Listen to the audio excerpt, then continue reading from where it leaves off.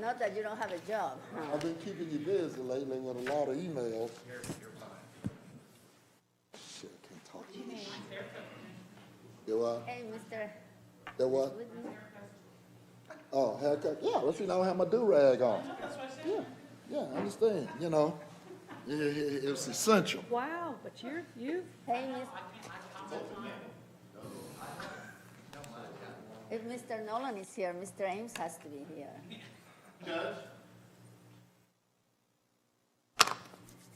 Waiting on you, Judge, to be here. You know, I know. Well, if he comes, where will we put him? Yeah, he not coming. Shit, we can make it work. Hell, I go back Put up him there. behind. Yeah, I go back up there. Hell, no, he can go up there. Don't matter. Judge, you with us? I don't think he can hear us, Mr. Yeah.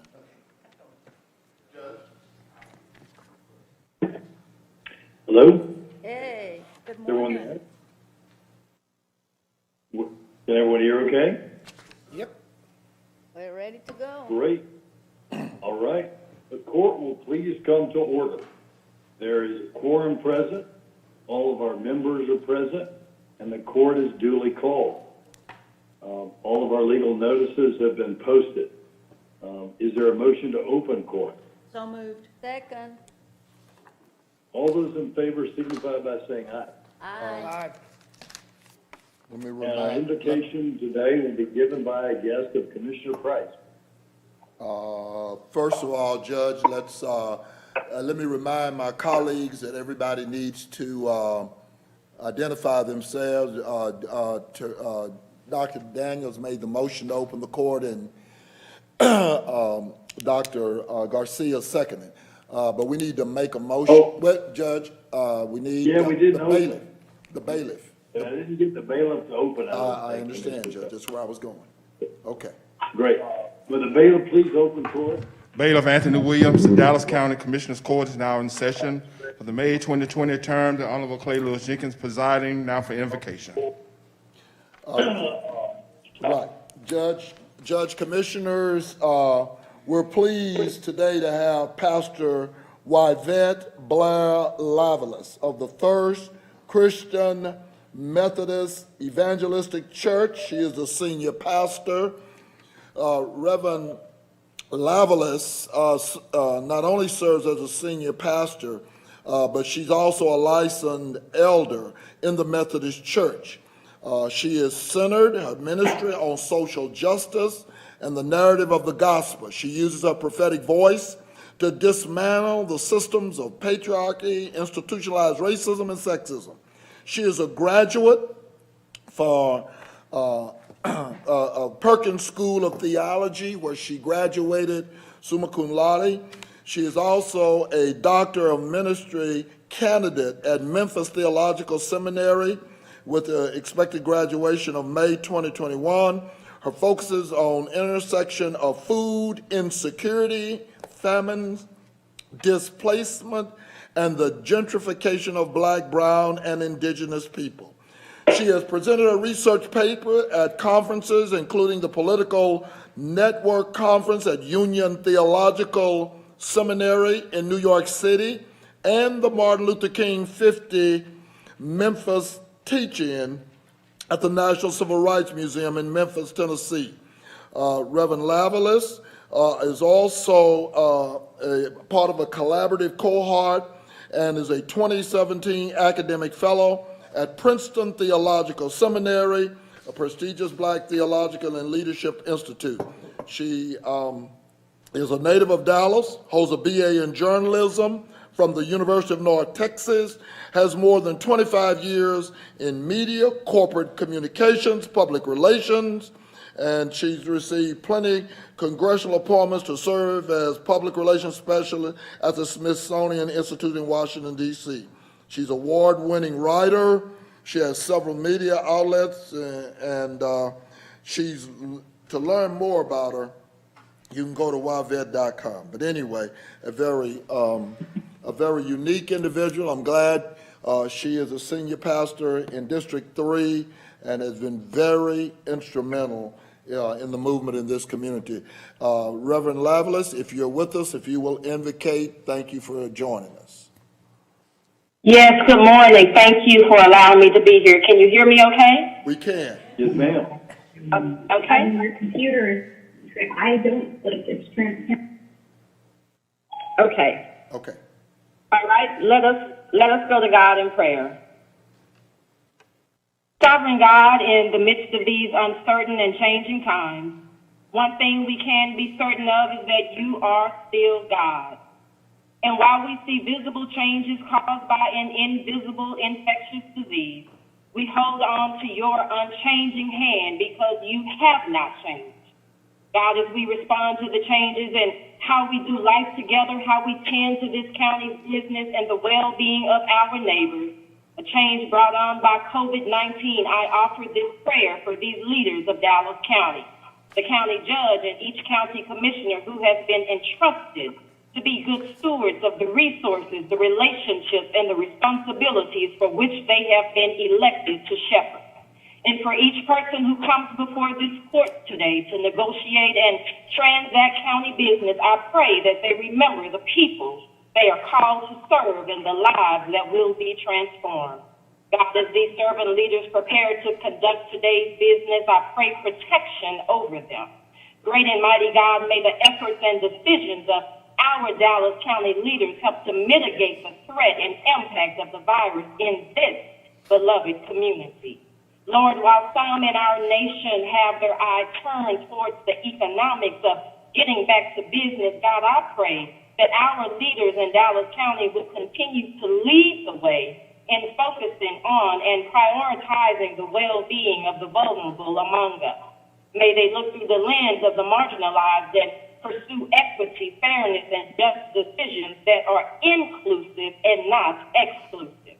I pray for a fresh wind of the Holy Spirit to fall upon this commissioner's court to give them strength, wisdom, insight, and revived energy. And finally, God, for every neighbor in Dallas County now and in the future who will ultimately be affected by the leadership of these Dallas County leaders, I offer this prayer on behalf of them. In the name of Jesus Christ, the one that we call Mary's baby, do I pray. Amen. Amen. Thank you, Pastor Lavallais. Thank you. All right. Thank you so much, Pastor. Our next resolution will be given by Commissioner Daniel. Good morning. Thanks. Yeah. Kind of joke that we still have this is THERESA Daniel, Dallas County Commissioner for District 1. Kind of joke that we still have day jobs here. Part of our day job is running the courts and running efficiently and effectively for the betterment of all the residents of Dallas County.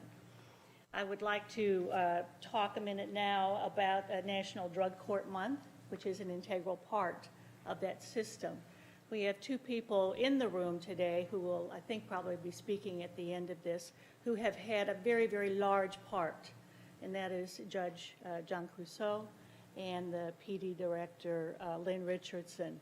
And it's that kind of cooperation and just really, really bringing so many entities together that make a difference and make, as the good pastor was saying, Dallas County a leader in this particular arena. So let us go. Whereas the illegal consumption of drugs has had a devastating effect on millions of lives throughout this nation and our communities, sparking a need to redirect a perspective on what it means to serve justice. And whereas drug courts provide focus and leadership for community-wide partnership, using public safety and public health professionals for the purpose of fighting against drug abuse and the criminal elements that follow drug abuse. Drug courts have over 4,000 programs found in every state, 4 territories, and over 20 countries. And whereas in 1998, John Crusoe, while a Dallas County District Judge John Crusoe, founded Dallas County's first drug court, the Dallas Initiative for Expedited Recovery and Treatment, DIVERT Court. Its simple premise that rather than continue to allow individuals with long histories of drug abuse and crime to cycle through the criminal justice system at enormous expense to taxpayers, the criminal justice system would use the leverage of the courts to keep individuals engaged in drug treatment. And whereas in an effort to put a treatment court within reach of every eligible person in need, Dallas County has instituted 14 adult specialty courts certified by the Texas State Office of the Governor. The design and structure of the 14 certified specialty courts were developed to reflect the unique strengths and needs of Dallas County, focusing in the areas of co-occurring disorders, reentry, mental health, DWI, drug, commercially exploited individuals, and veterans. And whereas drug courts are recognized nationally and locally as one of the most successful criminal justice interventions for higher risk, nonviolent, chemically dependent offenders.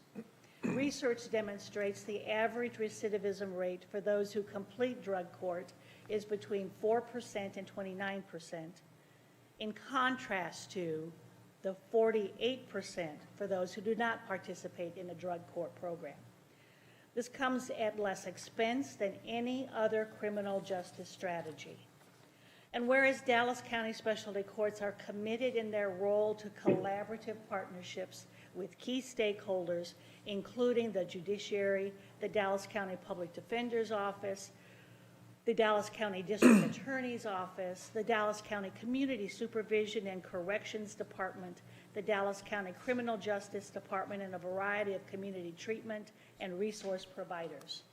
And whereas May 19th, 2020 marks the anniversary of National Drug Court Commencement Day, which celebrates the promise of recovery and restored hope to the graduates of drug court and to their families. The successful treatment of addiction through collaboration or STAC court program graduated 81 individuals in 2019 and over 1,700 individuals to date.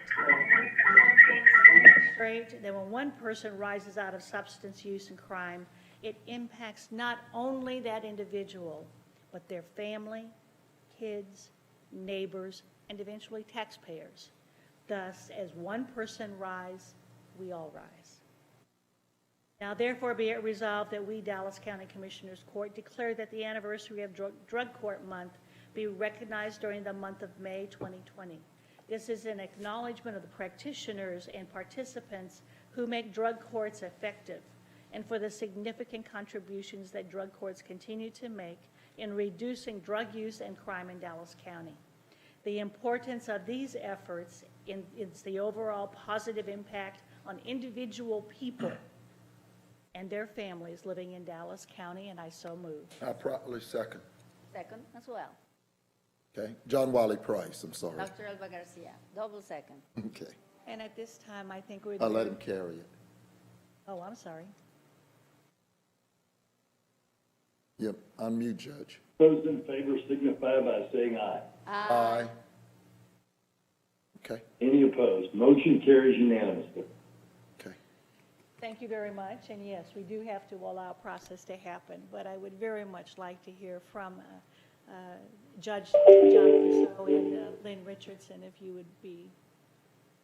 And I think we have a couple of speakers also. Right, we do. Judge, you want to take the mic here, please? Over there, okay. Okay. First of all, thank you. Thanks for having us. I'm honored to be a part of this resolution, and thank you, commissioners, for always supporting specialty courts. As mentioned, and as you know, we started Divert Court in January of 1998. That court's been in existence now for 22 years. It's worked with thousands of felony offenders who have a substance use disorder. The court provides a judicially supervised regimen of treatment and innovative case management with the goal of returning sober, law-abiding citizens to the community and thereby closing the revolving door to the criminal justice system. Although there were doubters in the beginning, after the success of Divert Court, Dallas County has embraced the drug court model, and soon after, starting in 2004, with the help of Judge Wade, we saw the implementation of our first mental health court. Following that, we saw courts started for other specific target populations, our veterans, those charged with prostitution and DWIs. We expanded further with reentry courts for those returning from treatment at safety, the Judicial Treatment Center, and the Dual Diagnosis Center. We now have a wide variety of specialty courts overseeing misdemeanors and felonies, including a court for those charged with domestic violence. My office continues to fund and drive 2 pretrial courts, one for youthful offenders and another for those with specific mental health diagnoses. I'm committed to making smart decisions when disposing of cases and have instructed my attorneys, generally speaking, on all cases, all appropriate cases, not just specialty court cases, to consider clinical assessments and utilize our specialty courts where appropriate to address the underlying causes for the commission of many offenses. And let me just say, it's not part of my prepared remarks, but for me, as the District Attorney of Dallas County, it's very important, obviously, to have you all support, and we appreciate it, and we always have for these programs. But it's also quite good for us and our office to work with the Public Defender's Office as well as we do. When we go to court and we handle cases, we're adversarial. But outside of that, we work together. We have the same goal.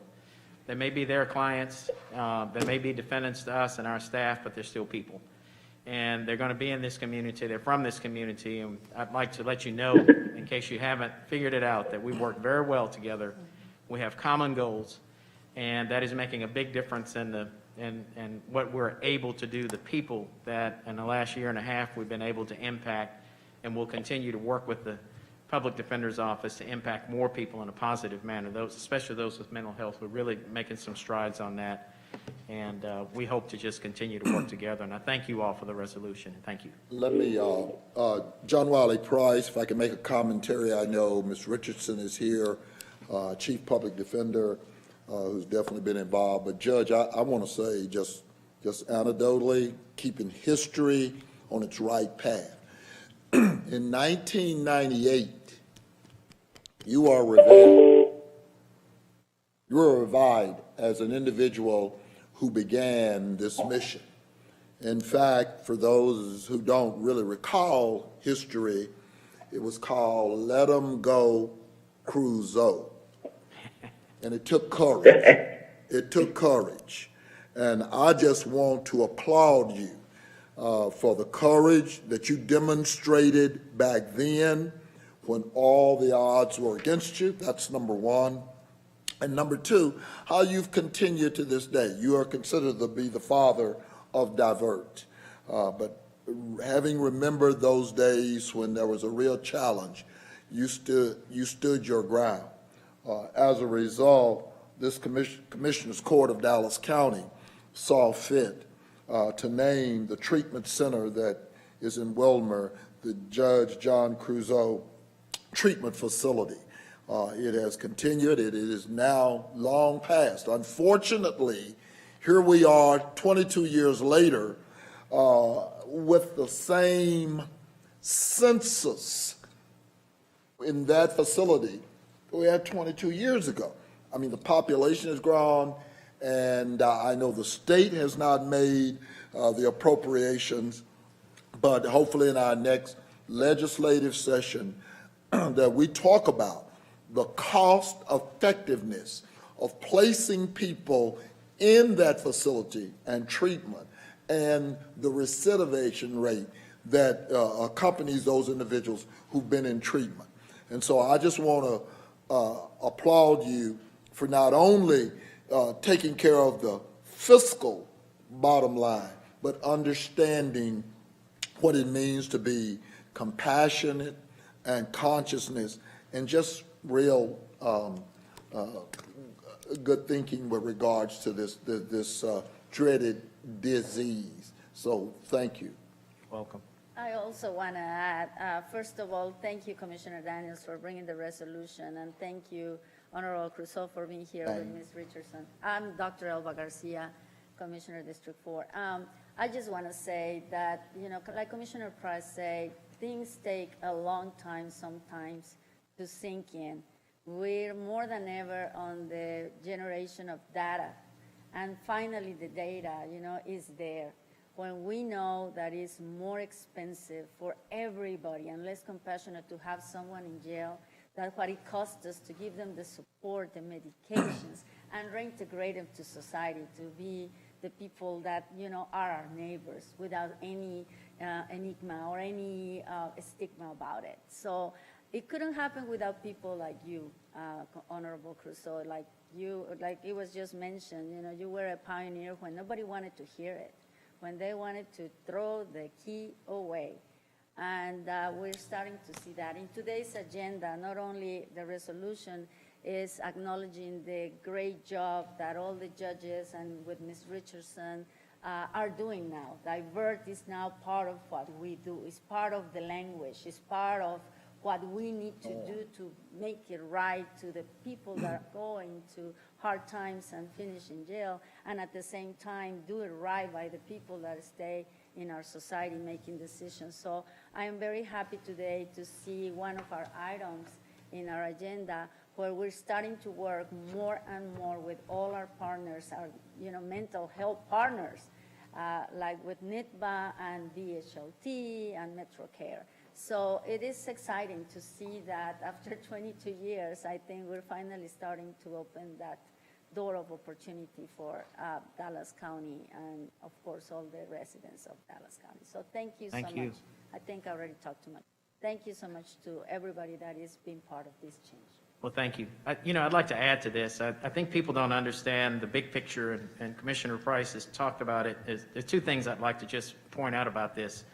In 2005, the Texas legislature was told by the Legislative Budget Board, I think it was, that we were doing great in Texas. In fact, we were doing so great, our 150,000 prison beds is going to need to be expanded to 167,000, an additional 17,000. When the legislature heard that, I think there was a bipartisan effort to not do that. And Divert Court provided kind of a philosophical framework of what can be done to keep people out of prison and save money.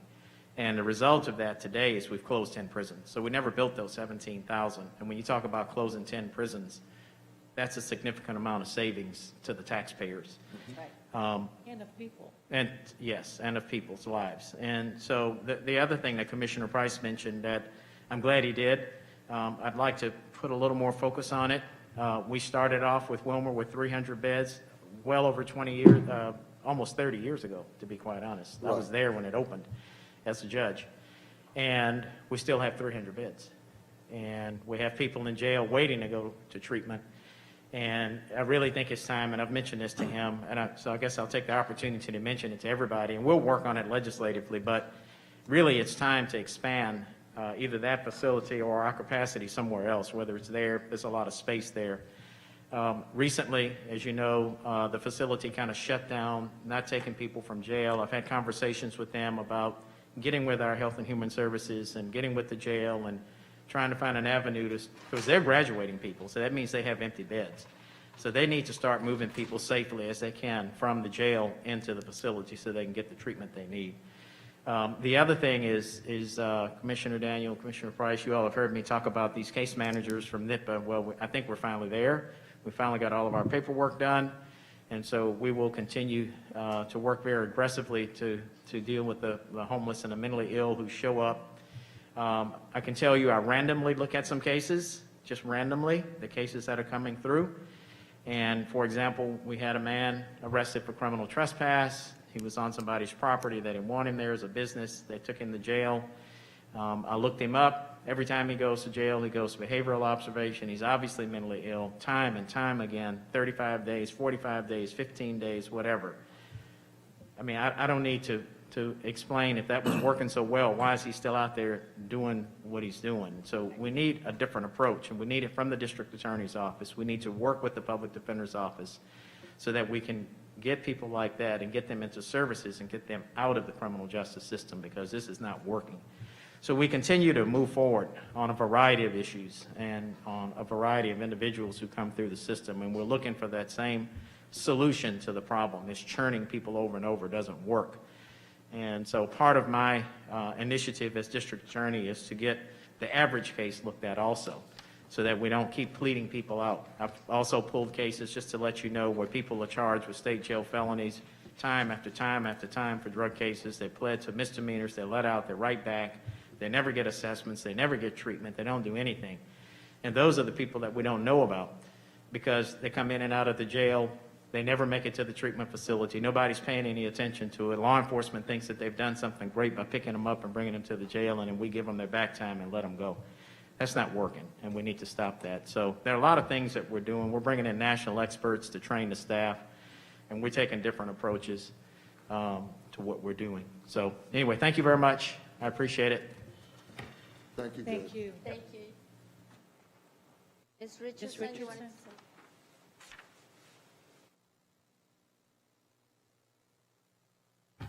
Good morning, everyone. Some of you may have heard this story before, but I used to be in Judge Crusoe's court. I was in his court for about 3.5 years. Yes, long years. And I used to think he was so awful. He was so mean. I had clients that would plead, please, I'll do my time in jail. I don't want to go to treatment. And these are individuals who in many instances had been in treatment before, maybe not just one time, but 2 or 3 times. And they go back before the judge and the judge said, nope, you're going to treatment. My clients would be upset, I would be upset, you know, and at that time, and this was before I had the opportunity to learn what I know now about drug courts and how they operate and how they save lives. I thought, if they're not ready for a change, then why are you making them go to treatment? My clients would be mad at me and say, what kind of lawyer are you? You can't even get me jail time. I got to go and serve time in Safe P or Wilmer. But I say that because he was my first introduction to drug courts. I had the pleasure of following Judge Crusoe and serving on the National Association of Drug Court Professionals Board. I served on the board for 6 years. I trained all across the country, lawyers, prosecutors, defense attorneys, judges, elected officials on drug courts. I had the pleasure of being part of a group that did a presentation before the United Nations back in 2015, where we went to talk about drug courts and to meet with people globally that had drug courts all across this world and those that were thinking about creating drug courts. I will tell you that we are celebrating currently 31 years of drug courts. It started with a team of professionals, criminal justice professionals in Miami, Florida, my home state, who decided that they were going to treat individuals who were substance abusers, treat them as if they had a disease instead of it being a moral failing.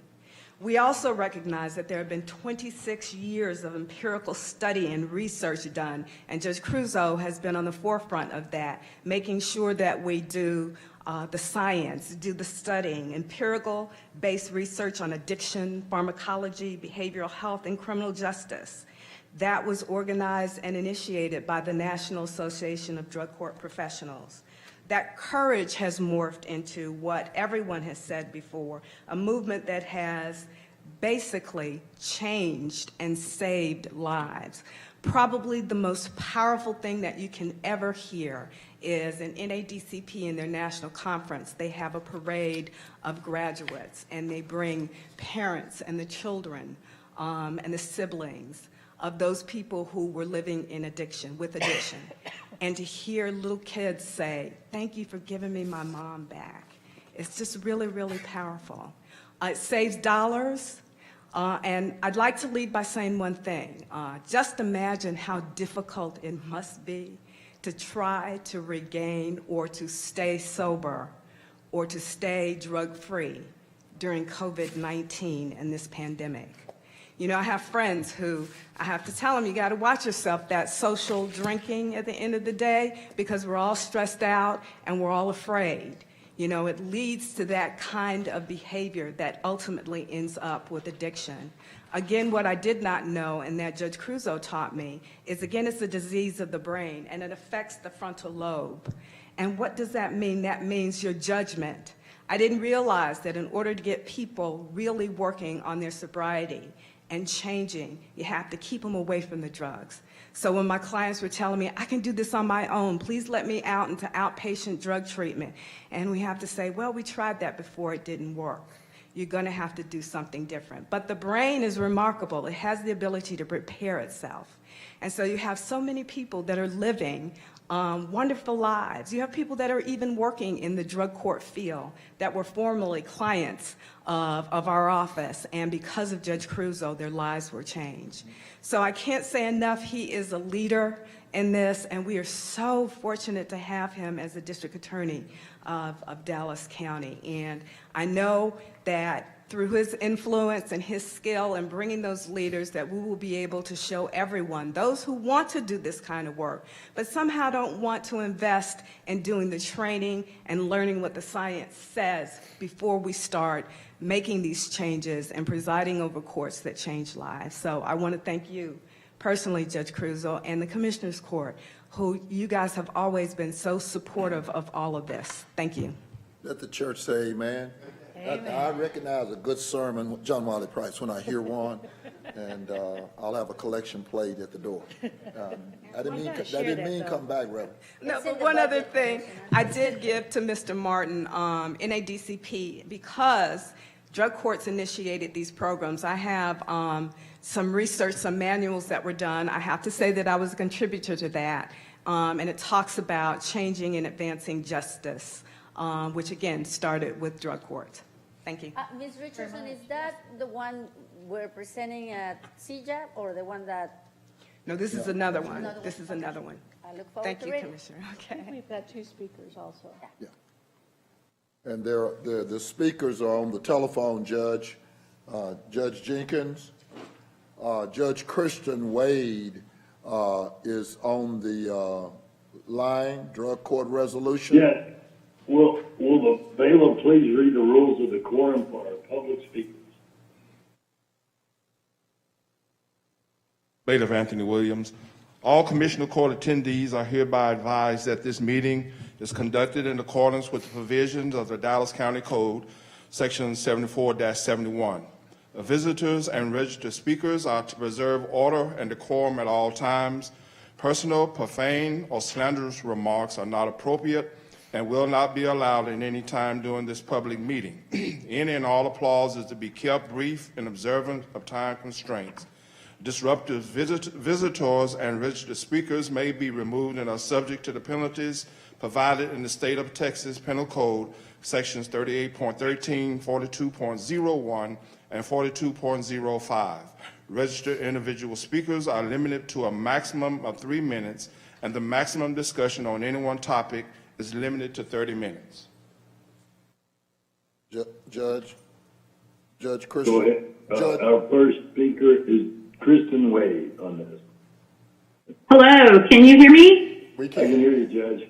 How are you? Okay, wonderful. Well, first of all, I'd like to thank the Commissioners Court for recognizing Drug Court Week. As many of you know, I've been deeply involved in the mental health side of specialty courts. The first misdemeanor mental health diversion court was started in 2004, as Commissioner Cruzo mentioned, and I started that court along with Ms. Lynn Richardson way back then.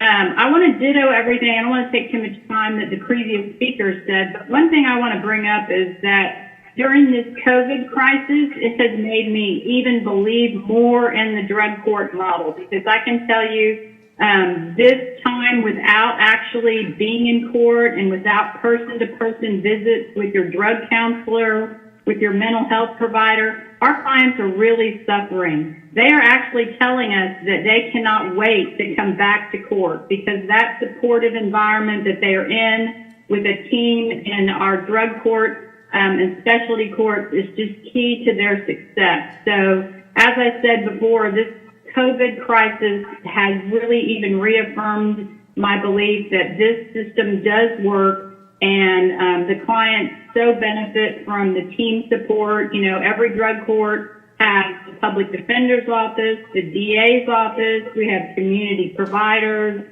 we have drug treatment from IPS. So it is a team effort, and it does work, and I just want to thank you all for your continued support. Thank you, Thank you, Judge. Judge. Judge. And our next speaker, thanks so much, Judge. Questions for her? Our next speaker is Judge Leila May. Leila Lawrence May. Judge, yeah, there she He is. is. Judge? Good morning, everybody. Good morning. Morning, Judge. I have presided over drug courts since 2002.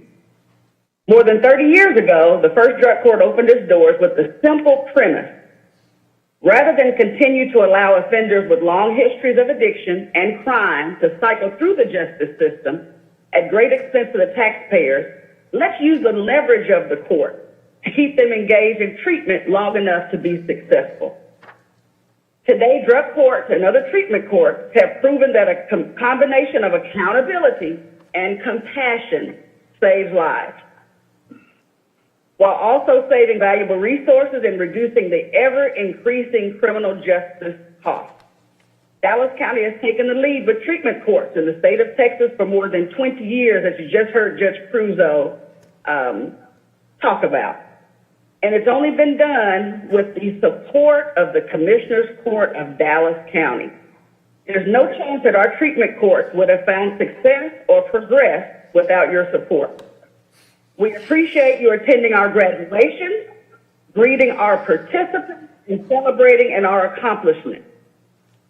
So for the commissioners, on behalf of all of the treatment court judges, our court teams, and all of the court participants, thank you, Judge Jenkins, Commissioner Price, Commissioner Daniel, Commissioner Garcia, Commissioner Koch, for all you have done and continue to do for Dallas County Treatment Court. Our combined effort saves lives, families, taxpayer dollars, and communities. So thank you again, Commissioners. Thank you, Judge. Thank you, Judge. Thank you, Judge. I would just like to take this moment, too. This is THERESA Daniel again.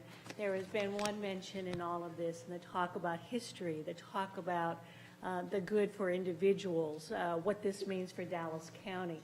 Whenever I get the chance, I attend the graduations of these programs. And to see, to hear the testimonials of people, to see the reaction between the individuals and their families, to see the hugs that they invariably share with the judges. It's a crying event, but you know, those are the tears of seeing when the system works.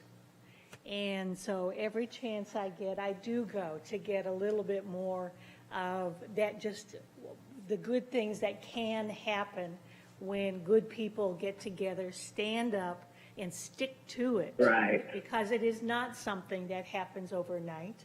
In listening to the stories of so many of the graduates, it was not always an easy path.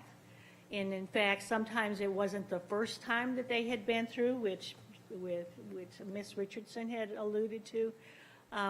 But the fact that they do make it, and the joy that they share of that sense of accomplishment and of taking their life back and saying, yes, I am going to be a family member, and I'm going to be a member of Dallas County to do something good. And just the hugs that are shared is something that really makes you smile.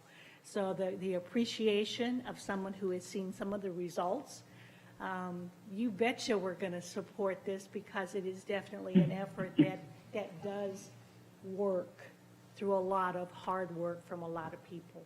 So thanks for coming out and taking time out of your schedule to also recognize that we have day jobs, and this is a big part of it.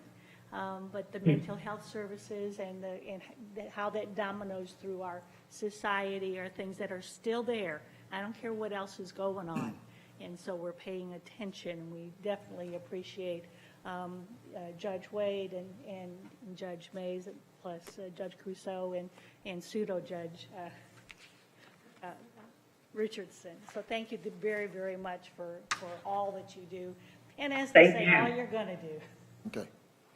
This is Commissioner Koch. I just want to thank everyone for your patience.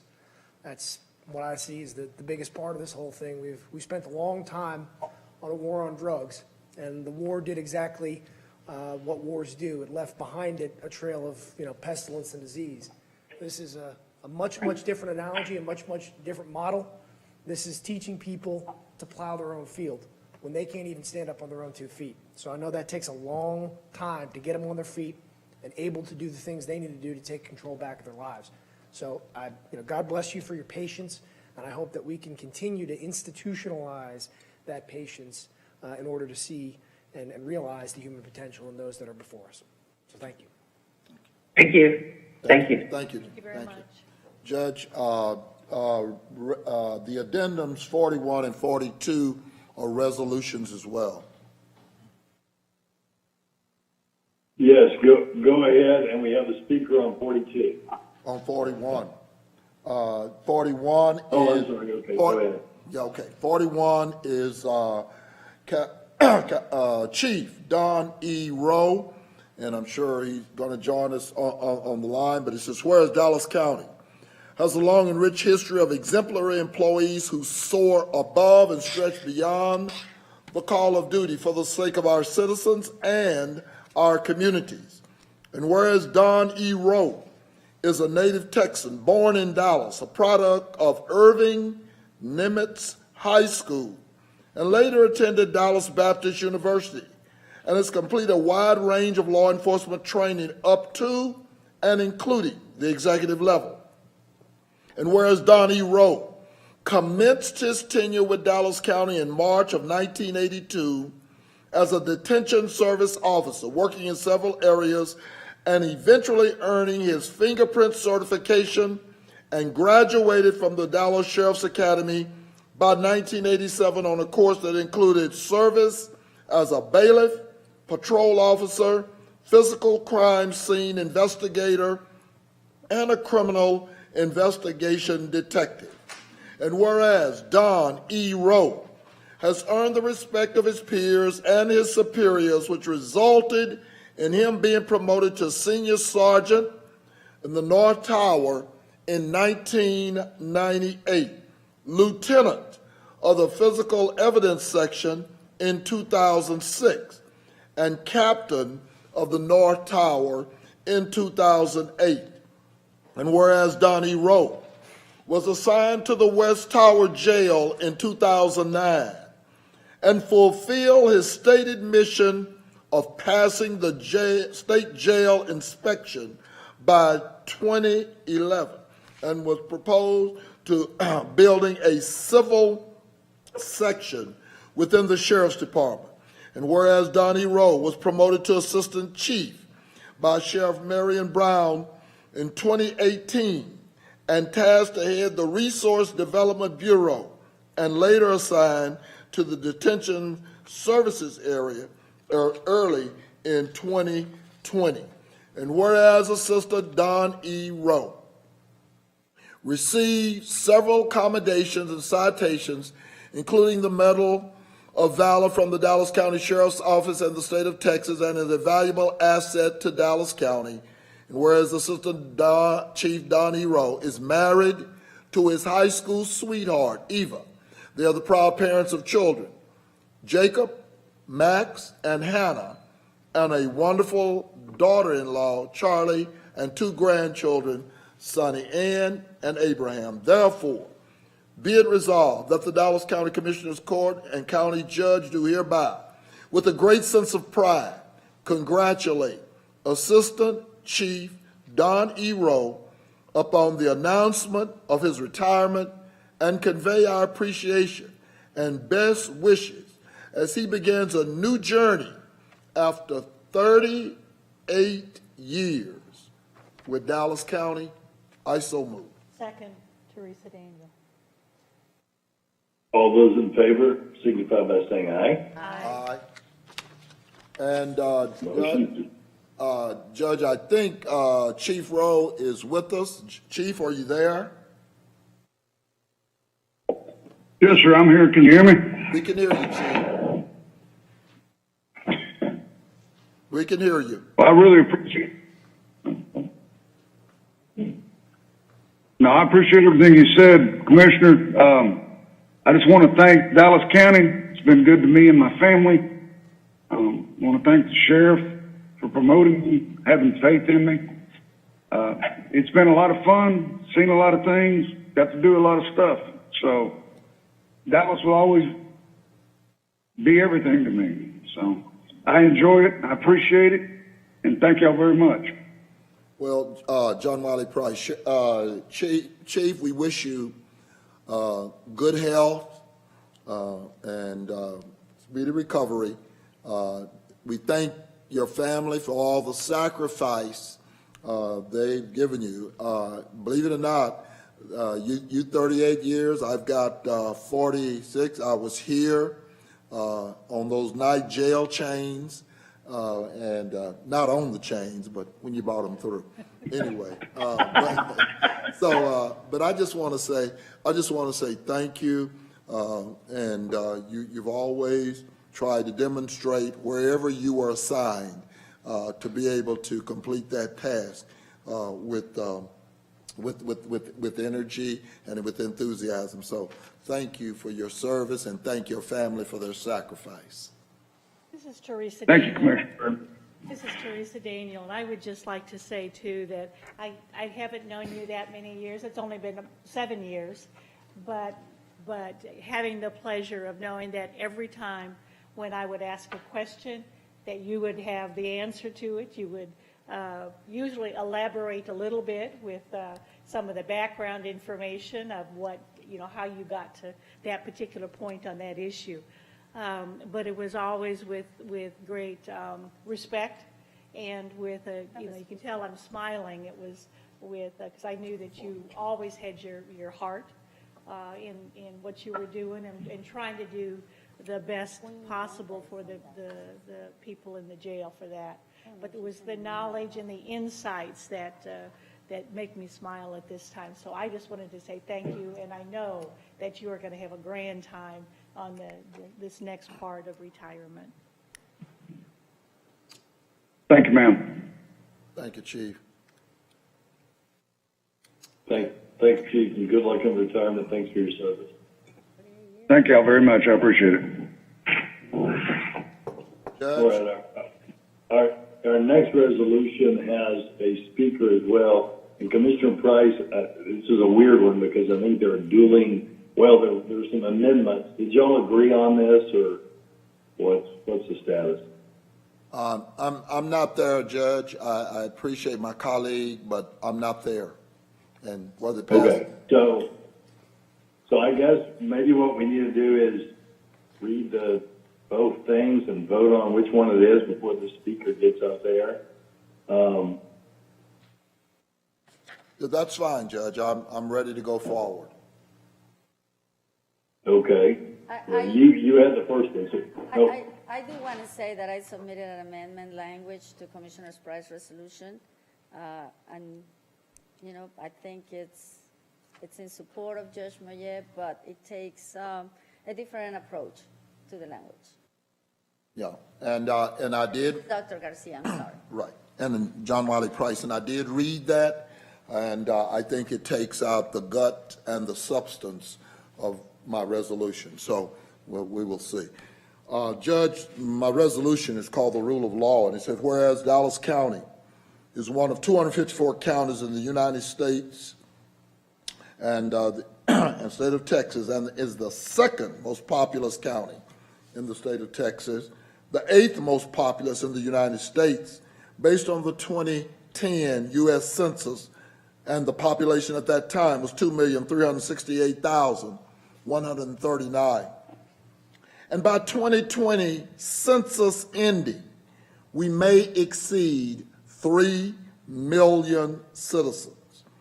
And whereas Dallas County, like so many others throughout the globe, has been plagued by death, infirmities, and economic depression by the COVID-19 virus, which has contaminated communities in more than 184 countries.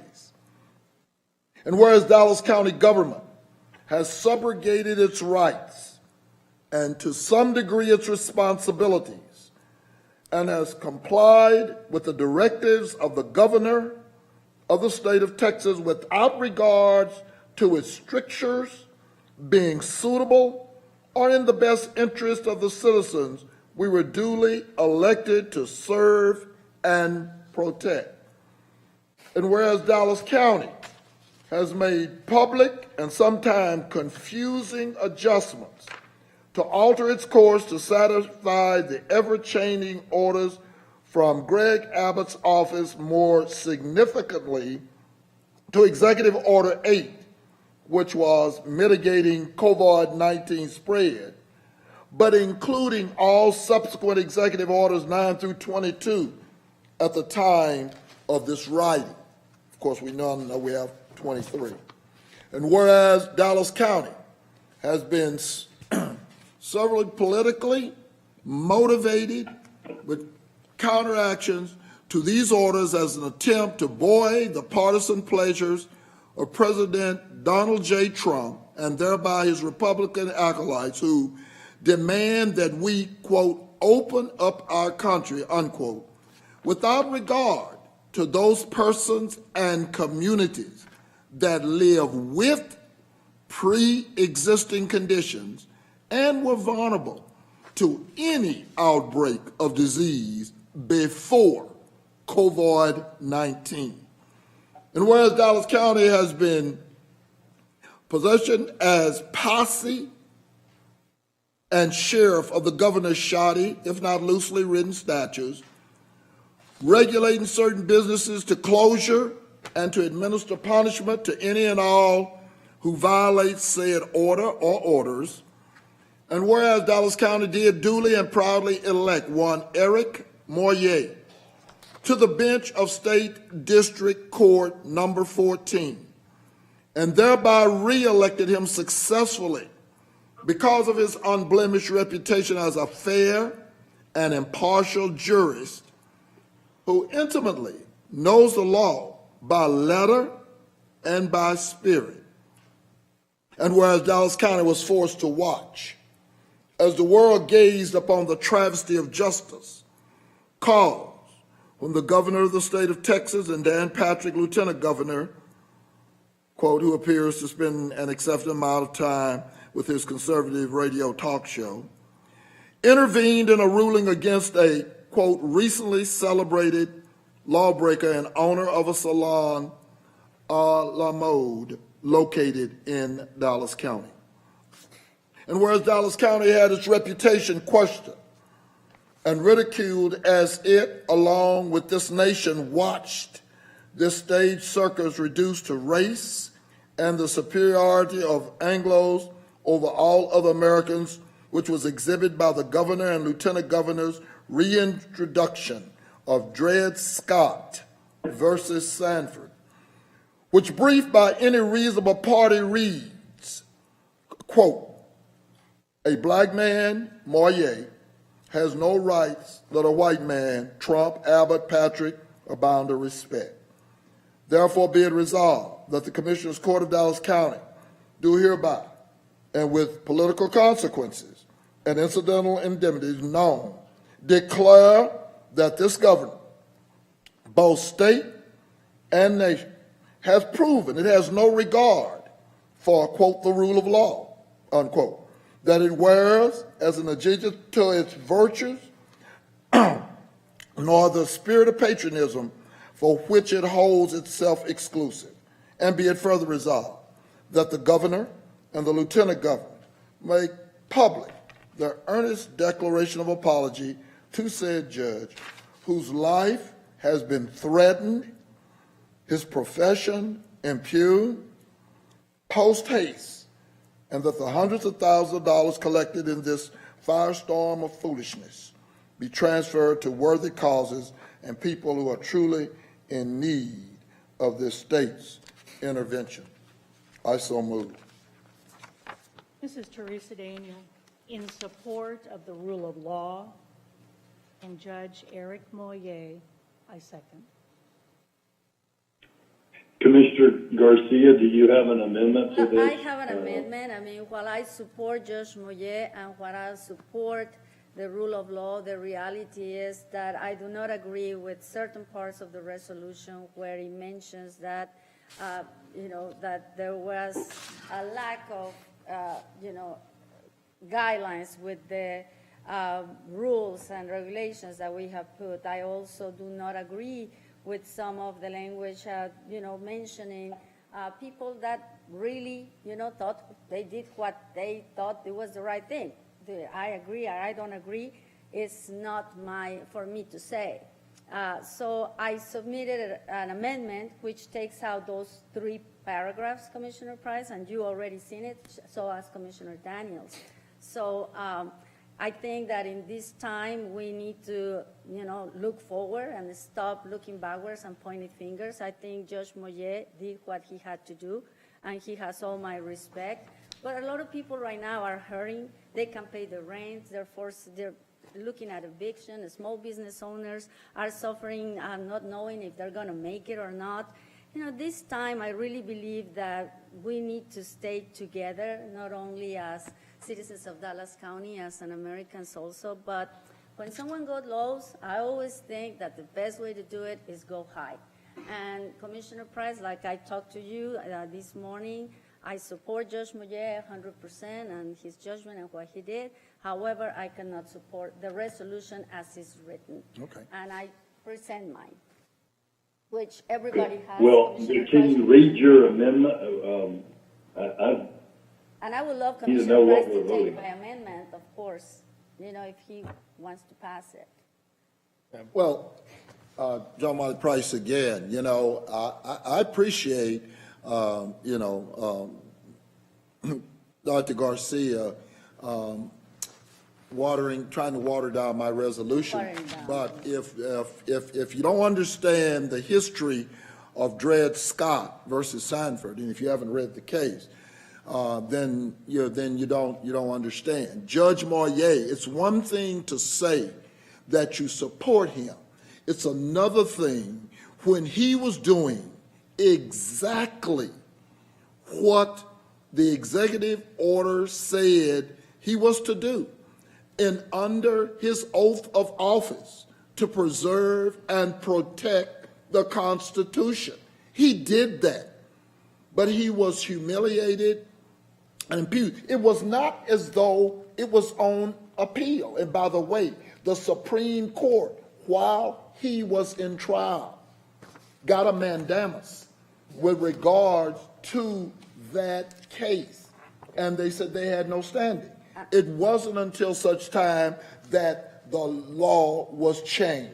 No, Commissioner Price, please. Can I just, before you go, Commissioner Koch, because, Commissioner, if you look at the amendment resolution, the paragraphs about Judge Moyet do not change at all. So, I totally understand what you're saying, and my amendment is completely following the language of the resolution. It's changing the other paragraphs. So I just want to put that on the record. Commissioners, let me do this for you. Commissioners, let me do this for you since Commissioner Garcia has not read her amendment. I'm going to read it as I understand it, and if I get it wrong, Commissioner Garcia, jump in and tell me. The first whereas is unchanged. The second whereas is unchanged. The third whereas is unchanged. The fourth whereas, which says that Dallas County did confusing adjustments, is deleted. The fifth paragraph, it is changed to read, whereas Dallas County has seen several politically motivated counteractions to these orders as an attempt to buoy the partisan pleasures of those who demand that we open up our country without regard to those communities that live with pre-existing conditions and were vulnerable to any outbreak of disease before COVID-19, and the sixth whereas, which says Dallas County has been posited as a posse and sheriff, is deleted. The seventh paragraph about Judge Moyet is unchanged. The eighth paragraph is, I can't tell, is changed, right, is changed, and it reads, whereas much of the good accomplished in Dallas County's public health response to this global pandemic was briefly overshadowed as flattening the curve took a backseat to the choreographed, racially tinged attack on the integrity of Judge Moyet, which also included the impugnment of Dallas County District Attorney John Crusoe, who was put forth as an excuse for the governor's flip-flop on enforcement of the governor's own orders. This effort to distract from the executive overreach of the governor and lieutenant governor should be recognized by all as divisive special treatment at a time all Texans are impacted by COVID-19, yet not all have the ability for gubernatorial intervention in their personal cause. And, let's see, the therefore be it resolved is, I believe, unchanged? Is unchanged. Change. It is changed? No, it's unchanged. It's unchanged? You're right. I think it's unchanged. And then the be it further resolved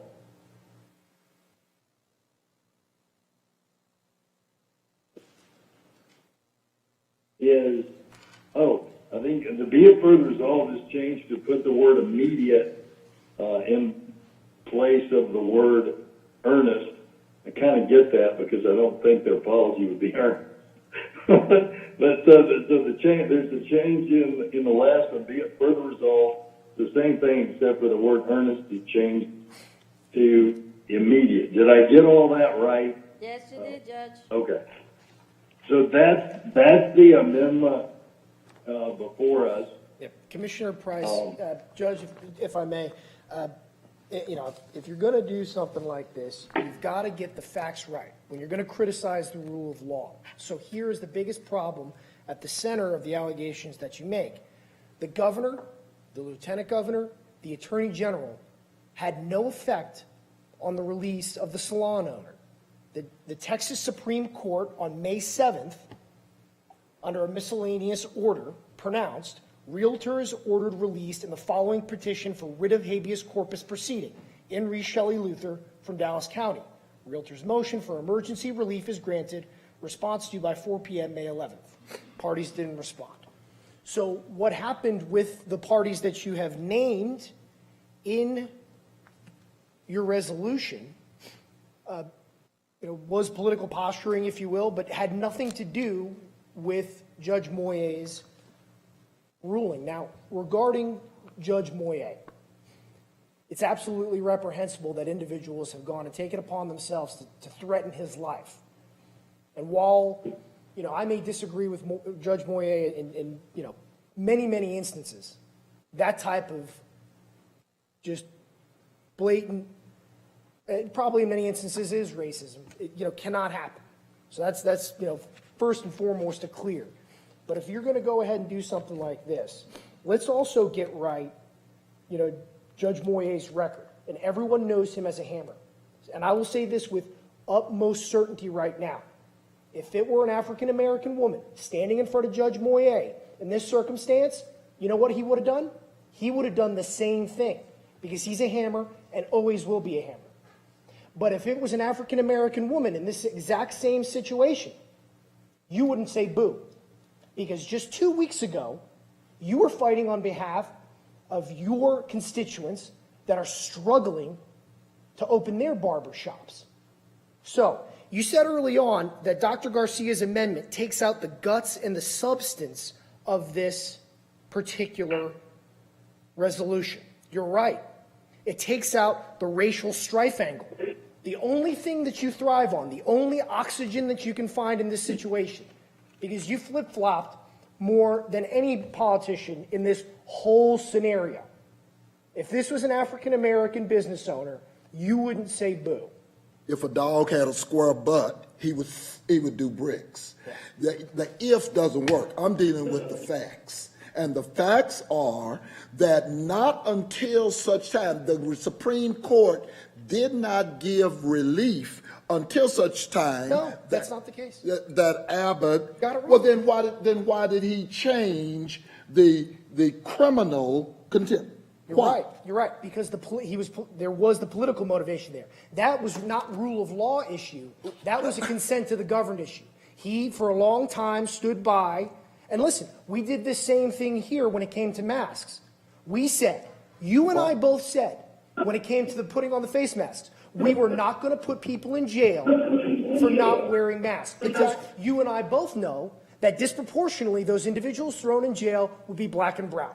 Because that's who cops scoop up. Because that's the low-hanging fruit. Okay. That's what happens, right? But that has So- nothing to do. That was three of us who made that decision. I get that. We did not change. We did not go back on that. He made this, he specifically extracted Yeah, he the did. criminal. Okay. Because then- he realized the error of his ways.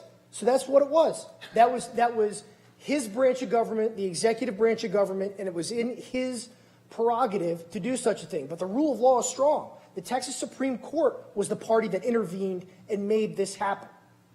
Well, again, and you as a lawyer, you understand as much Dred Scott as anyone. And all I'm saying is... Yeah, I do understand Dred Scott, and it was And this- overruled. Here's the disgusting thing about Dred Scott. According to the state of the law, when Dred Scott was just the decision was made, it was constitutionally sound because the poison in the Constitution was still that African Americans were two-thirds of a man. Exactly. It took the 13th and 14th Amendment, which were by democratic processes, right? Exactly. So here, you want to lecture me on the rule of law? Democratic processes, i.e., the governor's discernment in removing those penalties, those criminal penalties, worked in this case. So much like Dred Scott being fixed, the governor saw the error of his ways and fixed the criminal penalty that had attached with his orders. Well, you know, I don't... Now listen, there was a lot of political ballyhoo that went alongside of it. Yeah. All right? Oh, I I get know. it. And that was the only reason. That the political value was the only reason. You can call it political value. You can call it rule of law. He changed it. And then when he changed it, it made all the marked difference in the world. So it had nothing to do, even if, like I said, there were African Americans who, in fact, did their salon, but they got their water turned off. I can be very specific. You know, the governor had nothing to do with that. But there was a different approach regarding them and their opening up than this line. I'm not even dealing with her. She just happens to be a pawn, you know, in the game.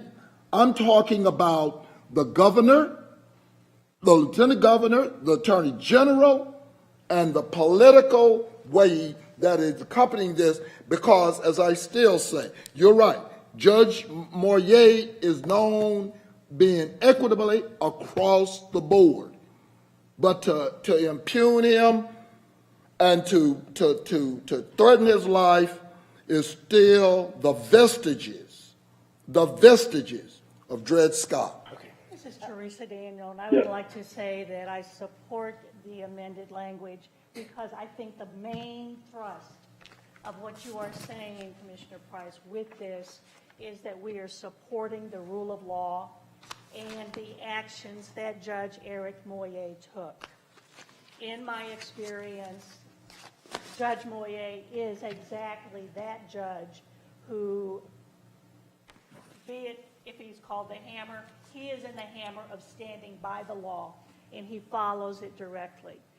I also understand the environment in which this happens. I appreciate that, but in order to get that support for Judge Moyer and what he did, I support the language in the amendment because there has a wrong that's been done that should be addressed, that should be made public. And therefore, I think it's very important that if we can pass this resolution with the main idea of the support of rule of law in Judge Moyer, I think that that is at least a giant first step with fully understanding the other ramifications that are there. The rule of law is completely unblemished by what happened. The Texas Supreme Court did what it did, the political people did what they did, and had no real effect on Shelley Luther's release under a contempt order. And that's something important to remember too, because we're talking here about the governor's order, and yes, the contempt order would have never been issued but for the fact there was a cease and desist because of the governor's orders. Right, and that's But exactly the rule of law that's being addressed here. no, yeah, think well, I that's mean, what he did, a superior. what was definitely on his purview to do. He absolutely had discretion to do it, but the Supreme Court, of course, disagreed, so the rule of law worked efficiently. They're two different issues. They're not the same issue. A superior Jenkins. court reversed Jenkins. what happened here in Moyer's court. Judge Jenkins, with regards to what Commissioner Daniels has said, that means from Robert's rules that she has basically withdrawn her second, therefore the amendment is before the court. All right, and I'd like to speak to, before we take a vote, I'd like to. Well, we got a something. speaker. We got a speaker too, Judge. Oh, We do have a speaker. okay, well, we'll hear from the speaker, but I want to say something that's been on my mind about this, and I went and watched it again yesterday. So, Commissioner Price and Dr. Garcia's both point out the racial tinge, if you will, of what's been done here. I want to speak to people who may not see it and kind of walk you through the chronology.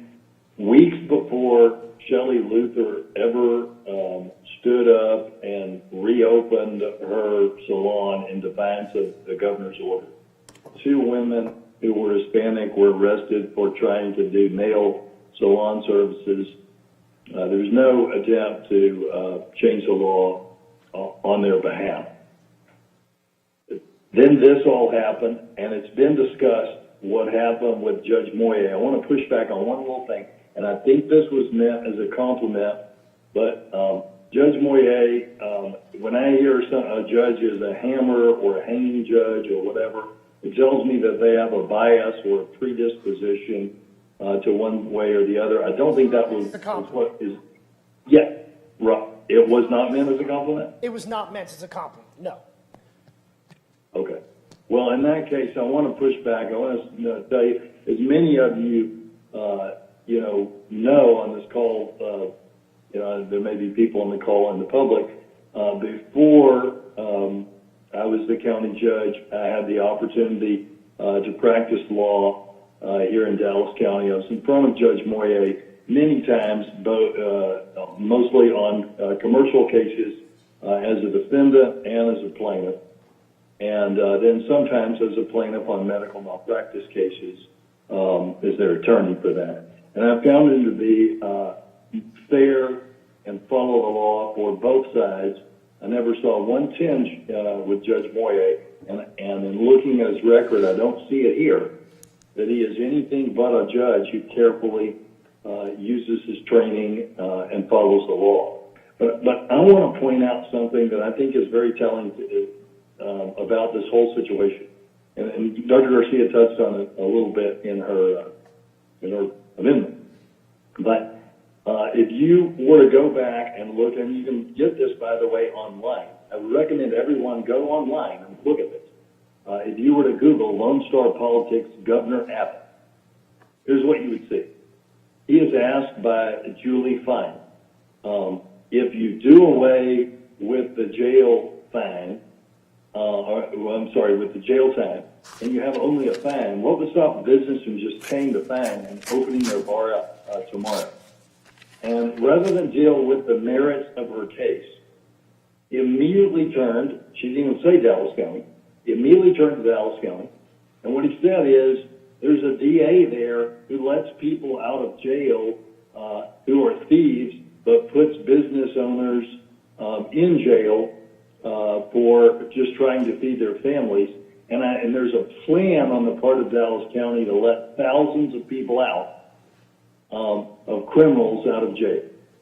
And so that's another example of the racial tinge that we're talking about. He flip-flopped, and rather than taking responsibility for being weak and flip-flopping, he immediately attacks John Crusoe, another, target of his. What I noticed, I've got thick skin, but I'm a frequent target, but they'll always choose a person of color over me to target. And this was particularly disgusting. And so I, strongly agree that an apology is in order. And anyway, I would just encourage everyone that has not seen his attempt to put the blame for his flip-flopping on John Crusoe to Google Lone Star Politics Governor Abbott.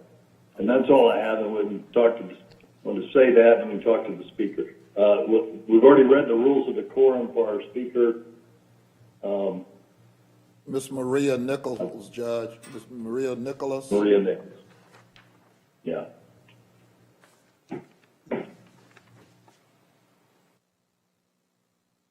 Ms. Maria Nichols? Go ahead. Yes. Hi. I moved to Texas in January of this year because I believe Texas exemplified the best qualities of America. They're friendly, hardworking, patriotic, and God-fearing. Texas represents so much of modern America. What happens here tends to affect the rest of the nation. But over the past 2 months, it seems like the left-wing politicians are trying to pass through their agenda. This coronavirus pandemic is a defining issue for our nation. Texas just can't sit at home and let our rights keep being taken away. My mom has always said, if you don't stand for something, then you will fall for anything. I am not a political or confrontational person. I just want my basic rights of life, liberty, and pursuit of happiness. I just want to go to church, go to work, and go to the gym. This resolution is politicizing the health crisis. The members are focusing on how they can take advantage of the opportunity that coronavirus presents to drastically change the political landscape. I believe if President Trump said don't reopen the economy, then Democrats would say reopen the economy. There are other important issues impacted from this pandemic fallout that need to be addressed, such as the economy, mental health from being quarantined, other health conditions that are being pushed aside, freedom of religion, and so on. We flatten the curve, social distancing, good hygiene, protecting the vulnerable population, increase testing, so why can't we follow Shelley Luther's lead and open Texas? Texas must take a stand, and what other rights of American citizens will be taken away. This type of resolution is why people don't have faith in the government. I am against this resolution because it is politically motivated and clearly opinionated. Each member of this commission is getting a paycheck, right? Well, put yourself in Shelley Luther's shoes. She was just trying to earn a living and feed her children. The sentence by Judge Moyer clearly did not match the crime. And how was Judge Moyer humiliated? Look at the official court transcript. He was the one with the degrading comments. And how is it okay in America to free hardened criminals but jail a mother trying to provide for her family? Thankfully, Lieutenant Governor Patrick and Governor Abbott and the Texas Supreme Court stepped in and overruled Judge Moyer. They should be applauded. Judge Moyer might know the law to the letter and in spirit, but he ignored her constitutional rights. Judge Moyer did not follow the law when he did not offer her bond. Additionally, last time I checked the legislation... Ms. Nicholas, Yeah. you need to conclude. Okay. Thank you. Thank you, Ms. Nichols. Thank you for your call. All right. And this may not be possible, and I know we don't have that many more public speakers, but No, if we that's could it. put a timer up there. Okay, so any last comments before we take a vote? Anyone? Hearing none. all Judge, those in favor- make sure John Wiley Price, make sure the record reflects we're voting on the amendment because, Yes, okay. we're voting on the Garcia amendment to 42. All those in favor signify by saying aye. Aye. Aye. Any opposed? No. I'll half-ass do it, but yeah, I'll vote for it, only because, Okay, so four to one, and this takes us to, Judge, President. Judge, Yes, Judge, Commissioner. Judge, I ask for the rules to be suspended. So move. John Wiley Price. Elba Garcia, so move. Second, I'm sorry. We got a second for the Okay. suspension of the rules. All right. And Commissioner, tell me why that is. What your thought is there? I'm moving so that we can bring up Mr. Nolan for his presentation. Oh, right. Okay, yeah. Okay, there's been a first and a second. All those in favor, signify by saying aye. Aye.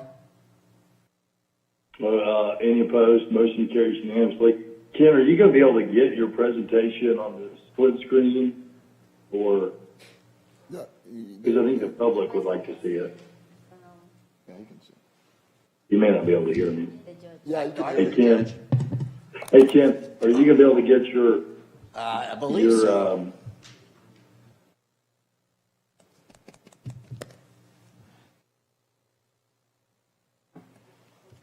Right there.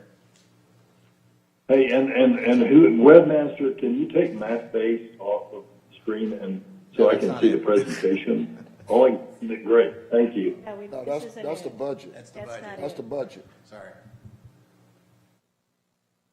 There you go. There you go. Okay. Do I have a, just nod? Okay. Judge, commissioners, thank you for having me today, and I appreciate you getting me up here. I always seem to be in the wrong place at the wrong time. That's all right. No, you're the right I will place keep this very apolitical, I promise. Okay. All right. And your name and who are you? I'm sorry. Ken Nolan. I'm Chief Appraiser of the Dallas Central Appraisal District. Thank you. All right. I'm going to talk about what we're doing this year. This is an interesting year. Next slide, please. Okay, trying to get it moved.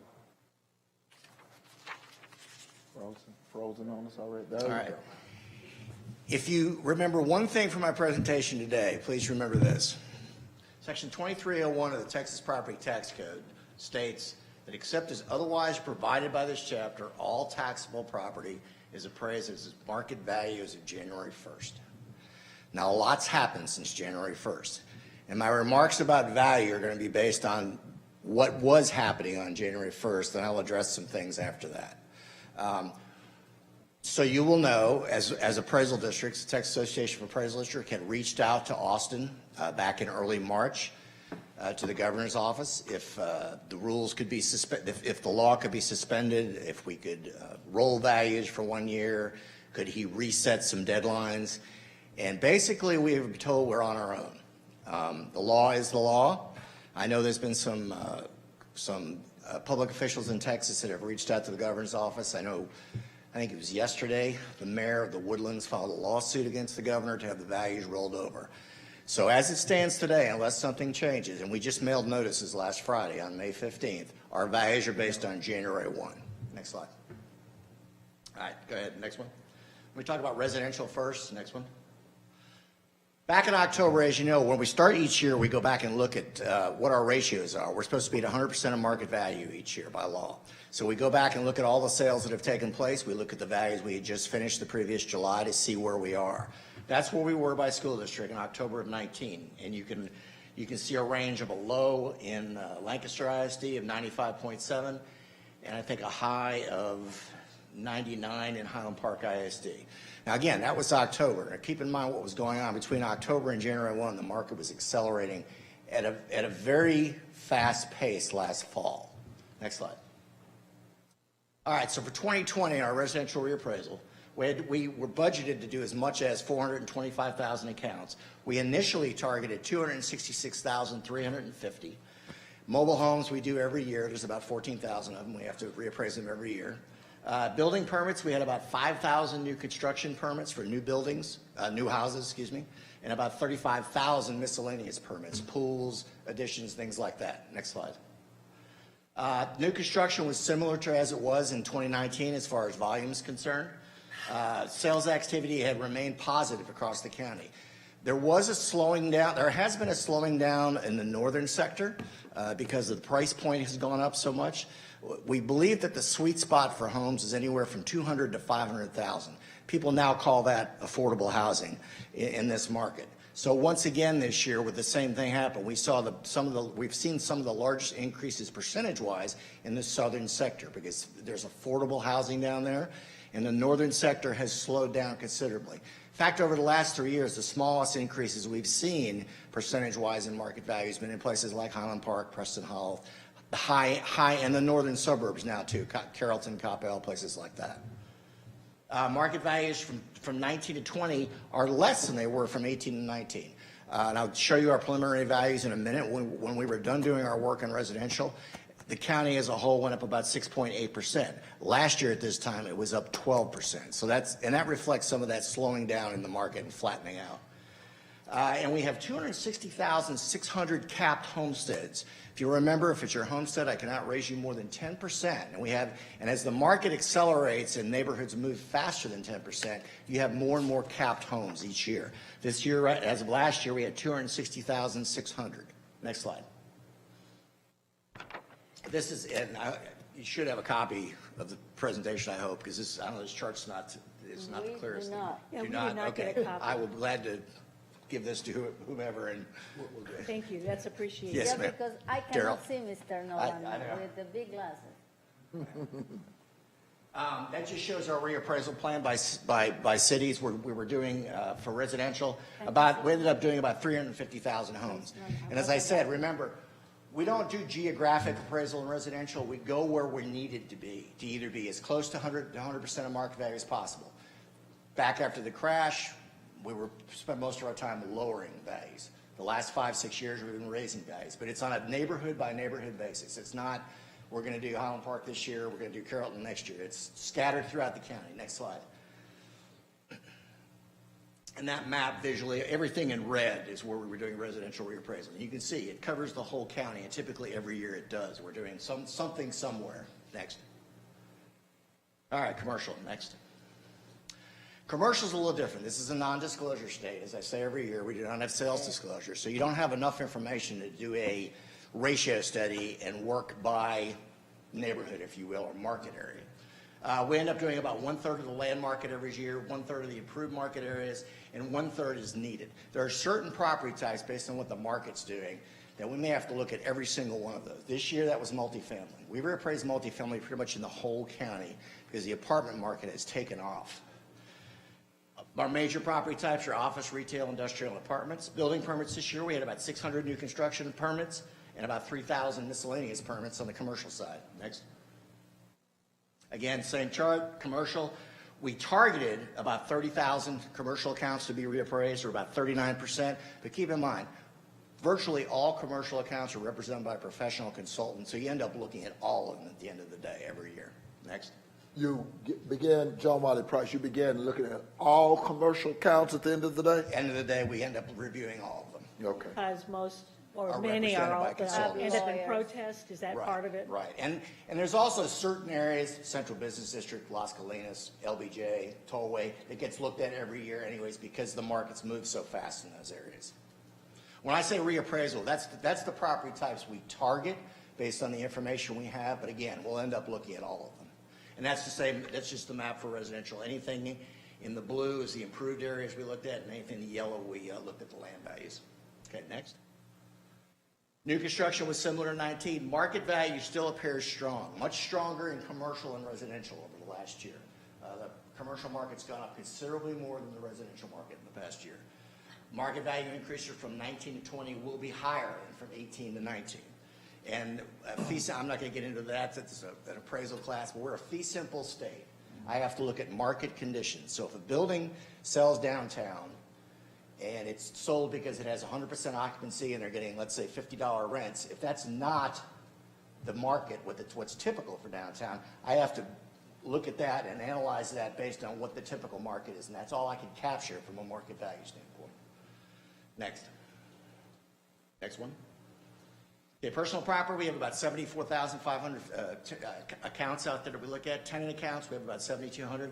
Leased equipment, that's about 14,000, or about 1,000 companies we have to reappraise every year. About 600 aircraft, 3,000 special inventory, that's car dealers. About 450 utilities and pipelines, and then telecom accounts, we have about 4,300. Next. Is this, are those business properties up or down? Where we go? Business personal property is a unique category. It's not really subject to what's going on in a particular geographic area.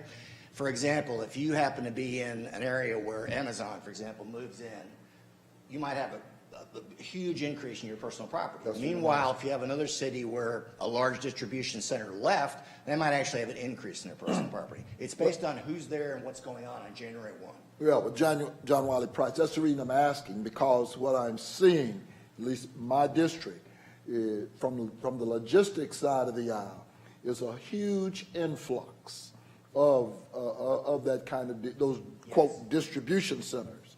And that's the reason I'm asking about the business personal property. And a lot of that value, though, in the first 10 years is getting abated. That's what attracted them to move there. And then secondly, a lot of those distribution centers are eligible to get the Freeport exemption, so a lot of the inventory doesn't end up being taxed either. This is THERESA Daniel, kind of related to that. Then what is the impact of that kind of development on the whole county? Is there an impact? Sure. I mean, eventually the abatements are going to go away and you have that business there for the long term. Yeah. Obviously, you've increased employment tremendously, which is good for the county. Sales tax goes up, businesses get more customers and so on. So it's, even though it's kind of like cities are in an arms race. Whoever can offer the best deal, that's where they're going to go. But at the end of the day, after the abatements are over, you still have all those employees. If they're there, they're there. If they're there, right. You still have a building there. You still I have all that appreciate inventory there. Right, but our policy, John Wiley Price, Mr. Nolan, basically, first of all, if they were located and relocated in Dallas County, we don't allow the competing abatements. That's number one. But number two, Freeport is a delineated area. Everybody that's in the southern sector doesn't get access, quote. That's the foreign trade zone. Freeport is state law. If goods are here less than 175 days, anywhere in the state of Texas, they file for an exemption. Oh, okay, so you're. I don't know, foreign trade zone is different. Okay, so how is that impacting? Because the 1,500. That's how many Freeport accounts we have in Dallas County right now. It's 1,500 businesses are eligible to qualify for a Freeport exemption. So it's when the merchandise has been here Less than 175 days. Huh. less than Okay. 170. Basically for manufacturers that bring. Name? Ms. Johnny taxes as a director. So businesses that bring in parts and do assembly here and then send them back out. So, that's the biggest, users of Freeport. Okay. So what is foreign, one more, John Wiley Price again, Mr. Nolan. So foreign trade zone, Foreign trade zone is something that's created by Congress. You can't see And everything's exempt inside the foreign trade zone. everything, what is exempt? The inventory and the inventory. But they have to prove it up each year. There's a form they have to go through. There's certain qualifications they have to meet to get in the foreign trade zone. But Congress is the one that creates that zone, like DFW Airport, and there's also sub-Freeport zones of the big one Someone says something down. out of DFW. Okay, It'll so, look like you know but it's again, screwed when up. you do this, you didn't deal with foreign trade zone. No, because that's a different, foreign trade zones and Freeport are totally separate from one another. Well, no, I got that. Oh, okay. But is there a reason that you don't Oh, deal with foreign trade zone? we do, we didn't allocate it out. Okay. We do, every year, we look at every one. Okay. Commissioners, if I can, when Mr. Nolan discusses abatements, remember, the lowest tax rate on a tax bill is the county. County, yeah, I know. And so they're going after the abatements that the cities and schools can give, regardless of what the county kicks in. When the county kicks something in, it's pretty much a bonus at that point. All right, next slide.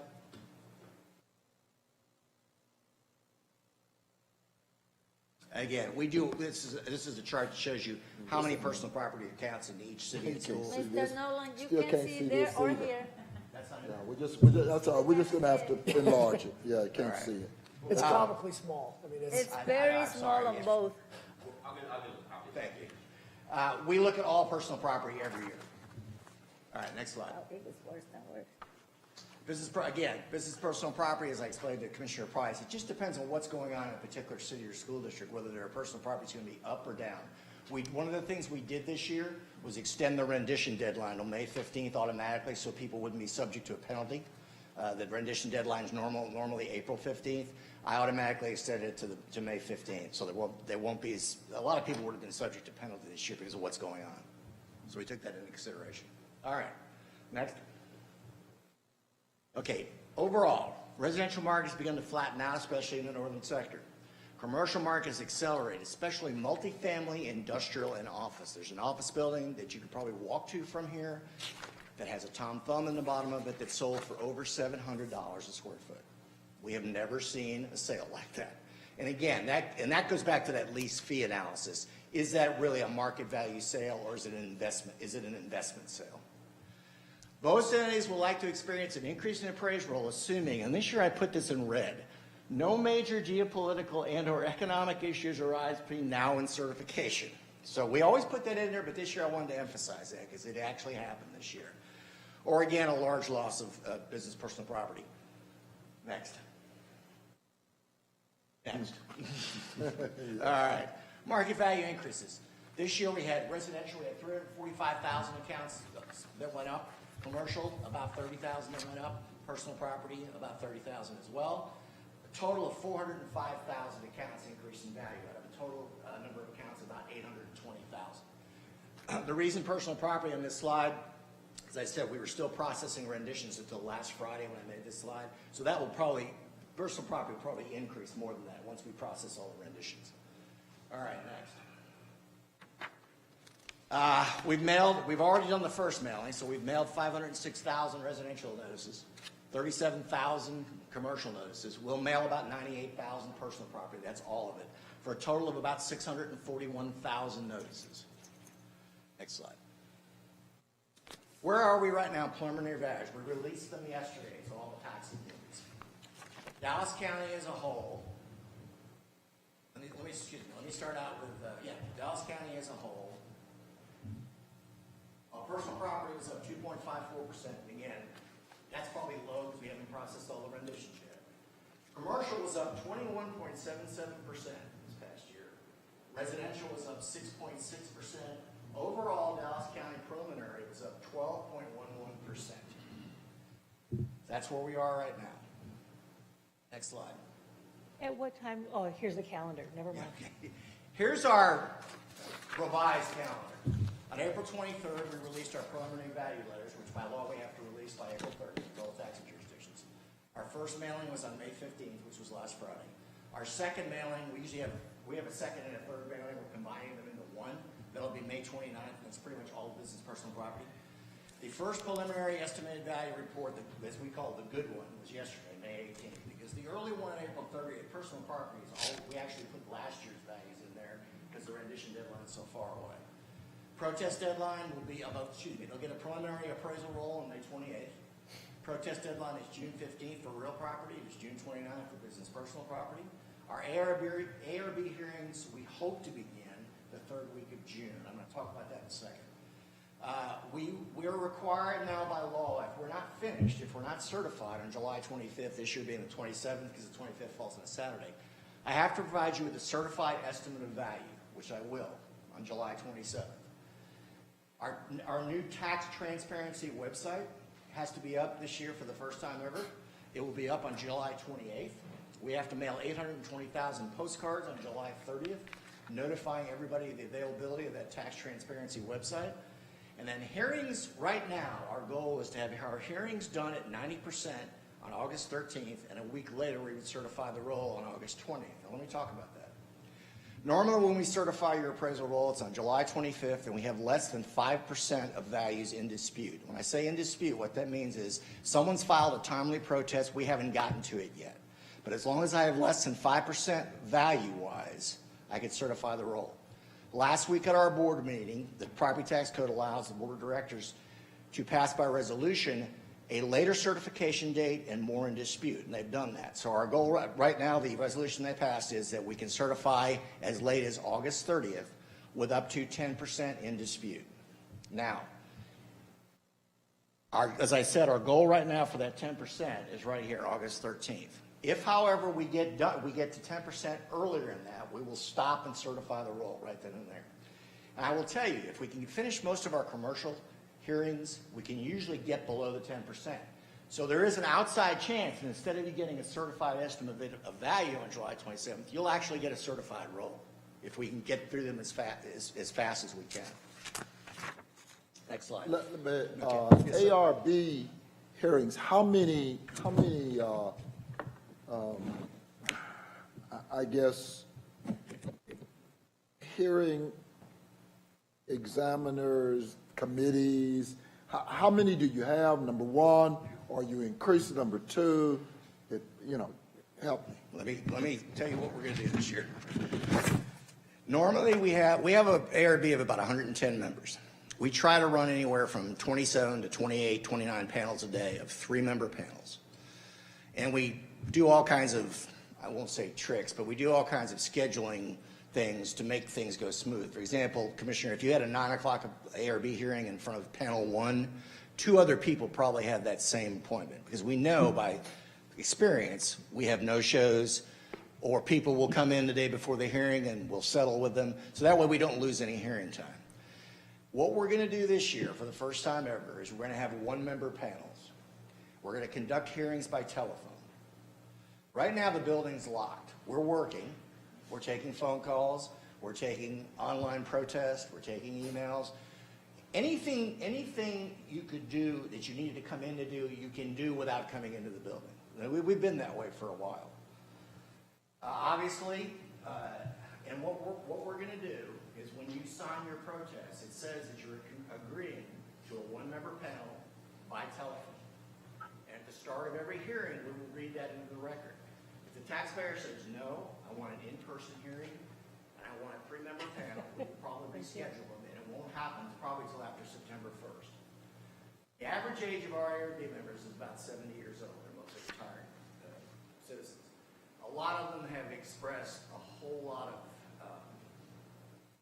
angst about coming down Anxiety, there. Anxiety about coming down there, not only exposing themselves to us, and exposing themselves to strangers who come in the door. On any given day in a normal summer, more than 1,000 people will pass through our building. I have 235 employees in the building at the same time.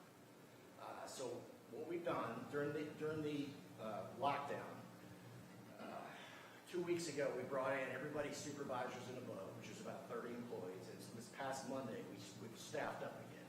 We're at about 80% in the building. Our appraisals will rotate in and out. The online protests, they can work at home or anywhere. Phone calls, we have to be in the building where our phone system works. So we're rotating in and out. Like I said, the building's locked.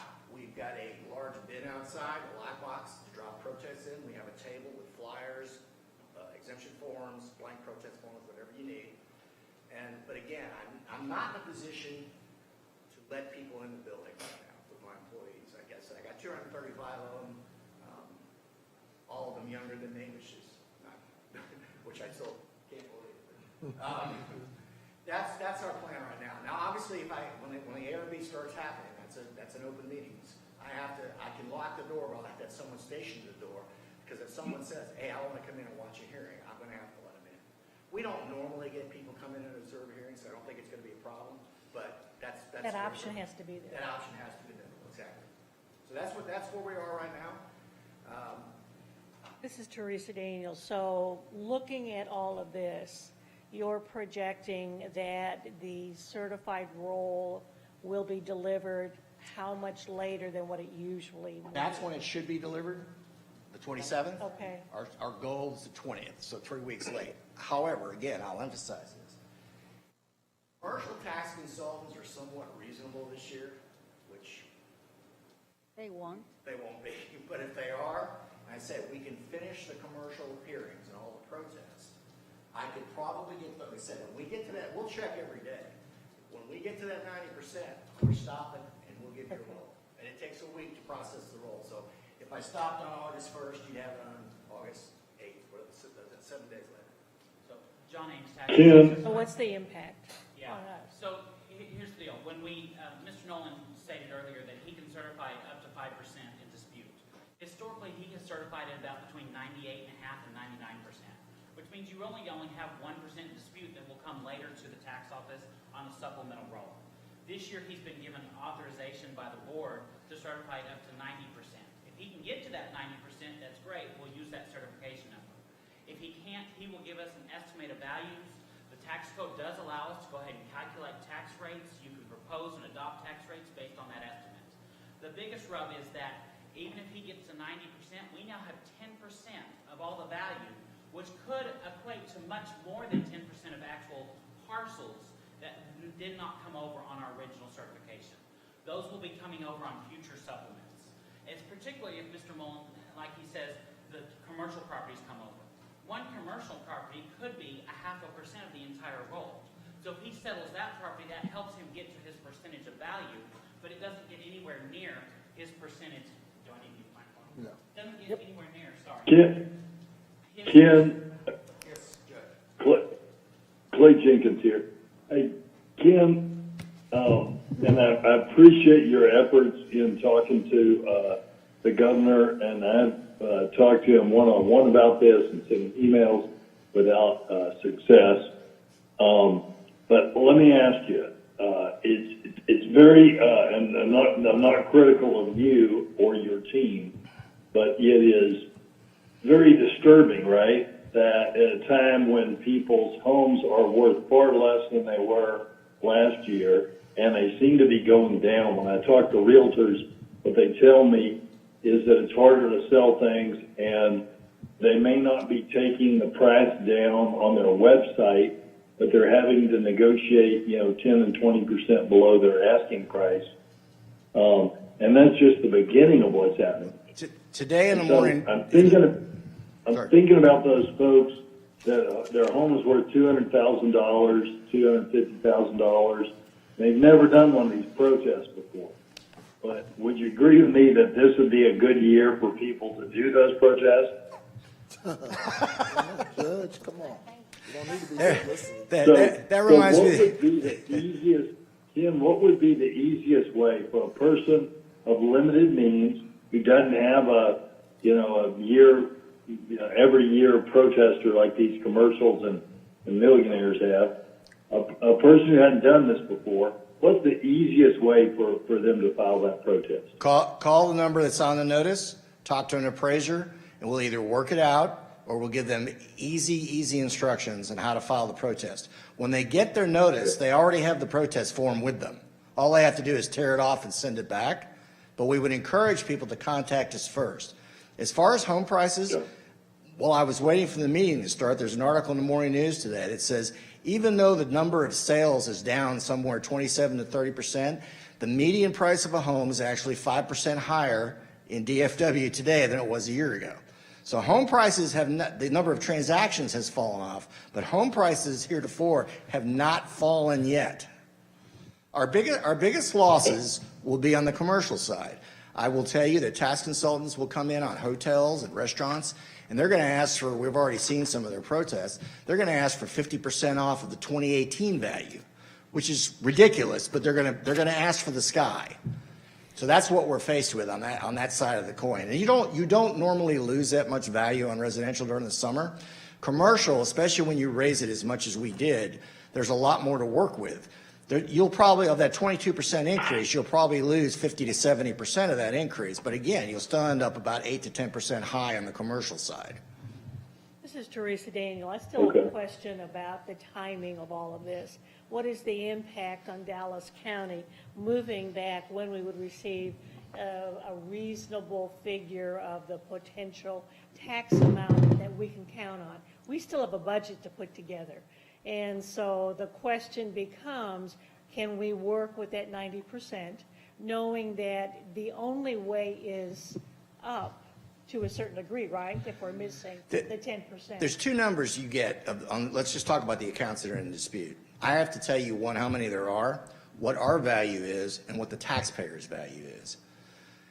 You will always get way more than the taxpayer's value that we've estimated to give you. And the number you use for, where'd you are? The number you use for your tax rate calculation is the number I give you is what the taxpayers think their property is worth. It never has ever gone down that low. So then it's a reasonable figure for the Commissioner's Court and the Dallas County to begin to look at what our budget, at least a ballpark figure of what our budget could look like. Yeah, so Commissioner, in any other year, I'd say absolutely. It always has been a reasonable number, but with the economic issues going on right now, it's really a shot in the dark. Mr. Nolan's going to be very conservative on the numbers that he gives us in an effort for us not to get to the point where we have underfunded our revenue source. But at that point, we don't know how many supplemental issues are going to come down the pipe. We don't know if the legislature is going to jump into session before January 1st and put something in place that will lower people's values.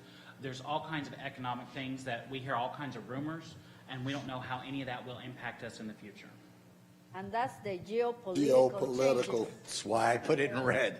Next year, I will say this, Commissioner Daniels and Commissioners and the Judge, next year in 2021, be fully prepared that the full effects of what has happened this year will be reflected next January because of that January 1 assessment date. One other thing I want to put out a warning about, there was an Attorney General's opinion that came out about the disaster exemption. And the Attorney General said, no, this does not apply to an economic disaster. However, we're going to receive exemptions. And we're going to deny those exemptions. And they're going to sue us, and we're going to end up in court. So even though we love the opinion we got, it's not the end of the story. Because a judge could come back and say, no, it does apply to an economic disaster. Yeah, and I don't love the opinion. I think the opinion's ridiculous. People are in disaster.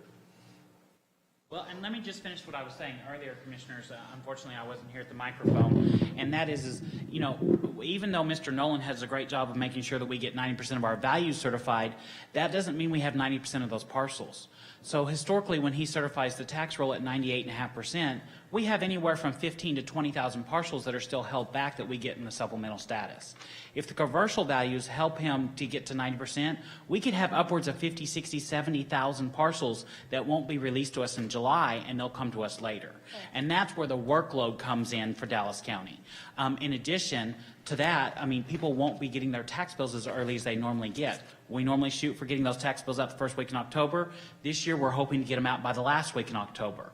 Again, if those values on those 50, 60, 70,000 accounts that weren't certified to us originally don't come to us until September or October or November, we won't get those tax bills out until early January or February.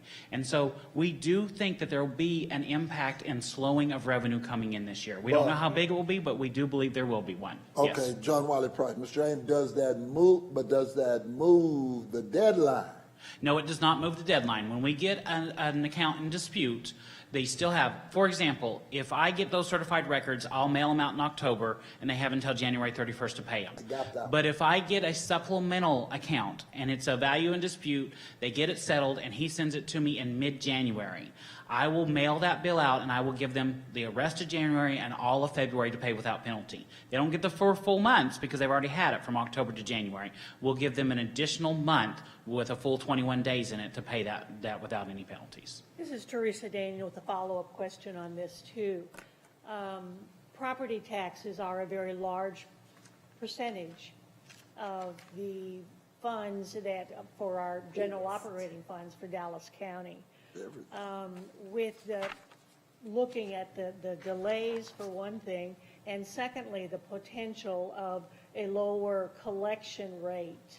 It'll be a slowed revenue source. Right. Yeah. So in planning our budget, because it is, if I remember correctly, it's in the area of about 60% of our budget comes from property tax. More. No, it's more than that. Yeah, Is it's it closer to more than 70% of your budget. About, yeah, I think I saw a figure of 69% in one of the documents. If that in fact is the case, that's going to be impacted by the variety of things going on, not only in the process, but in the environment. Correct. Is that correct to assume then? Again, I have no way of knowing what's going to happen over the next 6 to 8 months. If suddenly this problem abates itself, which I don't think it will, but if it does and the economy bounces back, I'll go back to what I said about 21. Your 21 year won't be as bad as it would. If this continues to go on, and God forbid there's a second wave, 21 will not be good for anybody value-wise. Because then again, we'll have to take it into full consideration because it was going on in January of 2021. If you note this year, we've got a lot of changes. You heard Mr. Nolan talk about the website that he's required to put up. Nowhere on that website does it say it's hosted by the appraisal district or called the appraisal district. By law, it has to say call your tax assessor collector. And so the postcard that goes out will have my name on it, even though I don't put it together and send it out. And it will have our office's information on it. We will also be maintaining that website and making sure that after he puts the values on, we put all the proposed tax rates and adopted tax rates for all the entities on there. And that's the reason we allocated you, Ms. John Wiley Price. Some additional staff this Some year, additional and staff. trust me, thank you very much. It's some of the best legislation ever passed, but no. Yeah, but I do understand, this is Teresa Daniel again, I do understand that's going to put our tax department that has to follow through with the mailing of notices, of having an idea of what values to put on those notices. It's going to be obviously strongly impacted by this whole process, which then, obviously, if you have to do a 3-month process in a month, you need more hands. So Correct. we recognize that And the part. court was very generous on our staffing request for that. Let me just say this. Out of the state of Texas, 254 counties, 253 appraisal districts, I don't know of any 2-county and appraisal district that work as well as the Dallas County Tax Office and Central Appraisal District. We have been in conversations this entire time about this process, how we can make it work. Mr. Nolan and his staff have been very creative of getting us the information we need as quickly as we can get it. We have to understand that not only do we represent Dallas County, but I also represent 85 other jurisdictions with cities and schools that we collect for. And so balancing all those needs and making sure that we can get everybody the revenue they need this year is very important. And Mr. Nolan recognizes that. We are both hogtied by the law, and we have to do what the law says, and we will. I mean, I was elected to follow the law, he was appointed to follow the law, and that's what we'll do at the end of the day. Maybe we can get somebody to change, Good luck. We've tried, and we will try again. Are there any other questions? Let me say this. I want to thank everybody at Dallas County. I especially want to thank Mr. Warren and Mr. Ames, who are on our board, who give us 100% support all the time. But I especially want to thank Daryl, staff, all the commissioners too. The reason we are so successful in this county as opposed to some other counties are like people like yourselves, people like John, people like Mr. Warren, who work with us instead of against us. And we all have the same goal, is to get this right, get it done timely, and get it efficiently. And for that, I thank you. I look forward to future conversations also, because I know that you will keep us surprised. This is my 40th year. I don't know how many more conversations there's going to be. So that we're better prepared to make the decisions that will be coming up. Thank you very much. Thank you very, very Well, much. Mr. Lona, Elba Garcia here, I just want to thank you for always being yourself, say it as it is, and stay out of the political arena. We appreciate you. okay, thank you. All right. I've made this very apolitical. Thank you. Thank you, Ken. All right. I know let's see, we've got a budget, but why don't we, if we've still got doctors waiting around on Juan's deal, why don't we do, Dr. Juan, why don't you do your presentation, please? You have one. You hear? Hello? Hello? Yeah, Dr. Juan, go ahead and do your presentation, because I think if you have doctors here and whatnot, you can get done Okay. all that. Okay, sorry. Morning. Wanted to give an update regarding the latest information regarding COVID. Today, well, actually, we don't have today's reported new cases yet. We yesterday reported 224 new cases. Our total case count now then yesterday was 7,679. One preview for today, though, that I've seen, I think we're going to be reporting 14 new deaths today, which will be the highest numbers of deaths that we've ever reported in a single day. So that is not good news. What I wanted to share, I think, since the last time that we met, the expert group that's been working on this, with medical professionals, epidemiology professionals, infectious disease, is chaired by Dr. Trish Pearl, chair of infectious disease at UT Southwestern, has Dr. Casanova, president of Dallas County Medical Society, Dr. Haley, from UT Southwestern and others, that have come up with really, this health guidance for the public. And it's, in the context, knowing, and what the judge has been saying, just because you can doesn't mean you should. So, just looking at the simple situation, the data that the experts panel and group feels we are currently in, and then what are the different sort of risk levels that we would hope to get to as things progress and as we see improvement, and what would be the guidance and recommendations to the general public for real life situations. A lot of times it's hard to sort of tease out recommendations from these things, and so just simple, straightforward answers to the public. What are things you should think about when going to a restaurant, even though the restaurants are now open? If we're in the high risk situation versus moderate, going shopping, attending events and entertainment, movie theaters, all these scenarios. And again, this is the advice and recommendations. Doesn't mean everyone's going to follow them or has to follow them, but this is what we recommend. And so, well, excuse me. What do you recommend? Usually you talk, what do you recommend? Are you recommending extreme caution, proceed carefully? What are you recommending?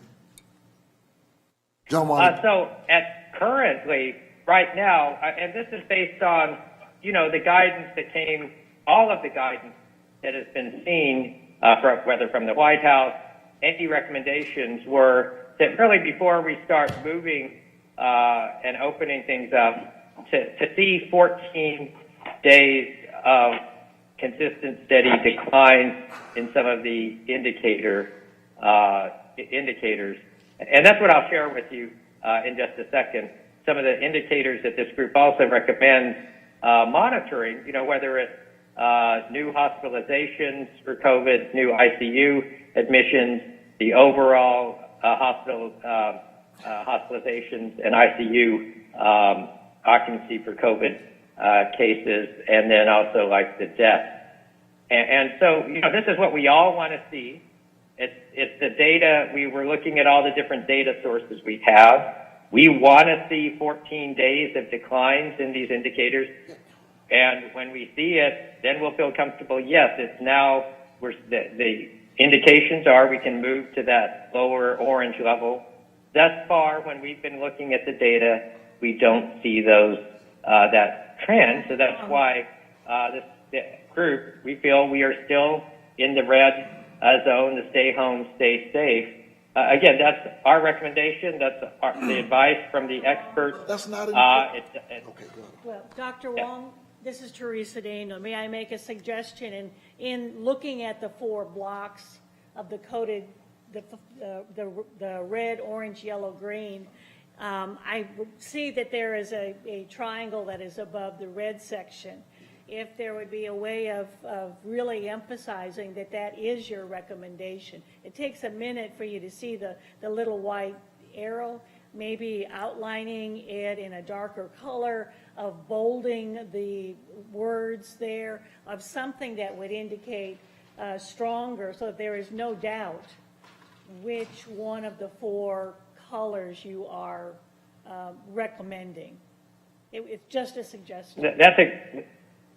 That's a great suggestion. We're actually trying to work with some pro bono people who have expertise in marketing how to get these message out in a very clear way. So that's a great recommendation. I know our official version of this, we took your prior recommendation and put the color codes at the top of each of the charts.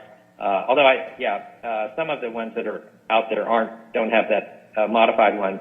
But no, absolutely. That's what we want to get this sort of branded. It's almost like it was likened to the burn ban, sort of status, when we're in the danger zone, or having this out there, or the pollen, count sort of numbers that are out there, and that zone of risk being prominently out.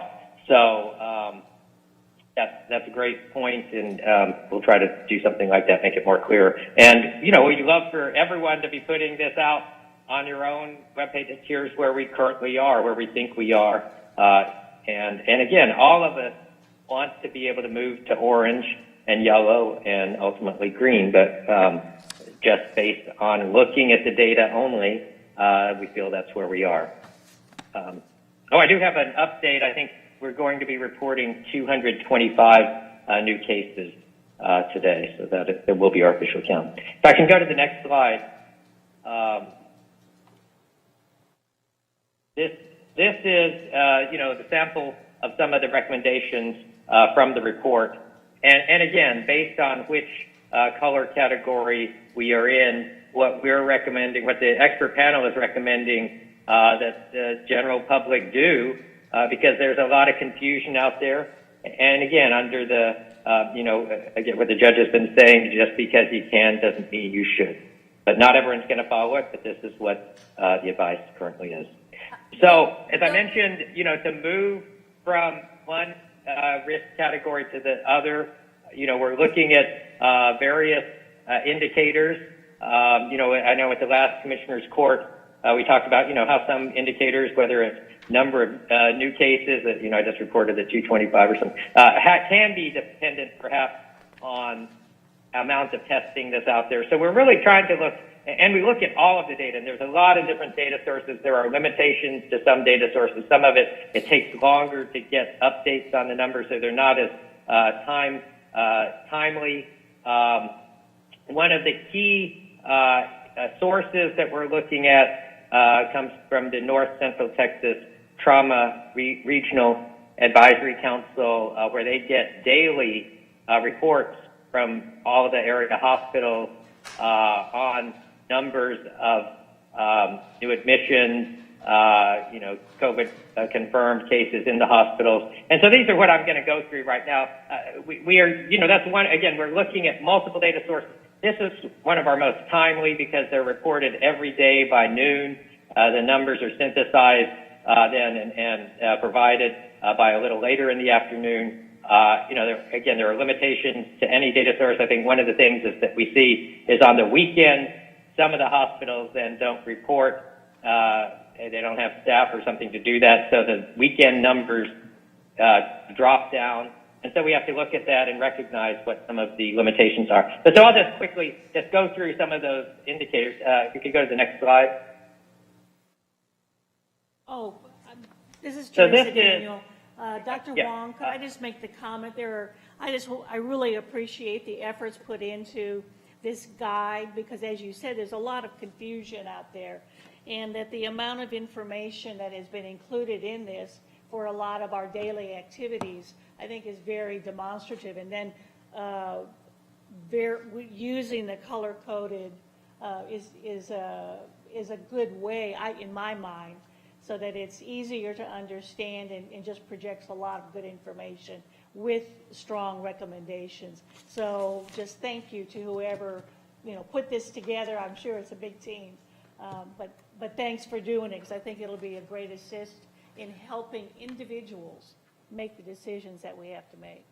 Dr. Huang, this is Elba Garcia. I mean, thank you so much for the presentation. I know that for some of us, we've seen it daily, but for people that don't, I would like, Mr. Martin, that this is posted in our agenda as well, so people that are looking and watching this government procedure, it's so hard to see what we're seeing in the graphs here, that I think our constituents that are following this can look into the agenda and see this will be great. And Dr. Huang, for all of us, also sometimes it's hard to see from here. I would love to have the presentation also in our agenda and here in paper if possible. Sure. We'll make sure that that's available. I assume it'll be in the official record. And this is something we're trying to get, posted daily. Again, this is something that we can have daily information. That's why it is timely. That's why it is one of the key data sources that we're looking to use. So this first chart just shows the emergency department visit for suspected COVID-19 in the last 24 hours. The raw data, the numbers are those bars, each of the white bars. And as I mentioned, on the weekends, then they get this sort of drop in reporting. So just to smooth it out, to correct for some of the variants, and we've been, the dotted line is a 7-day average of the prior 7 days on each day. So you can see sort of it smooths out some of that drop based on the weekend reporting. And I'll do it in the same format that you can, but essentially you can see, I mean, certainly big increase in suspected emergency department visits from the latter part of March up through April, continuing, dropped a little bit around April 17th, then it's going back up, a little dip, but it's certainly not, we have not seen 14 days of decline in this. If we can go to the next slide. This is available ICU beds, again with this 7-day average on the dotted line. This is one that we want to go, so when we're seeing it go, we want it to go up. We want there to be more available ICU beds. You can see the last, say, week or so, there's actually been a decline in that. Meaning less available ICU beds. So again, no 14 days, but this is more something we're just monitoring for some of the hospital capacity and as an indicator. Next. This is Teresa Daniel. Could I ask a question on this? What is the average percentage of ICU beds available? Do you have that? That's the key. I do. I can get that. I can get you if you'll give me a second, and maybe I'll pull up that chart on my computer here. Okay. And maybe if I could get to that at the end of this, I'll try to multitask and try to get that at the same time while I'm proceeding forward this, because it's going to take a second. What I have, I did pull it up, the latest report from yesterday, ICU bed occupancy rate is now 65.7%. So that's 55.7% beds available? 65, I think. ICU. Oh, okay, yeah. That 65, total occupancy rate is 65.64%, and the definition on that, I want to be exact on that, hold on.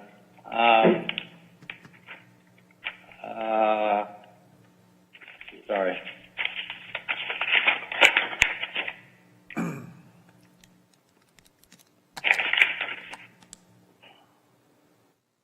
Well, while you're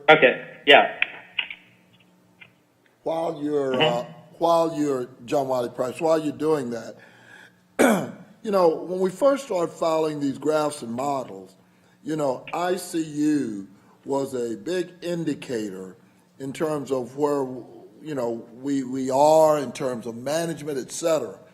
And now, as Trina asked you early on, what are you recommending? You said, well, I want to go back to CDC, 14 days, no new cases, et cetera, et cetera. I don't see that we're going to be able to accomplish both. And I thought ICU was the real indicator as to what is going on in the community. New cases, if you test more, I keep telling people, if you test more, chances are you're going to find more. So I am having a difficult time understanding which is the real indicator of what's going on in the community, because we don't do recovery. And so we don't do recovery. We're getting new cases. ICU it either is or is not where we expect it to be. And if we're at 65%, then it appears as though, you're managing. So I'm having... Well, there are two things, and that's why one of the there are two goals to our effort. One is to save lives, and one is also, one of the concerns is protecting the healthcare system. And certainly from the standpoint of protecting the healthcare system, ICU bed occupancy is one of the things that we don't want to get overwhelmed. And so that's why it's one indicator. It's not one of the indicators necessarily. I mean, certainly it's something we're watching. I am finding, and the occupancy rate, the ICU bed occupied and available, so it's essentially the percent of the available beds that are occupied. So it's 65%. Is what that 65.7%. Are occupied. Yes. And it did go down 2.9% from yesterday, apparently. So again, it's one indicator, but this is not. That's why. Let me go through the other slides that are more the actual indicators that we're talking about that we're specifically monitoring for this. Like the next slide, because again, as I said, we aren't just looking at number of new cases, because that's one that is certainly dependent on testing. Perhaps. So the next one is the the COVID-19, the admissions to the med-surg hospital, the general hospital admissions for suspected COVID-19 over time. And you can see that has continues to trend upward. And these are suspected COVID med-surg admits in the last 24 hours. And these are in Dallas County hospitals. So you can see that trend. And the hospital, and the next one, let me do the next one. Dr. Is, Wong. ICU. Dr. Wong, this is Commissioner which I think Koch. gets, yes. Question, do you have an average length of stay associated with those admissions? There is, and that's another thing that factors into, that's why all of these indicators have to be taken and interpreted in their context, because that's why we didn't want to just do ICU census or hospital census for COVID patients, because that will depend. Some people are going to be hospitalized for a length of time, and so that plays into some of those numbers. That's why we're looking at all of those. We do have average length of stay. I can get you those numbers. Yeah. I don't have the latest Dr. numbers Wong, for that, but that's been some of the, yeah. Dr. Wong, I think I was going to say that that's would been be some very, of the indicators used. yeah, that would be very helpful if we could get a graph on the average length of stay, and if we can get it starting back to March, that'll give us an idea of where our standard of care is trending. I mean, I know that we've had significant improvements regarding mortality rates on ventilators, but I'd also like to be updated on how we're doing regarding our general standard of care, and are we getting people out of the hospital at any rate faster? Sure.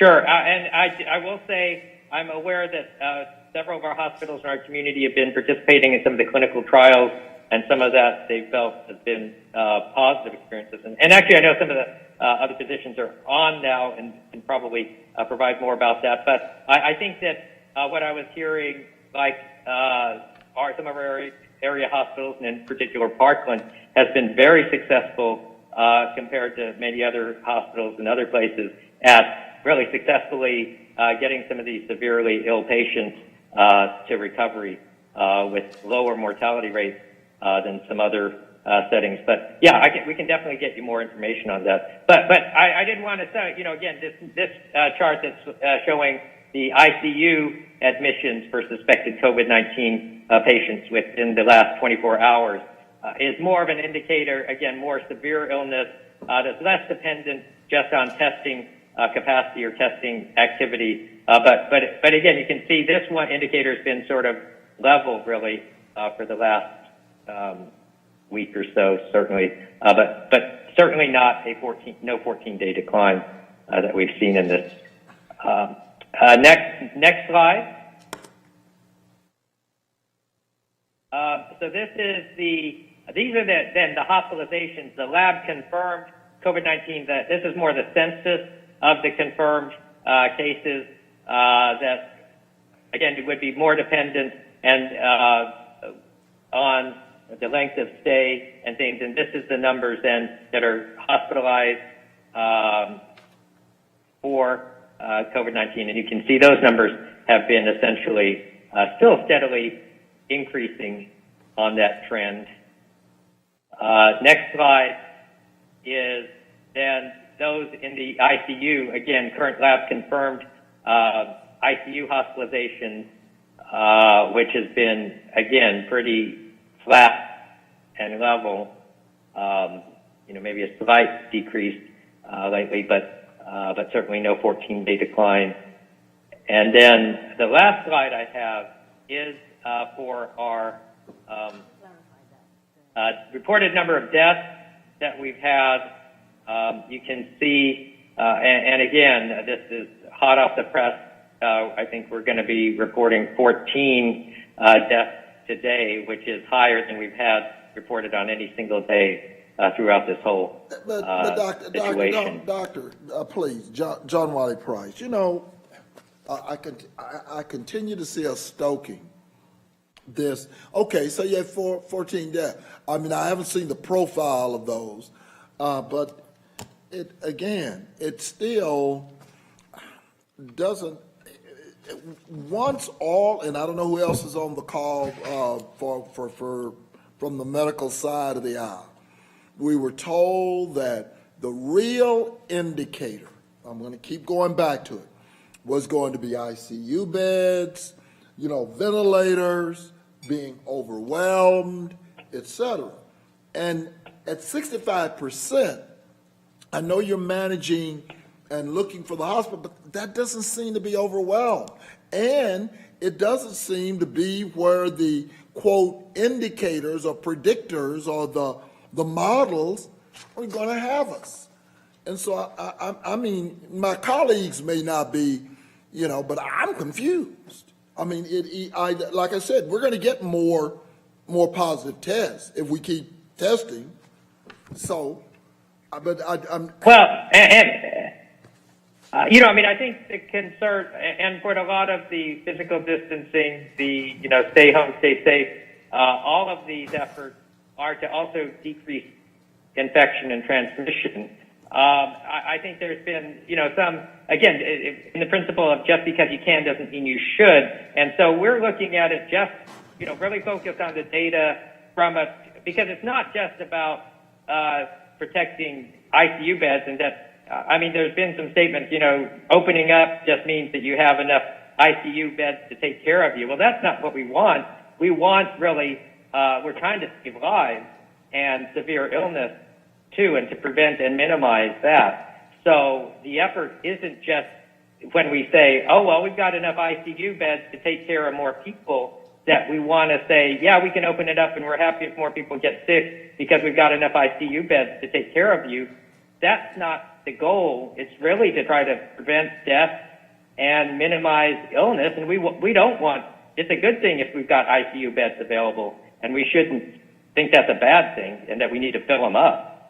Well, Dr. Wong, I want to circle back to that because we talked about it last Commissioner's Court, and unfortunately, I didn't have the ability to gather all the Dallas County specific information, but University of Glasgow, a couple other academic institutions have started to focus with a keen eye towards years of life lost. And the most recent study regarding years of life lost in South Africa regarding the lockdown showed something on the order of a 30-to-1 difference, that years of life lost due to the lockdown was 30 times greater than the lives that potentially would have been lost due to COVID-19. Now, granted, South Africa is dealing with many issues that are affecting absolute poverty rather than here in the United States. It's more relative poverty. So it's not fair to just directly point to that and say, hey, that's probably going on here.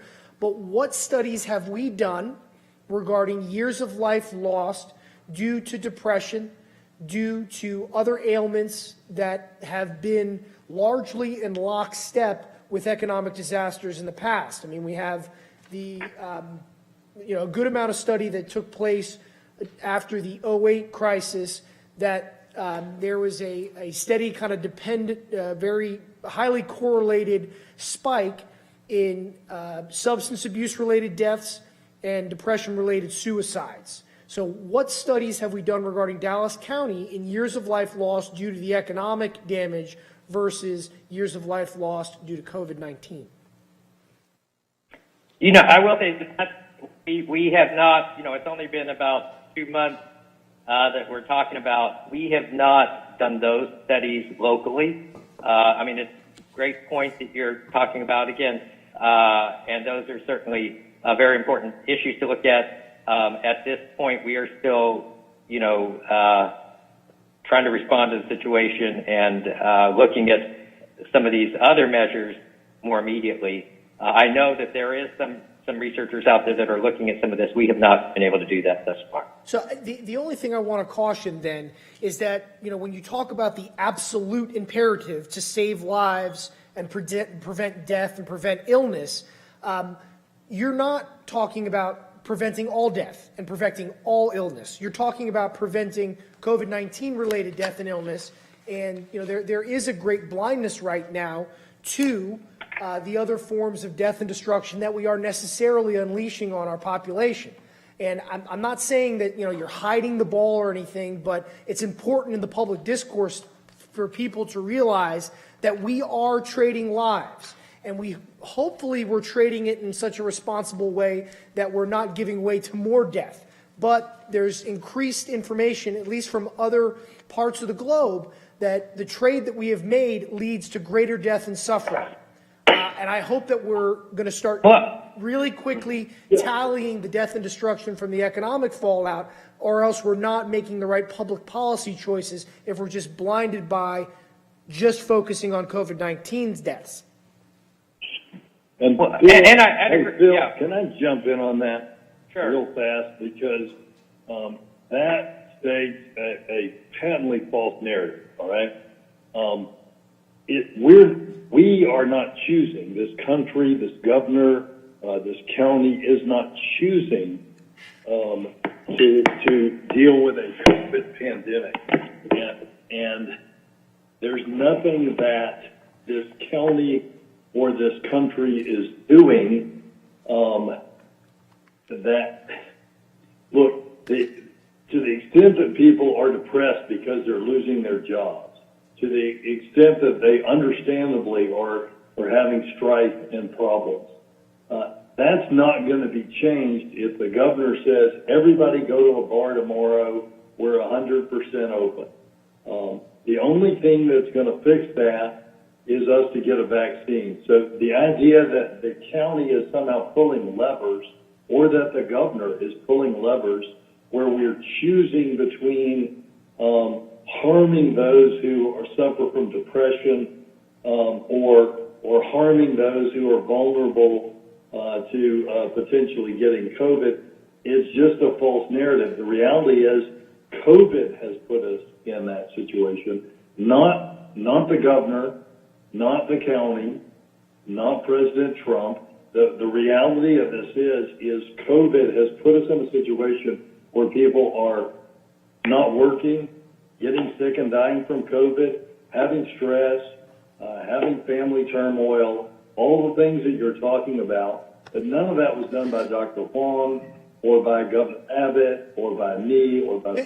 Judge, I understand that this is an inconvenient narrative for you, but it's not a false narrative. There are academic institutions that are taking up this very issue and doing so, and I'm not, doing so in an inflammatory way. Necessarily, the policy decisions that we've made from President Trump on down to locally cause a different type of death because of what we've done. Now, there's certain things that have already been done that cannot be unwound quickly. So yes, to the extent that we could undo something today and mitigate the effects of the deaths that were caused by the initial policy, that's not true. And I'm not suggesting that. But what I am suggesting is the policy decisions that were made beginning in March will necessarily cause some other types of deaths other than COVID-19 that would have not happened but for those policy decisions to shut down. So it's not a false narrative. It is necessarily the consequence of making choices.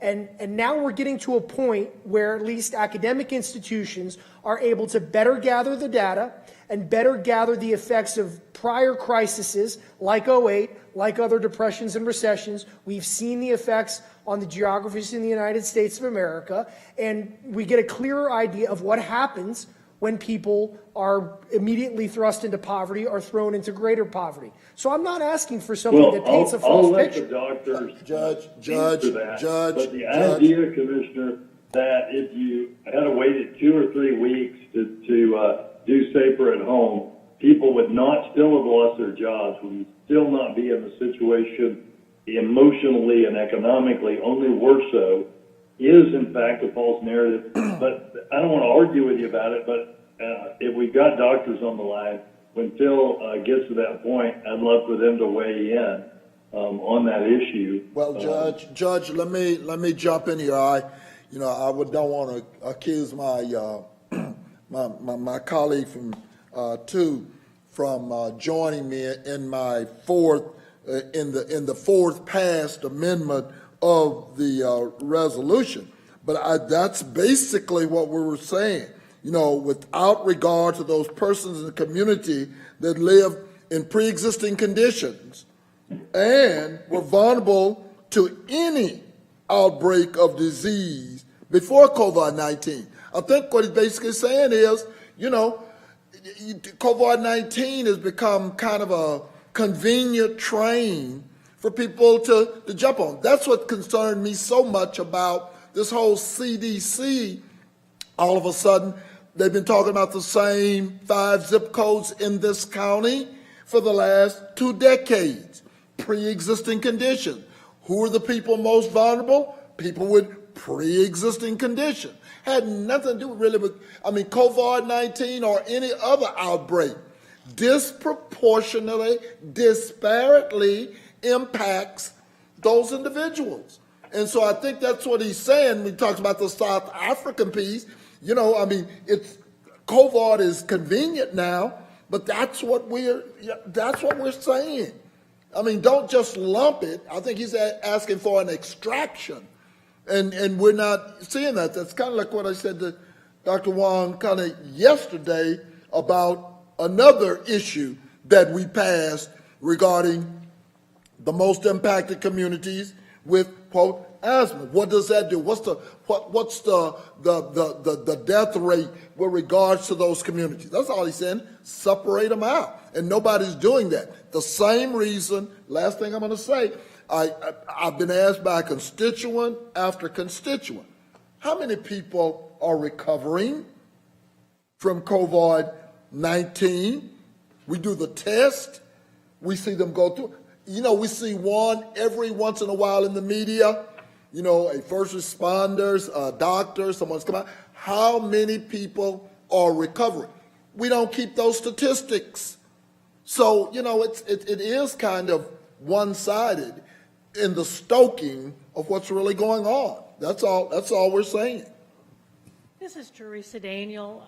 I'd like to, in fact, I've been texting to see if we can get specific numbers on this. What is the impact on the community by talking with the agencies, the organizations that would see that impact, the increase in crisis calls, the increase in what they're talking about, and seeing if we can get a better handle on those other impacts of COVID which you're talking about. Because I think that we've addressed the hospital admissions and the ICU beds, because those are the things that we know that we have relatively reliable data. And so you have to pick indicators that you have a little bit of confidence in, that you have some comfort level in. That is not saying, in fact, I would very much relish, Commissioner Koch, getting some of those other impacts. And, I know that we've been trying to balance not only the health component of what we're talking about, but what are the myriad of other impacts in the community. Further on in this meeting, we're going to attempt to address parts of that, also recognizing that it isn't just a health issue, that it also has the impacts on people's wages and livelihoods, their kids' education, and what's going to happen with, as summer comes up, what does that mean for people being able to feed themselves and their kids that are now with them 24 hours a day? I mean, there's a lot of other community impacts, and I definitely understand, because 2 of those zip codes are in my district. So I drive through those streets, talk with people who are individuals, are real live families with kids, with impacts of not being able to pay their rent or of having great difficulty. The number of people who have never stood in a line or drove in a line to get food. And we are reaching levels that are unprecedented in Dallas County. A lot of that are other changes. Increasing population is going to do one of those things, but still, looking at it. So I appreciate the fact that in the chair that you sit, Dr. Wong, you're looking at maintaining primarily the health status, but then you also, as Director of Health and Human Services, are very much aware of what is the impact on housing, what is the impact on people's electric bills and ability to pay those. And so I think we're starting to get at some of those other indicators of are those numbers, are the requests for assistance for electric bills and your mortgage or your rent, are they increasing, and could they be partially attributed to the larger issue of COVID? I would appreciate to see, and did you have anything else in your presentation? Because I know that we're going to get to some of these other related issues and some of the other items that we'll be looking at today. Yeah, Dr. Daniel, this is Commissioner Koch, not to, and this is not to correct, but rather, tables or information formats like years of life lost do take wage, education, and housing issues and make it quantifiable in terms of the effect on an individual's health. So while I agree that, in some respects, policy-wise, we need to hold that out separate, the medical community, and particularly those in epidemiology, have long taken effects on wage, effects on education, effects in housing, and, with some degree of variance, been able to quantify how that affects someone's lifespan. Sure. And, again, there are multi-factors in this. We are working on trying to decrease the infections and the deaths through that. I mean, I will say about 1/3 of the deaths have been in persons under 65 years of age. But then, and that, as Commissioner Daniel mentioned, we are trying to help get this rental and mortgage assistance implemented also with our department to try to help out with these other issues. Because, there are other issues that we have other things that we can try to do to help address those and prevent other morbidity, mortality related to those issues. And we want to implement those other interventions that we know work for those, or to address the socioeconomic hardships that are going on. But then we do know what we can do to try to decrease the infection in this related to COVID too, and the deaths related to that. And Phil, did you have more slides? No, that was all the slides I had. So, if we could, I see Dr. Haley's on the line. Dr. Haley, do you have anything to add? And can you weigh in on this narrative of the choices that we've made have led to other deaths or what have you? And you're on mute. There you go. Can you hear me? Good. Okay, our infectious disease public health committee has been working on this over time with Dr. Wong and his staff. I think we are very happy with now the data resources that we have to monitor what's going on.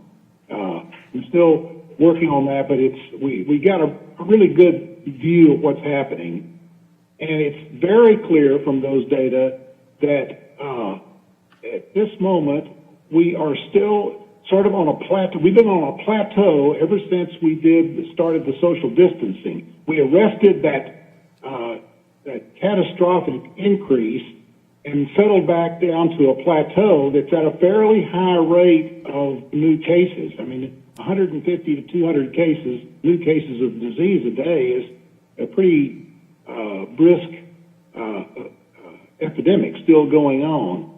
And so at this moment when we're relaxing in order to try to open up commerce, and I think we all want to do that, important to open up commerce. But at this point, it's a very we're in a dangerous moment. And I'm not saying we shouldn't be doing it. We should be trying it.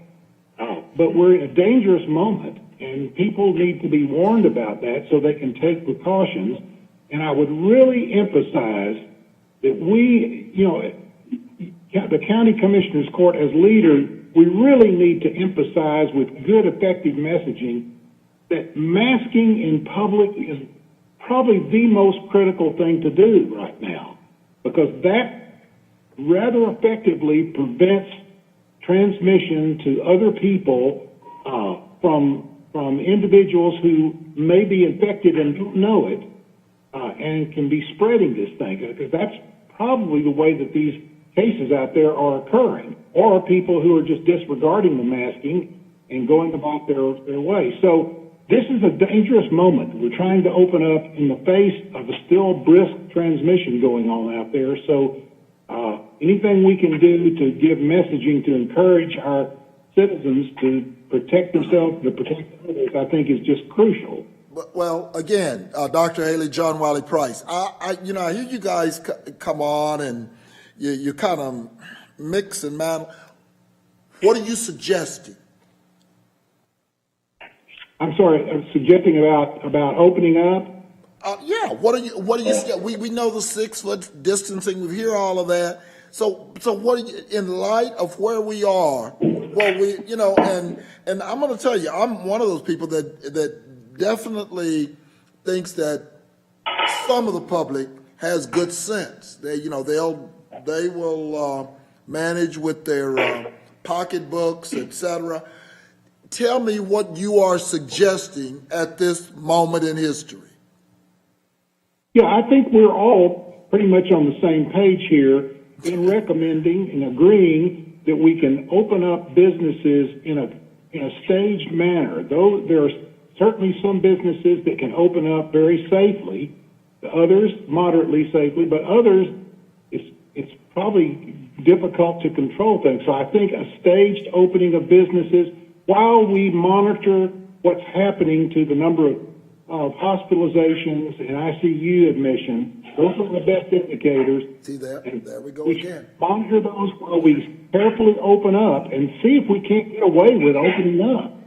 But Teresa Daniel, the Dr. way Haley. we can make sure this works, the way we can make this work is for everybody to mask out there, because that gives us the best chance of making this work, of getting away with opening in the face of still some transmission going on. Dr. Haley, this is Teresa Daniel.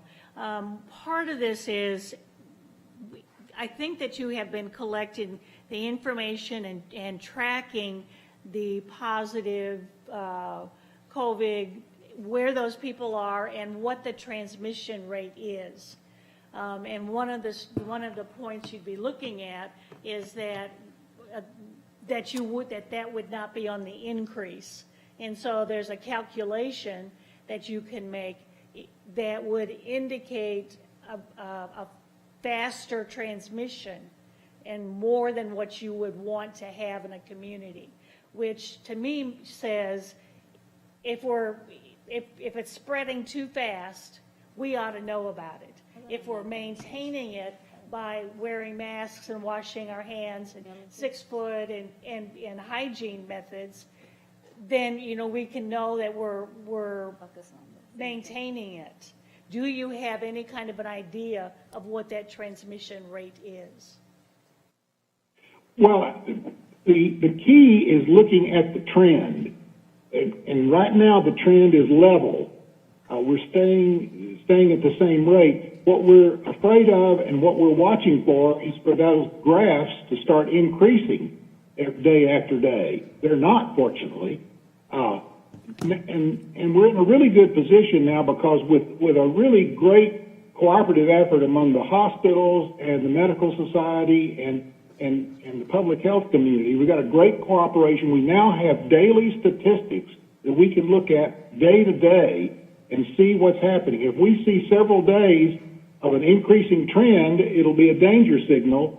And then after a week or two of increasing, I think it would be very serious. That would be the signal that we're looking for. Okay, this is THERESA Daniel again. Recognizing what you're saying now, today, very sadly, there were 14 deaths that were reported that would be connected with COVID. Part of what you're doing are rolling averages. So what you're doing is looking at what happened 7 days ago, 14 days ago, maybe even 21 days ago, to see how the life of the virus and how that impacts our communities. Do you have any indication of that? Where are we going 14 days from now?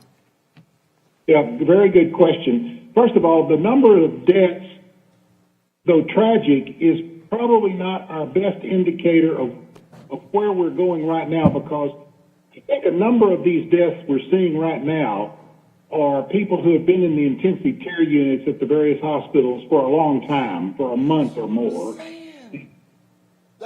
Thank you. That's what we've been trying to get, John Watt. That's what we've been trying to get to.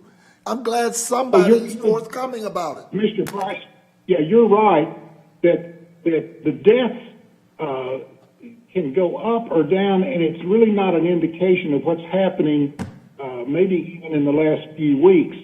On the other hand, so that's why we're looking primarily at the number of hospital admissions and the number of ICU admissions. Those things are not determined by testing, and they're current. There are people who are just right now developing inability to breathe and serious illness. So those are our best indicators. That's an indicator of what's happening right now.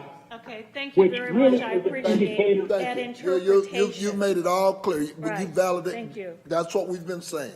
Thank you, We Dr. appreciate you, Dr. Haley. Dr. Elba Garcia, Dr. Huang, Dr. Haley, and everybody that is in the medical community, thank you so much. If we can close it in such a way, we can say that we've been in a plateau since we started the social distancing. The medical community feels good about opening commerce. However, it's very strong and, say that we should be trying to be careful, follow the chart, that we're still not out of the woods. And of course, we are in a dangerous moment. Protect yourself if you're going out, and stay home if you don't have to be out. More importantly, continue social distancing and hygiene. And thank you all for the briefing. I appreciate it. Okay. Judge, thank you, Dr. Haley. Thank you, Dr. Haley. Appreciate it. Is there anything else? I see Dr. Okay, that's it. I see Dr. Pearl here as well. Dr. Pearl, do you have anything to add? No? Can you hear me now? Yes. Good morning, everybody, and thank you for asking me.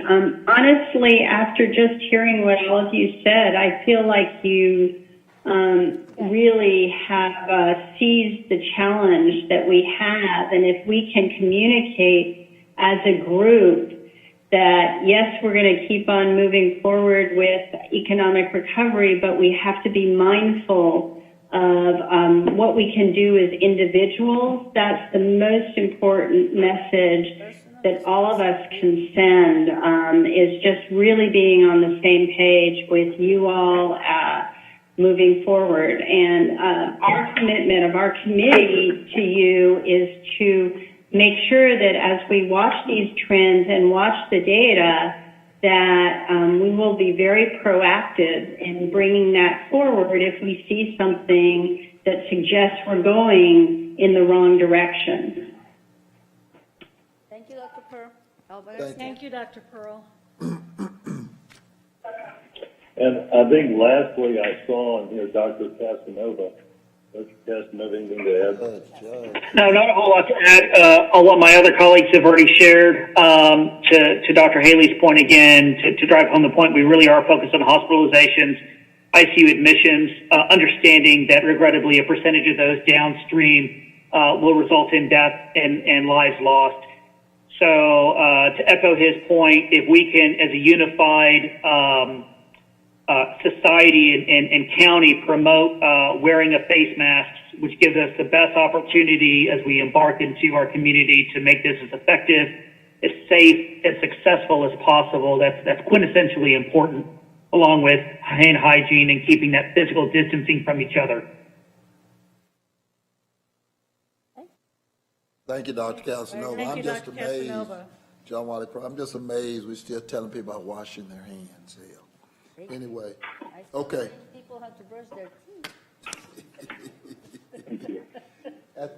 Well, and washing hands and just being kind and loving each other, basic principles, right?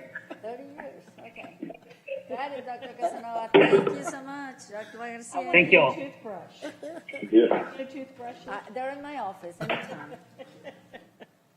And if you want 70% alcohol, it's here. For you So, speak. anything else on that presentation, Dr. Wong? No, ain't nothing else, Judge. No, I don't have anything. Okay, great. Commissioner Koch, you had a presentation. No, I pulled it. Pulled it. Pulled it. Okay. And I don't have much to add on the update. We're working on testing. We go over some testing things. I'm trying to get this in a written confirmation in a phone call that I had with Phil Wilson, who's the top person at Health and Human Services. He told me that the state would provide the kits to Dallas County Health and Human Services for the long-term care facilities. That Dallas County Health and Human Services piece in this would be to be a scheduler and facilitator for the city's either fire departments or contractors that would then go and test those nursing homes. That the ultimate pay source for this would be a state pay source, not the county's CARES Act money. And so I'm just trying to get that clearly in writing. I know there's been some, I don't know if the courts even see all this stuff, but some emails going back and forth from different state agencies. There's a little bit of confusion on that, but I expect that will work out as we discussed, and hopefully we'll get that soon. On the other testing pieces, we are fortunate that there was the City of Dallas and the Best Southwest Partnership will be manning the Ellis Davis and AAC site through, okay, let me think.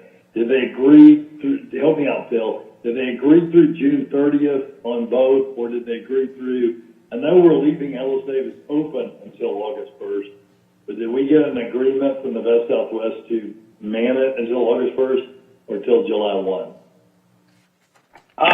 So I think the city is going to continue doing the operations Right. till July 1, and then I believe we got the security also. Okay. The city's going to do the logistics part on Ellis Right. Davis until August 1. I just can't remember it. Or till July 1. Okay, we don't even have enough kits, and we will, we'll rework this deal, hopefully, as we get close to July 1. But currently, here's the opening and closing dates without another extension. We would have to close on July 1 at AAC and on July 31 at Ellis Davis, and I'll find out. I mean, either way, it'll be fine. But either the Best Southwest has already agreed to their part of that till August 1 or until July 1. I can't remember which as I sit here. The City of Dallas has agreed to their part of it until we run out of kits. So that's good with that.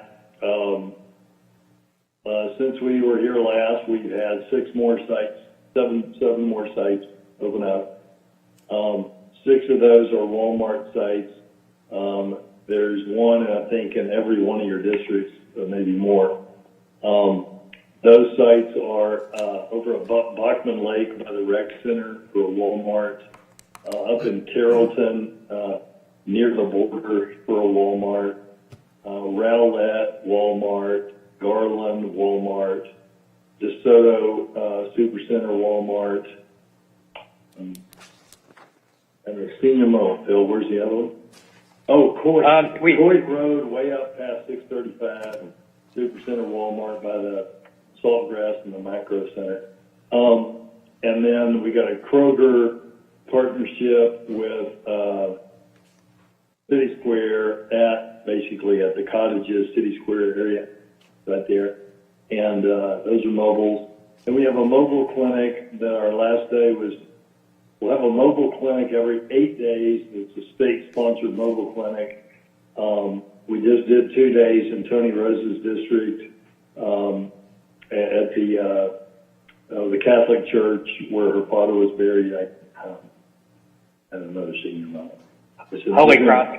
Holy Cross. Right. Is the mobile, this is Teresa Daniel again, is the mobile clinic through our Health and Human Services? Yes. Is it through our Health and Human Services? Yes. Yes. So that mobile clinic that was at Holy Cross is a state-sponsored clinic but we get to pick where it goes through Health and Human Services, and PCCI is working on that, right? And then the Walmart clinics are partnerships, but they're doing it all. And then the Kroger City Square clinic we're doing some of that. But they're doing great work, but the city and the county are doing some stuff there.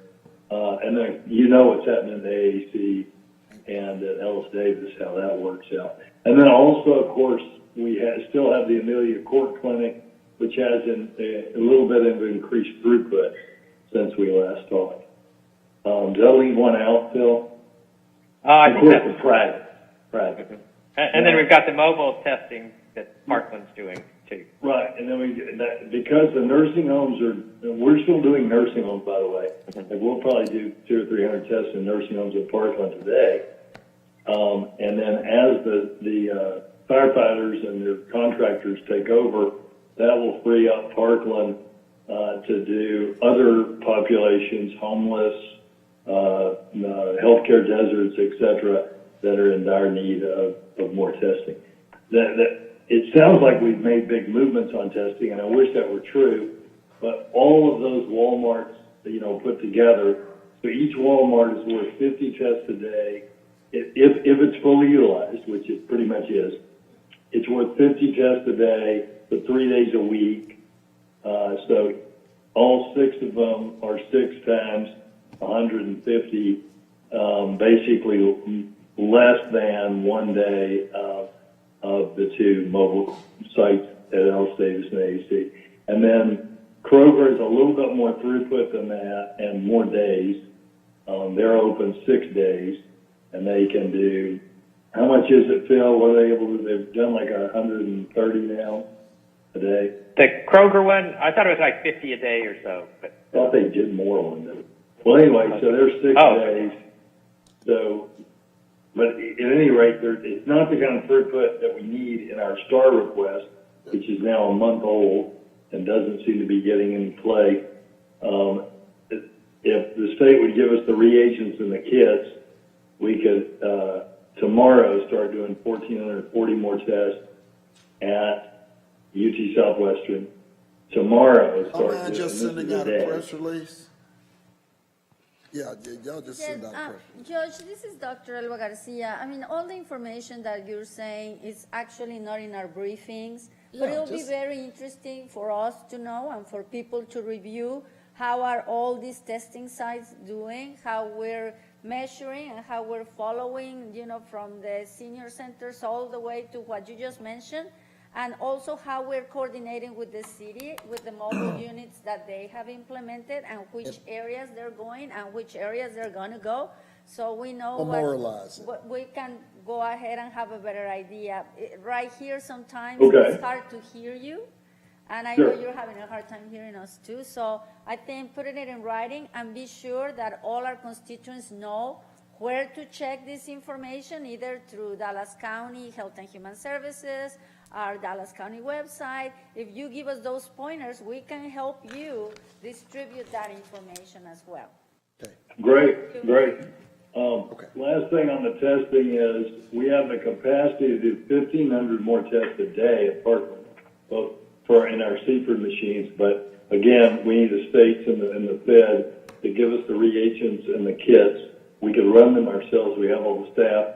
We have the nurses that can stick we can swab the noses, etc. We just don't have the kits, and we've been asking now for a month. But that's really what is necessary to have successful reopening.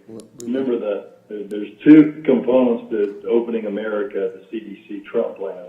One is a 14-day decline, but the second one, we've all talked about how we didn't have that one. But the second one is that you have sufficient testing around the reopening so that people can test all their employees before they start back and then test them periodically. When you have that, what ends up happening, so I'm told by the experts, is your total positive number rapidly declines. So ours is around 13% now. It needs to be around 7%. But the way you get it around 7% is suddenly all of the stores in the mall have enough tests, and they can test all their presumably healthy employees periodically. And then if somebody is sick, they can isolate them out of the workforce before they get a bunch of coworkers and patrons sick and create another wave. That's what we're short on, and that's why we need that STAR request filled. Because if they fill the whole STAR request, it's 6,600 more tests a day, which is basically doubling what we're nearly doubling what we have today, including all the private labs. The only other thing, did somebody ask something? The only other thing I have is there's the extending the emergency declaration. Does anybody have any questions about that deal before we go on the consent agenda? The items. Yeah, no. Why, Judge? Why, John Wiley, why would we? John, hello? Yeah, John Wiley, why would we? Oh, why would we? So the declaration would keep in place the effects of the Dallas County Emergency Management Plan, and that plan serves as a playbook through which we manage emergency operations for preparedness, response, and recovery aspects of the COVID-19 pandemic. It also provides additional liability protections to local government agencies, special organizations, and volunteers. It expedites processes for local government to request assistance from state and federal government, and enhances the provisions of statewide mutual aid agreements. It provides for technical assistance from the Texas Department of Emergency Management for recovery, financial documentation, etc. And further, it allows local governments to exercise extraordinary powers, such as emergency purchases using money from county disaster funds, expediently moving personnel and equipment, and the reallocation of county assets, among other things. It provides for a unified management organization structure, which is known as ICS, or Incident Command, to orchestrate and expedite emergency decisions making between Dallas County, municipalities, state agencies, and support organizations, and activates provisions of the expense tracking and reporting to better enhance cost recovery. Also, it activates the DSO, the Disaster Summary Outline process for the county and municipalities to provide daily burn rates to TDM and later to FEMA, which makes it more likely for reimbursement. The declaration, when used in conjunction with the governor's declaration, better establishes that Dallas County continues to operate under emergency conditions and better enhances our chance of FEMA cost recovery. It will facilitate short and long-term recovery planning and operations. And let's see, the information provided, the information I just provided you was provided to us from TDM. And the document is available on TDM's website. And both, and TDM stands for the Texas Division of Emergency Management. And both the Texas Disaster Declaration and the Federal Disaster Declaration are still in effect in Dallas County, as a local level of government should remain declared in order to correlate with the higher levels of government that are declared.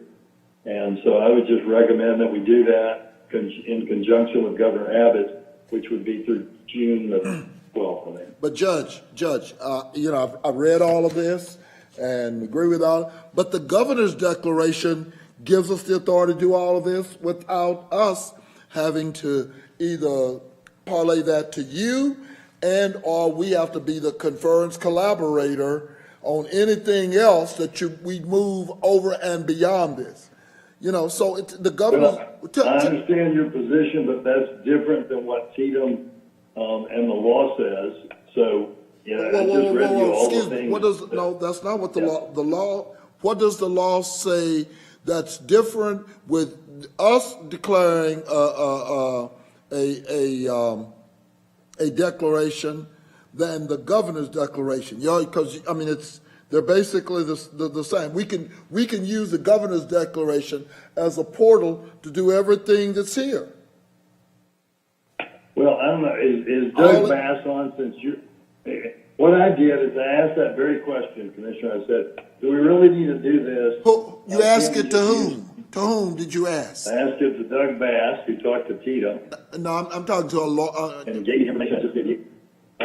Chief Bass, are you on this call? Yeah, but Chief Bass is not a lawyer. Excuse me. Hold on, just a second. Like, I want somebody who has read GA 23, you know, or 22, 23. 23 is the latest, okay? I tried to read through it last night. And I guess I would ask, you know, I just want to know what is the difference.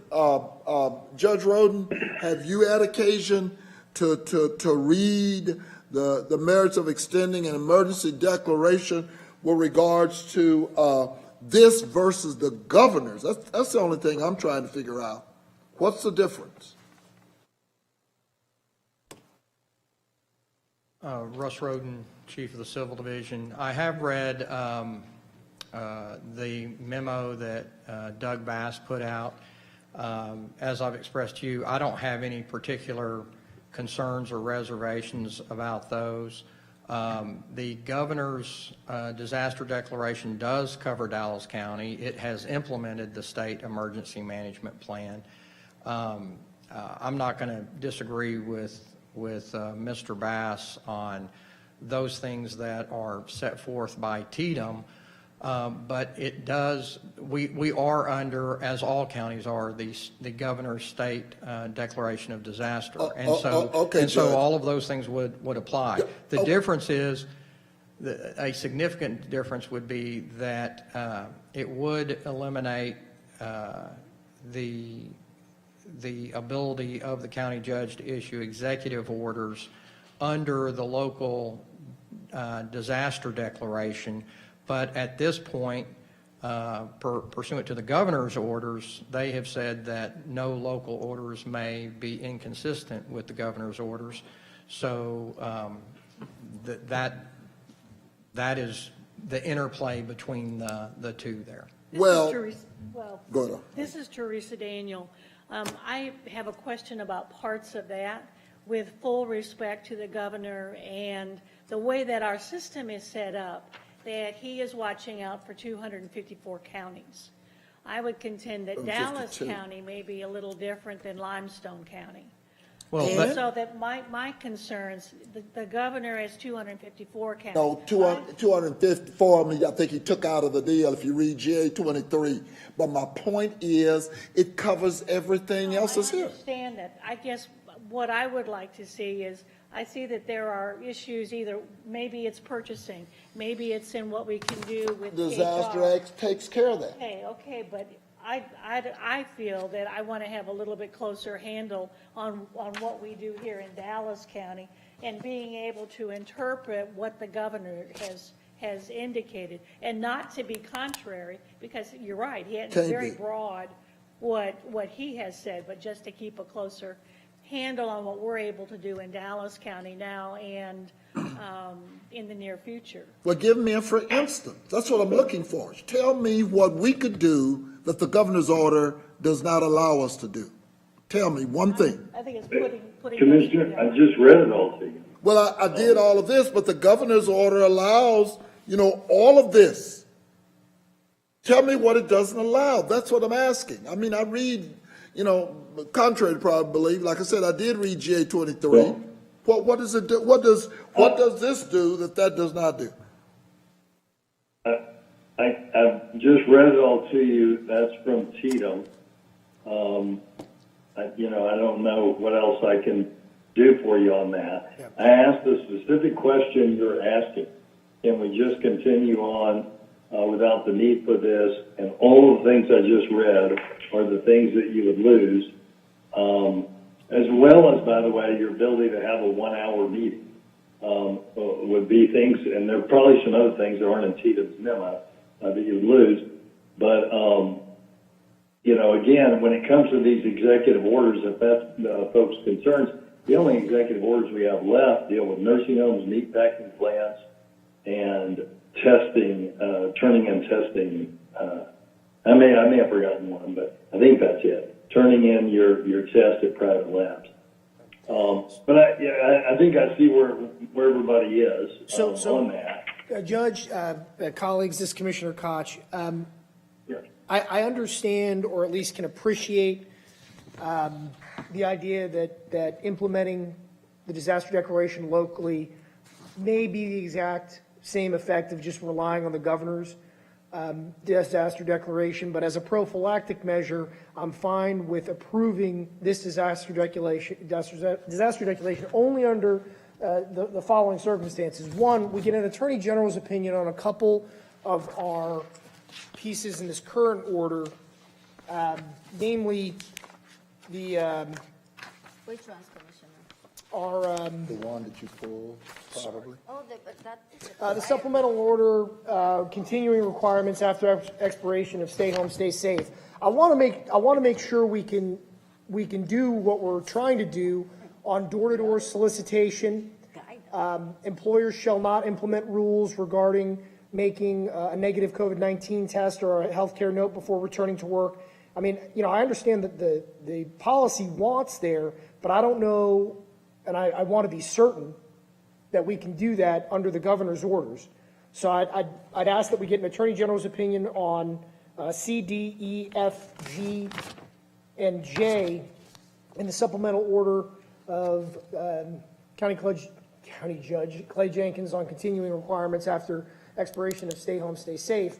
And also, the only other caveat that I'd put in there is that before any new order is issued, that the entirety of this court votes on it. So, when we were trying to sort things out before, the last portion of it, we just said anything to do with business will come before the entirety of this court. And I would rather just any new order before it's issued, it comes before a vote of the entire court and not, we trigger the meeting. So we're just not in a period of having to issue these orders in a rapid fashion. If we are approving the local disaster declaration, then as you so cited, we're going to have the ability to have a meeting on an hour's notice. So that way we can get back to a collaborative fashion in this thing. So that's the only way that I would support continuing a disaster declaration. If we're all voting before any new order is put in place and we get very specific information on this this current order from an Attorney General's opinion. Well, I suppose that's not something I would support, Commissioner. I'm not. I don't know what the mechanism would be. I suppose you could ask the Attorney General for his opinion on everything. I'll tell you that as a practical matter, we just received last week a letter from the Attorney General looking through our order with a fine-tooth comb and telling us everything he didn't like about it. And so I think Dallas County is capable of making good decisions without going, having the AG grade our homework on every sentence. The situation that we have right now works pretty well, I think. I don't think we're going to have very many orders coming forward with the governor having, taken over virtually everything. But right now, if we did have a situation with another meatpacking plant or one of these things, a nursing home change where we had to allow them to take people back or something that popped up, I give it to you guys. I'm supposed to give you 3 hours, but usually give you 24. If anybody has a problem, they can, call a meeting, and if not, we implement that thing. Thus far, y'all called a meeting on one thing. I can't remember what it is. Mask. Something about mask. But, those little things, meatpacking plants, testing, labs reporting testing, these little things. So are you? Again, we're already doing something extraordinary. I don't see that we need to stop everything that we're doing and take 3 days to do those. Time can be of the essence on this nursing home and meatpacking stuff. I'll tell you, as I sit here today, I don't know of a single thing that anyone is contemplating doing an order on.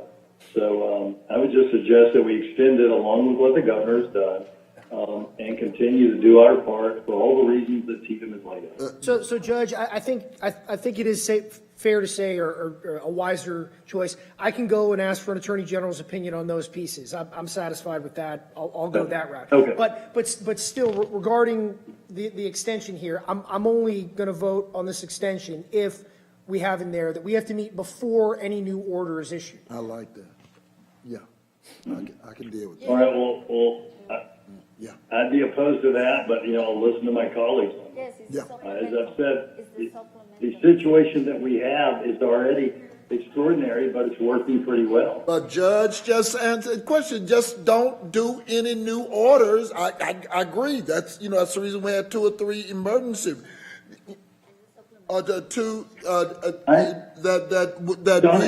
Commissioner, but I don't know what will happen a week from now, and I'm not going to do anything without notice to you first, without you having the opportunity to read it and ask for a meeting or call me and say, why are we doing this, or anything like that. Judge, but if there is an emergency okay, then just situation, agree. I don't want our people to have less of an opportunity to move swiftly than every other county in the state of Texas. Judge, just agree that you won't issue an executive order. You know what? You guys send stuff out on the email. If you're sitting there in front, that's fine. If you're out in the road and bridge, if you're out in the community, we're not sitting there watching just do not issue any executive orders, without us, conferring and or collaborating, not by omission, the fact that we don't comment, by commission, that we're being a part of it. That's all we're saying, Judge. That's not Well, real. Again, I'll listen to what my colleagues have to say, but we need to be in a situation, if we have some emergent situation, that I can give you notice and tell you exactly what it's going to say, and you can trigger a meeting if you desire. But I'm not agreeing, unless you can pass a vote, to do something different than every other county in Texas is doing. Well, as because it makes Commissioner- our people less safe. It makes it take longer to do these little things that you will not have a problem with. I'm gonna borrow from Commissioner Daniel, and he's working with every other county. So I'd like to, if you want to do the merits of extending the emergency declaration with the caveat that you make no new orders without the conference and collaboration, Without a vote. a vote of this court. Well, why don't we put the same thing that we did before about giving us the 24 hours to review it? I think that will Well, give him the problem is that Elba Garcia, sorry. Oh, sorry. Yeah, this is Commissioner Koch. That it kind of puts the onus in the wrong spot. I mean, the onus should be, why are we doing something now? So we should sit down here, and the public deserves that full, hearty explanation of why we're doing this, and then we vote it up or down, and we talk about it. But there's no emergent situation. If it's truly an emergency, this is Teresa Daniel, we may not have, as the Judge Jenkins had said, that 24 hours may be very, very, very critical. So I would leave that piece of it open, because the important part is that all of us are included, especially if it impacts our budget. Yeah. Those are the Impacts things us, that yes. are our responsibility. And the bottom line is, we have an hour's notice before we need to do a meeting, so we can do a meeting on an hour's notice, and we can do it by telephone. So I don't think, I'm not put out by that. I don't think any of my colleagues are. So I agree with that amendment. I'm ready to go ahead and, support. I totally think that from Elba Garcia here, from my point of view, what the merits of extending the emergency declaration are clear. I think the judge read them, and especially the ones that is important for better enhanced cost and recovery. And of course, it puts us in a better position with the Federal Emergency Management and FEMA. And the disaster declaration also facilitates the team recovery, planning, and operations. But I also agree, Judge, and I think this will not surprise you because we already done it before. We will like to have some time to review any changes and that we can have an input Not if review, necessary. vote. And I will support that as well. Well, I made a substitute amendment to the order, Judge, and it is you will not issue any executive orders without the concurrence, collaboration, and vote of this Commissioner's Court. That's my amendment to the merits of extending the emergency declaration. Support that amendment. And we will go till June the 12th, which is what the governor has, right, Judge? Yeah. Yeah, that's in line with the governor. Sure, June the 12th. Okay, Yeah. sounds good. All right. And All right, let's take a Commissioner vote Daniels, on. I agree that it would go to, Okay. it would be aligned with the governor's directives on Definitely. the Okay, timeline. sounds good. Okay. Let's take a vote on that. All those in favor, signify by saying aye. Aye. Aye. All right, I'll abstain on that, as that is different from the rest of the law. But we can move on to the next thing. We have a budget briefing from Jeanette, I think. Were you there? After that?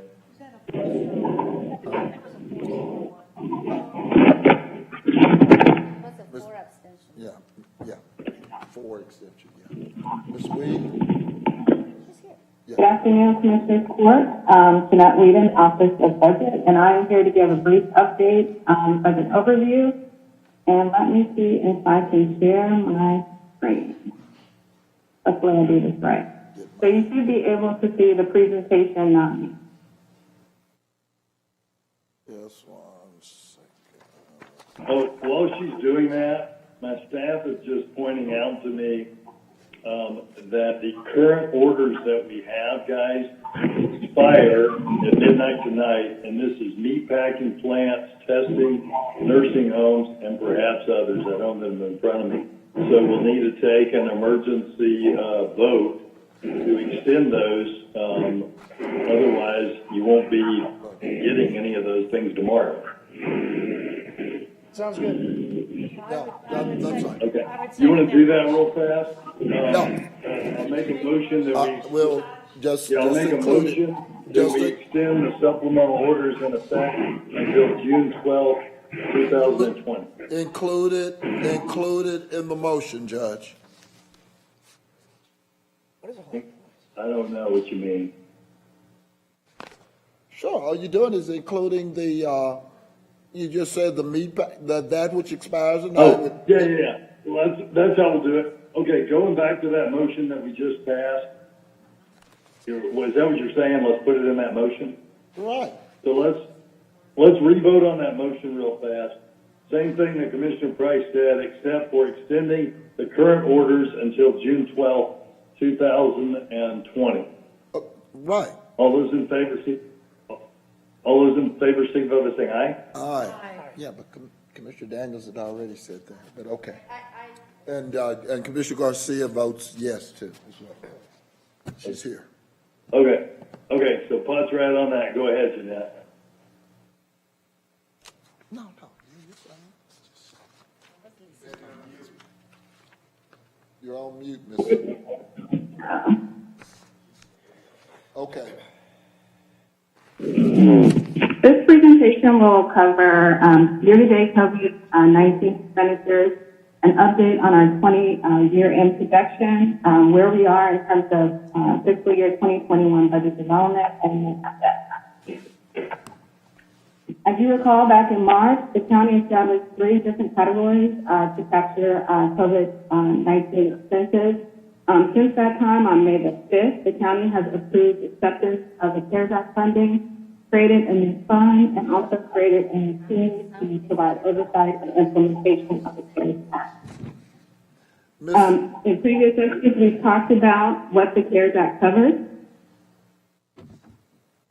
More recently, on May the 5th, the Treasury Department has released additional guidance regarding CARES Act related expenses. Ms. Whedon, hold on 1 second.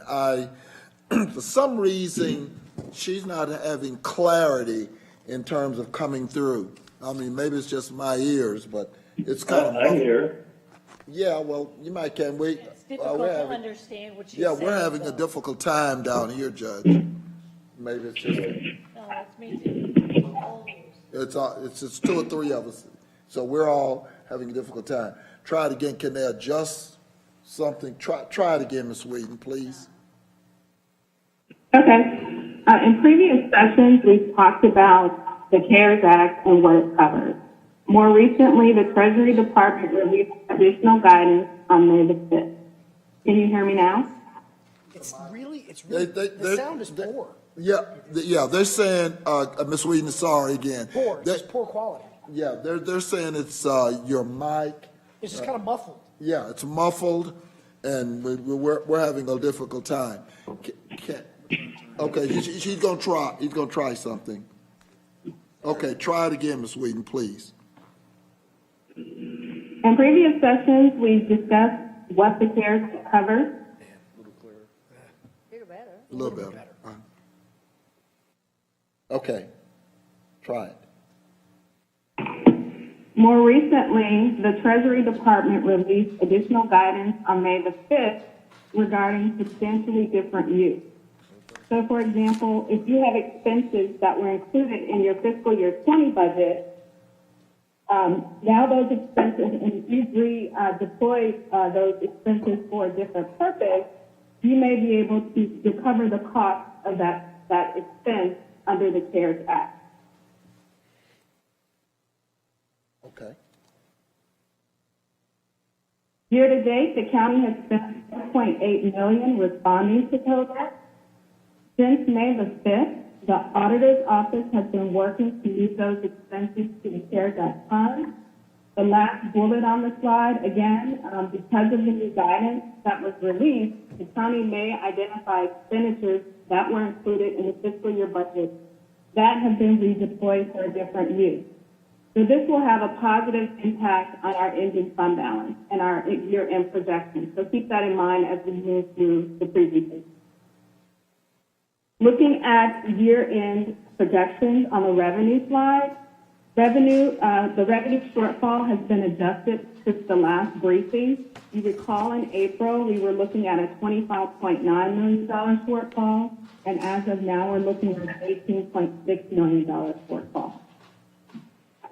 Slide number 9 reflects the year-end revenues with expenses. The biggest change since the last forecast occurs in from the previous month. Year-end projections we were looking at savings of about $11.2 million, and now we're looking at savings of $8.8. The biggest change in that expense category occurs in the court cost area, and we revised our year-end projections based on the April actuals. Ms. Wheaton, this is Teresa Daniel. Can I ask a quick question on this? So then if we would do the math on this, it'd be the $18.466 million minus the $5,630 would then be, that's our expenses different from income. Is that right? So that we're actually short about $12 million. Is that true? We're short actually about, yes ma'am, that's correct. And the change, Ms. Whedon, Elba Garcia here. The changes that you just sent a while ago were the placements and the welfare?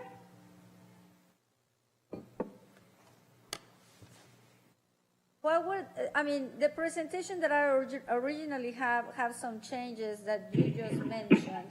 And I am sorry, you sent me the part aligned, but that is the placement and what else? The difference is actually, if you look on slide number 9, placement is forecast at budget, and capital, the forecast was revised to reflect last month's forecast.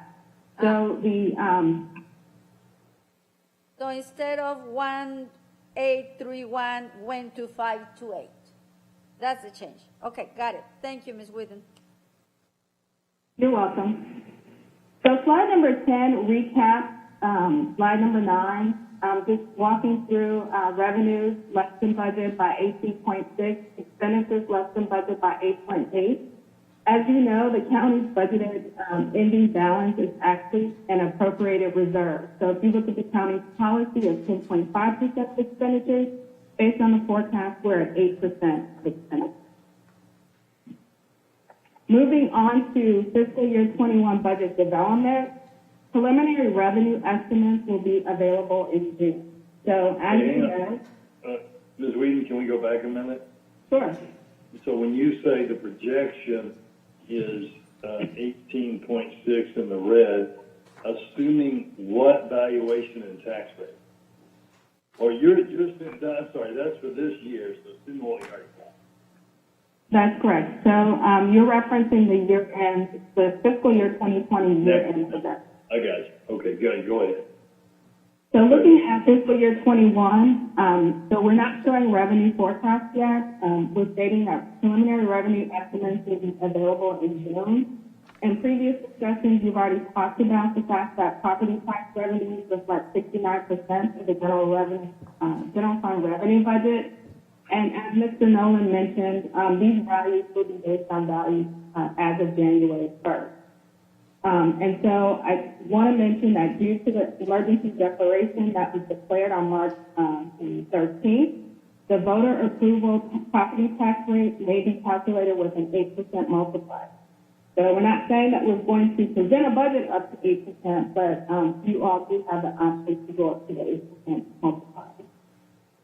Now, Jeanette, on that, I saw another one of these talk shows with our governor saying he doesn't agree with that. He and the Attorney General somehow think this isn't a declared disaster that would effectuate that cap. Has there been any letters or anything back and forth from anyone from the state about that?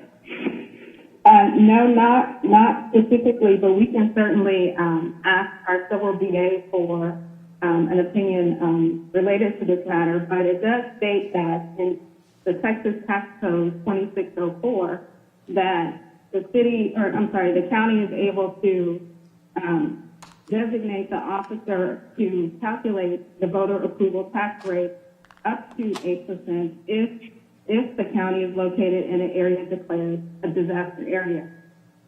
So. Okay. Thank you. That's the way I read it too. So thanks. Okay. So on slide number 13, as you recall, budget submissions were due from departments on May the 1st. Budget and evaluation staff have been working very hard reviewing department requests. So far, we've received requests for at least 90 new positions, total salary and benefits of $12.9 million. With equipment, that's about 13.7. Approximately 37 position reclassification requests, 220,000. Over 4,000 pieces of various equipment at $4.5 million. And then $8.2 million in other requests. And this includes everything from travel to vehicles, software, new record management systems for Health and Human Services, and performance management system for HR, funding for election workers, and office benefits. As you know, there is a desire to continue the recommendations of the whole study, so that compensation estimate is well over $15 million. And then if there's a desire to continue vehicle replacements, that's anywhere from 1.5 to 2.5 million. And then, of course, making sure that we have unassigned fund balance of 10.5.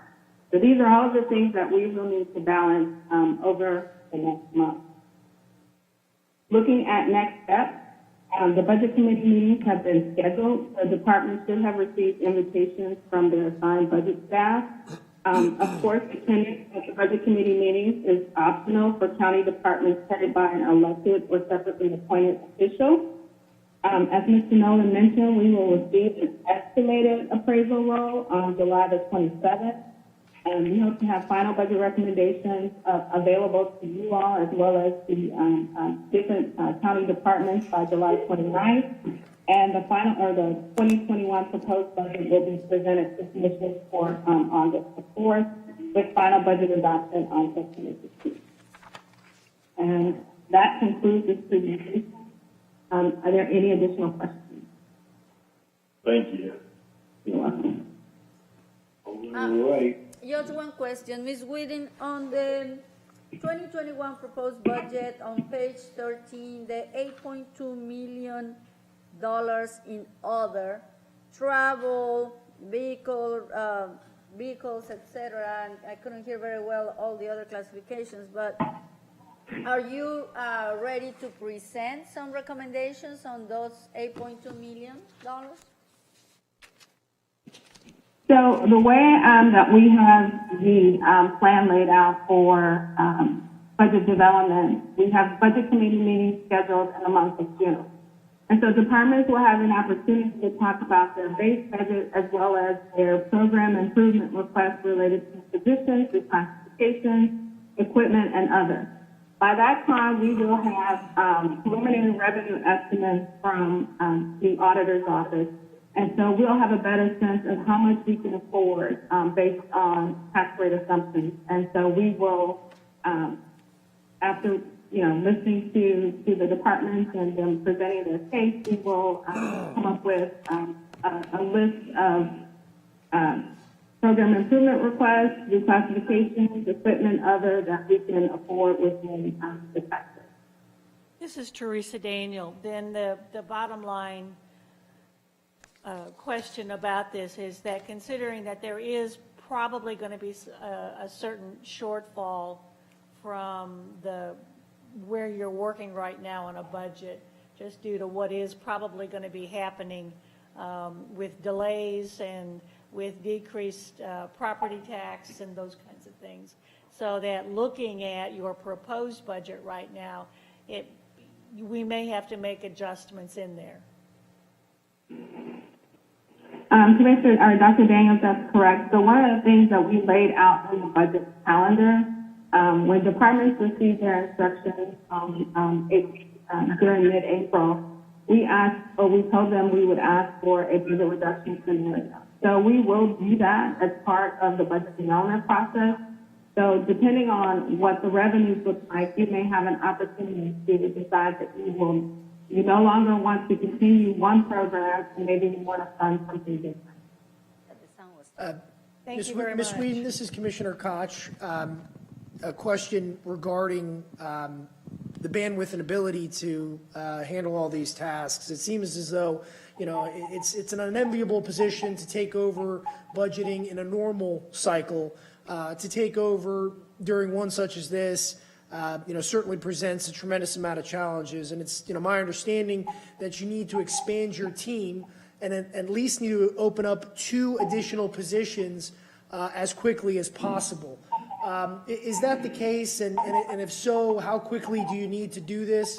I'm certainly cautiously supportive of that to make sure that we get our budget process right. But, is it your opinion that you need 2 extra individuals immediately? Yes. So, Mr. Koch, I did submit or discuss with you all a proposal to expand the team by 2. That item is actually tentatively scheduled to be placed on the June 2nd agenda.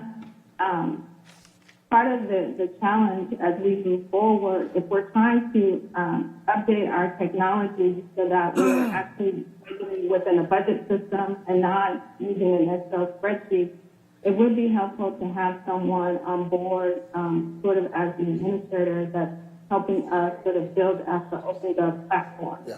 We don't have that now. We're using the existing staff, so it would be helpful to have someone on board to do that. And so you're talking about the Oracle person in the deputy, administrative assistant? So I'm talking about bringing on an administrator that would be responsible for completing the OpenGov implementation, looking at an upgrade for the budget module for Oracle, as well as completing our ISO 9001 process. Okay, and the second person? I'm sorry?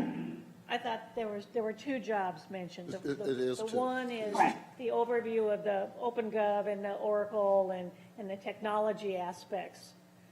But the second person was, The second position is actually a budget manager. One of the things that we found, we don't have a lot of documented procedures, and so it would be helpful to bring someone on board to kind of document what we're doing, so that as we onboard new staff, we actually have a manual that kind of walks through everything that needs to be done. and the answer was muffled about when you are projecting to bring that forward? June 2nd. June 2nd, thank you. Super. Sounds good. Sounds good.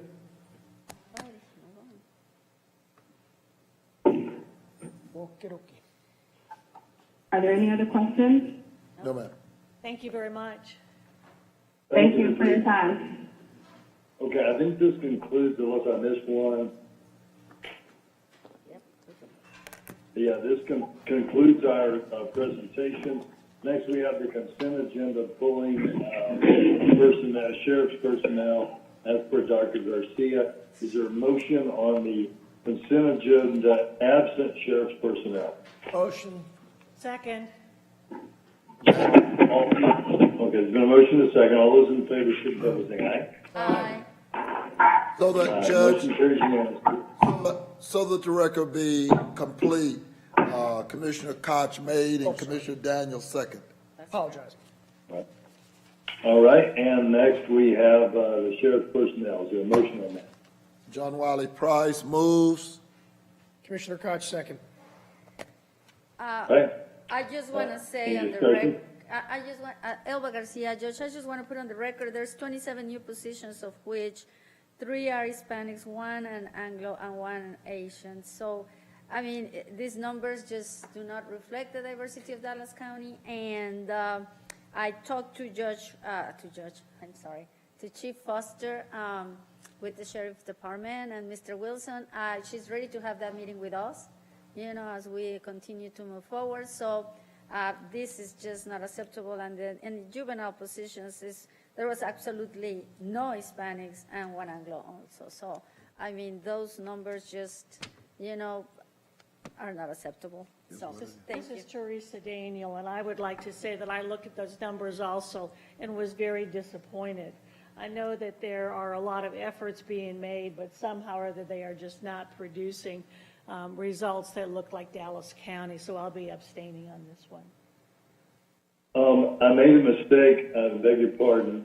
Did you, Dr. Garcia, I believe you wanted to pull juvenile too, or did you just want to pull Yes, sheriff? both of them, Judge, juvenile and sheriff. That's fine. And the motion, John Wiley Price, include juvenile and the sheriff. All right. Okay. Any further discussion? All those in favor, signify by saying aye. Aye. Abstain? Any one abstention, any opposed? No, I'll vote no with you. Motion fails.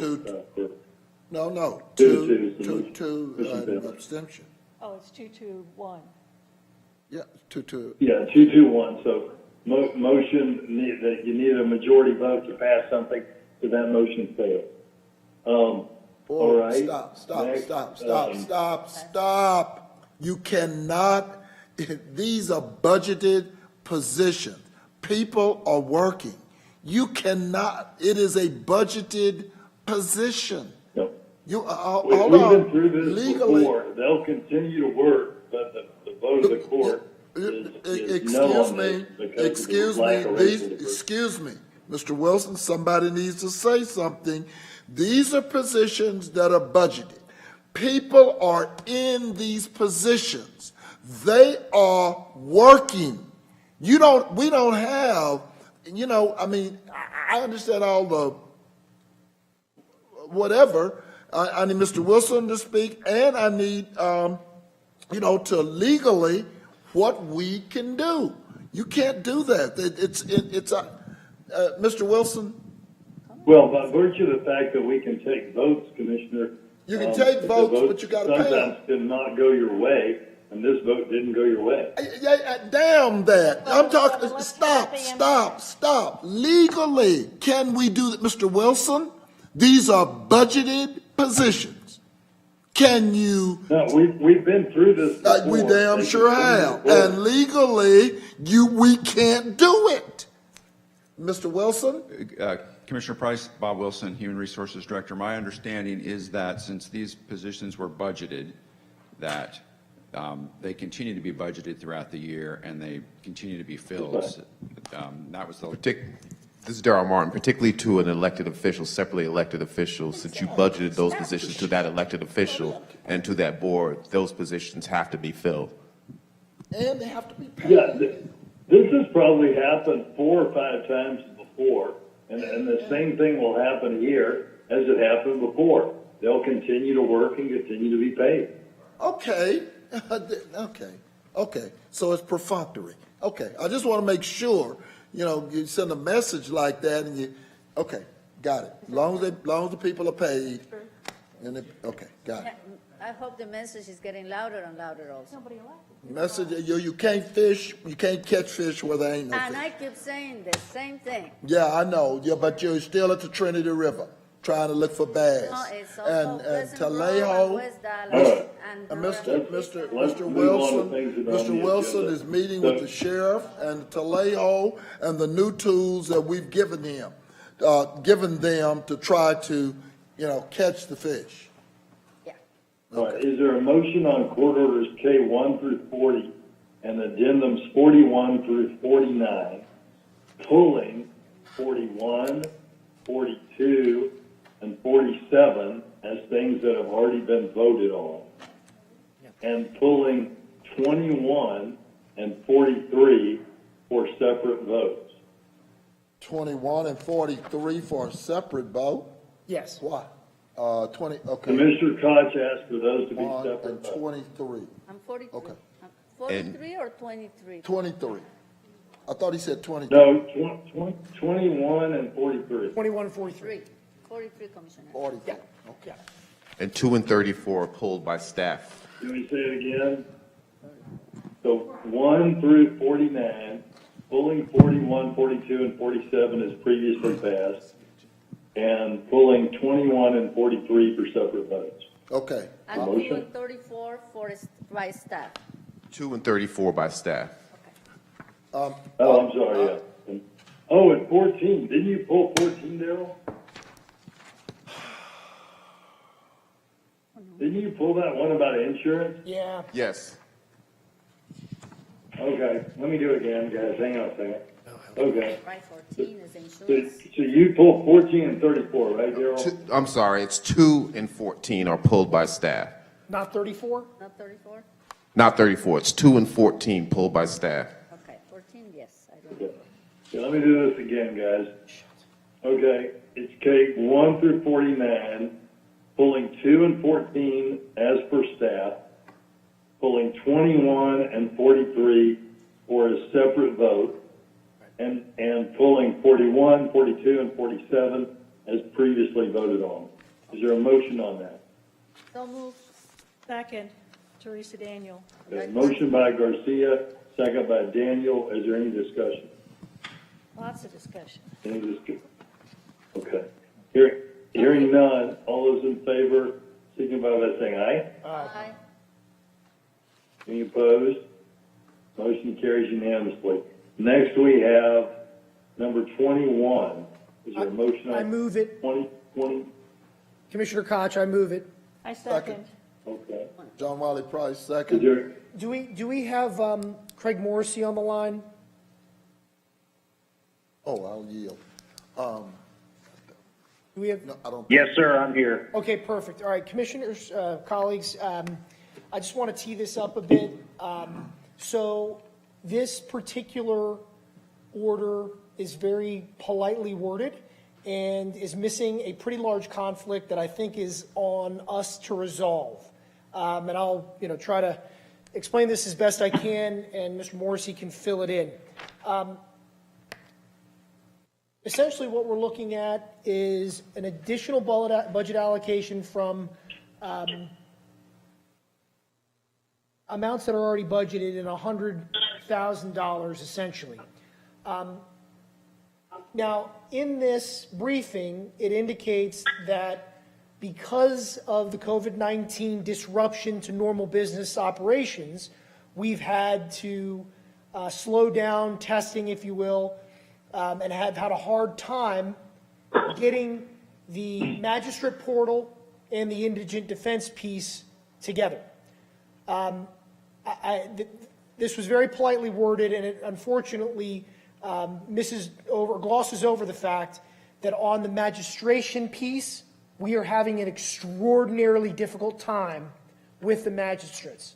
So as Dr. Daniel recalls, in February, we just ad nauseum had to go through every issue that was on the magistrates' complaints. It's been very, very difficult, the delays that have been put out. Yeah, so they had a list of 30 things that absolutely had to change in their mind before their go live. We sat down with Mr. Morrissey and Judge McVeigh, came to the conclusion that only 5 of those pieces should be something that had to be completed before go live. Unfortunately, while we've had these natural delays in business interruption due to coronavirus, the magistrates have now popped up and are relitigating essentially those 25 pieces that they wanted as a part of go live, and in large part have been wholly unreasonable. So right now, this software is pretty much able to be implemented in June. June 1st, we can get this thing going properly. Is that correct, Mr. Morrissey? On the magistrate piece? Magistrate portal? Yeah, sir, I'm sorry, you broke up just that last portion. What was your question to me specifically? That, given what we have right now, we can go live in June with the magistrate portal. We believe so, yes, sir. Okay, so, and as a part of that, right now, we have extraordinarily low volumes in the magistrates. They're seeing about 50% less flow because of what's going on out in the world. This is, in fact, the perfect time to go live with this software and do the necessary tweaks and fixes that happen after you implement this software. But unfortunately, our magistrates and to a certain degree the clerks are relitigating a lot of what we already had resolved back in February and kind of taking advantage of this bad situation. And I think it's incumbent upon this court that, we've had our problems with TechShare in the past. Right now, the captain of this thing, the guy quarterbacking it is Craig Morrissey. I have faith regarding what I've seen in the implementation schedule. I have faith in what I've seen regarding, the UX UI. It really is simply the magistrate judges complaining that they have to open an additional window where they didn't have to in the past. But when looking at the overall quality of the workflow that they're getting in the new software, they're gaining so much more time back from some of these little ticky-tack things they're upset about. And I think it's incumbent upon us that we say, listen, enough's enough. This goes forward now in June.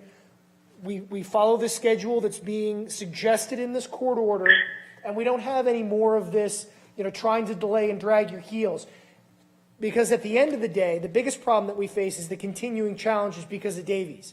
If we don't implement this right now, we are going to have further headaches in that piece of litigation. So I'm hopeful, I'm pretty sure we're all going to say yes to this, but I'd also like to send the message that the magistrates and the clerks have got to stop. We've got to go live and work it out from there. Yeah, this is THERESA Daniel, and I would most definitely add that very strong encouragement from this body, because yes, we have to have, it's a group of people that have to work together, and that encouragement in order that we agree that where we want to go, let's move it along. I definitely agree with that. Okay. All the questions? Call the question. Oh, Mr. Morrissey, did you want to add anything before, we vote on this? No, sir. I mean, I honestly, I think while we recognize that there are certain challenges going on in the environment, we as a tech team are prepared to move forward. We believe the software is prepared to move forward. And barring any obstacles that are raised to the contrary, I would appreciate the support of the court in encouraging this to be pushed across the finish line. Okay, call the question. All right, those in favor, signify by saying aye. Aye. Any opposed? Motion carries unanimously.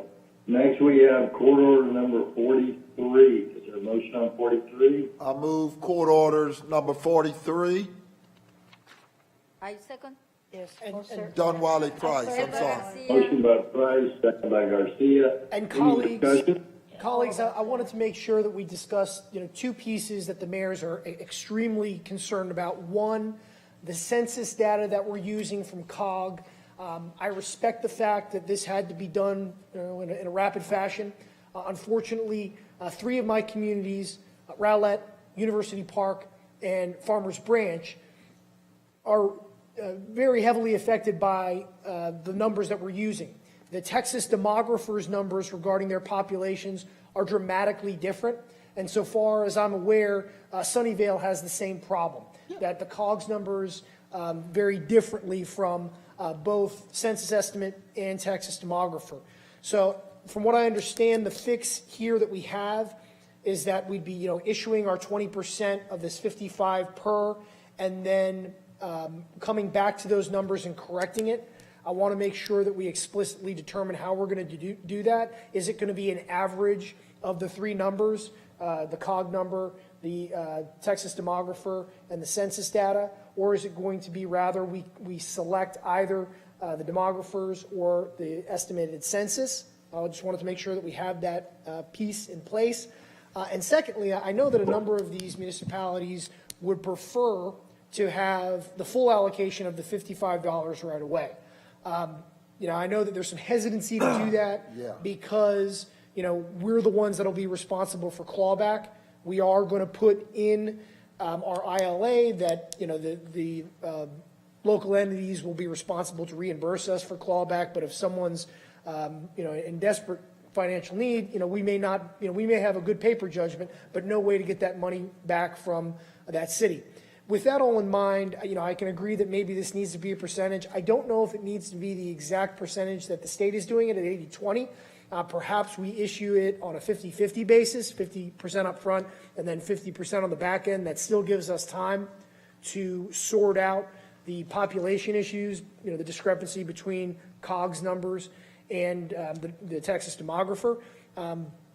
If anyone's open to that amendment. Commissioner, I'm supported, but for the fact that 50%, and I look at some of the numbers early Saturday morning, not with those 3 entities. I haven't seen any numbers with those, but in one of your cities up there, I did look at, because I asked for the calculations given the population. Right. All 3 of us represent Garland. I did get that calculation and pushed it forward. But I also looked at Addison. And 50% of that gives me pause. 20% I can work with. 50% gives me pause because I think they were up around 13 million, if I remember correctly. Yeah, let me make this suggestion, Commissioners, and Charles, if Charles Reed's on the line, feel free to chime in. But what we're proposing today puts them in a slightly better position in several ways than where the governor's put the rest of the state.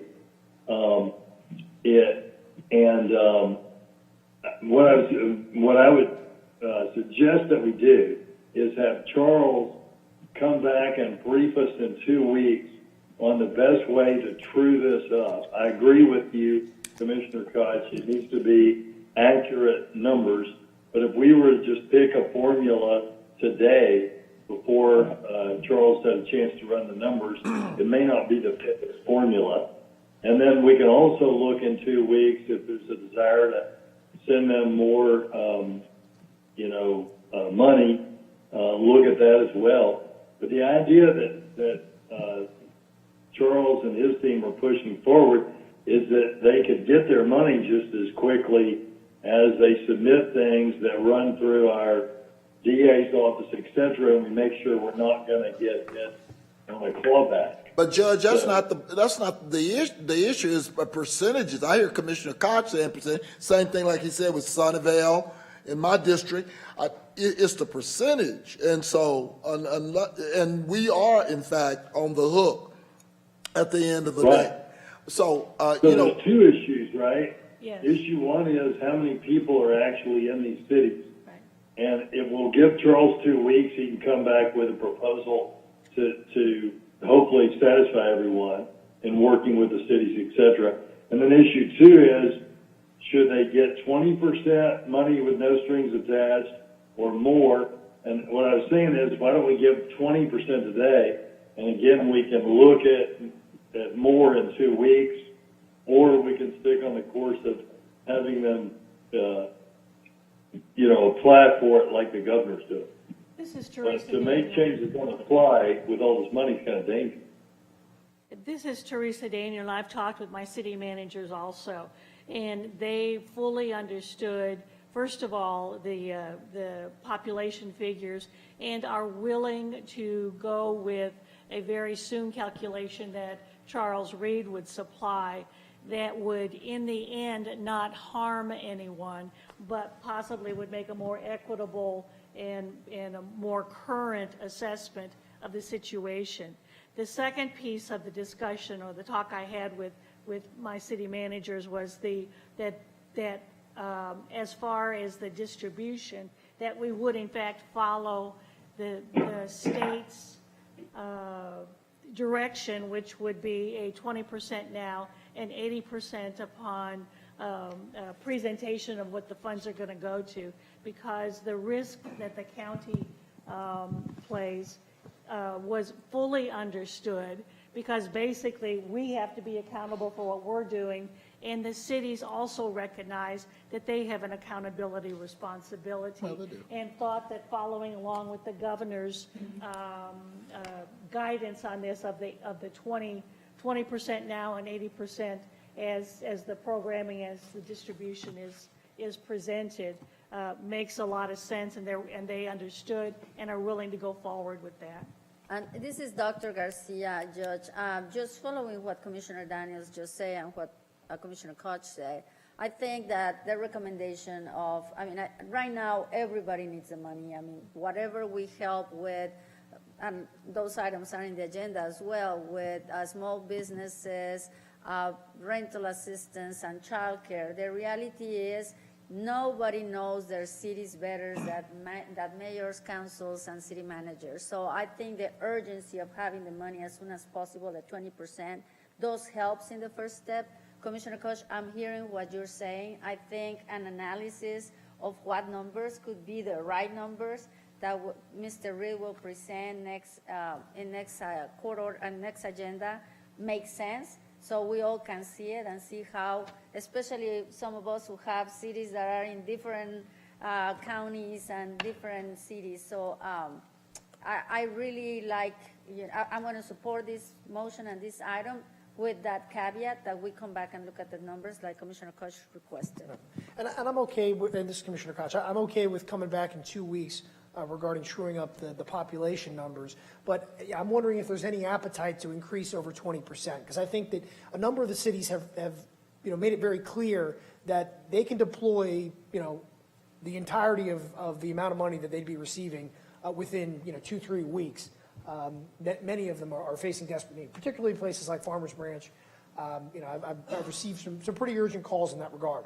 So I think they're willing to deal with the 20/80 split, but I think we could actually end up doing a lot more good, being able to create a bigger impact by having a larger outlay initially.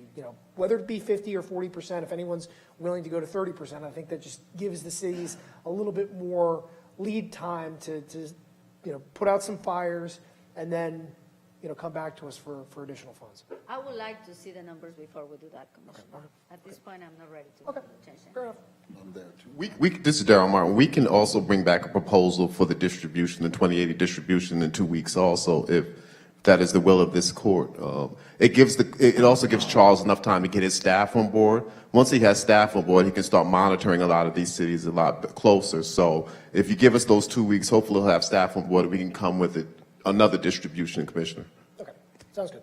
And Judge and Commissioners, if I may, I've selected the 20/80 split. I'm recommending the 20/80 split because it would decrease confusion based on what they've already heard from the governor and then what we would be putting out. But obviously would take direction from the Commissioners Court if y'all want to go a different direction. But I do recommend the 20/80 split. Fair enough. Okay. This is THERESA Daniel. I'd just like to quickly say that this is referring to all of the cities in Dallas County besides the city of Dallas. Yeah. So that it's all of the other cities that the commissioners here represent and have very close relationships, to be perfectly honest. And they all understood the 20/80 distribution, and I would agree because it stays in line with what the governor has already indicated. All right, any further discussion? Hearing none, all those in favor signify by saying aye. Aye. Any opposed? Motion carries unanimously. All right, we still have public speakers who haven't spoken yet. We just have 2, Judge. Yeah, I'm pulling my list up. Queen Janata Montgomery wants to speak on Dallas County reopening. Ms. Montgomery? Ms. Montgomery? All right, Ms. and our Montgomery. last speaker, Is Cheryl Last speaker. Tovar? Cheryl Tovar. Yes, sir. Ms. Tovar? Yeah, I see her little thing. Go ahead, ma'am. Beg your Yes, pardon? I'm here because I was discussing about the city of Dallas. I wasn't employed with them, and I was wrongfully terminated. And there was documents that was released in one of my appeals. After reviewing those documents, I realized that they were fraudulent documents. And I collected documents from the City of Dallas survey and the Texas Commission for Environmental Quality. But the City of Dallas failed to overturn my termination. But the people who committed this crime, they're still employed there. The manager that participated in it, he's in prison for burglary and habitat, sexual assault, and he was able to continue his position until he was convicted.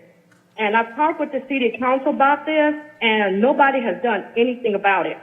So I had did some research. I talked to the Texas Commission of Law, and they told me, well, contact the county commission and discuss it with them. I feel like this is totally injustice to citizens and people that are incarcerated, because how are these city employees, involved in this type of activity, but the police won't even do anything about it. They told me not to file anything else. They're going to be basically trashing it. They're not going to accept it. They won't even do anything about it. And I feel like that's totally injustice to me. I do not agree with that at all. And I wanted y'all to know this. This is what's going on in the city of Dallas. And I just don't agree that these employees are continuing employment like this, and they participate in a crime that I was blamed for of almost $5,000. I know nothing about this. So that's just kind of the end of my statement there that I want to say. Thank you, Ms. Tovar. Thank you. Thank you, ma'am. Oh, all right. Now, in a moment, we're going to do that concludes our public speak. we're going to do our closed session.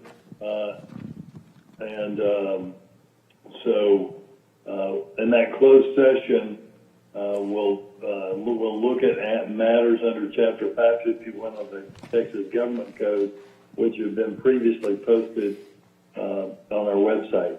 Any action as a result of the closed session will take place at a subsequent open session. We'll begin our closed session. How fast can we begin that? Judge, Daryl's going to take 5 minutes. Judge, yes, if we could start at 1:15, and then I'll ask the public to come back at 2 o'clock to close. So we're going to do that at 1:15. And Daryl, for me and other county employees, we stay on this line, right? That's correct. Stay on this line. Okay. So I will call you back into closed in 5 minutes. 5 minutes. Okay. I need to Thank figure you. out.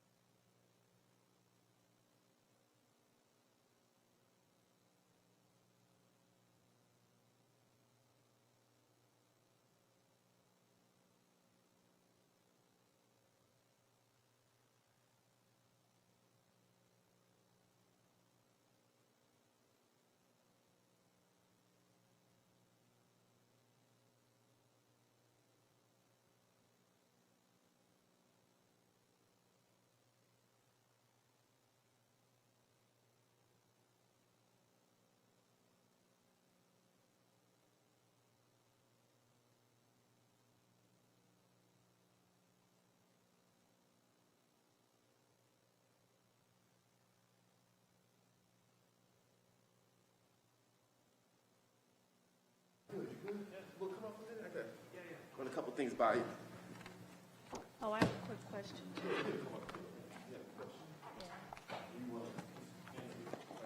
Well, all this stuff, right? yeah, I haven't signed anything yet. Let me finish that.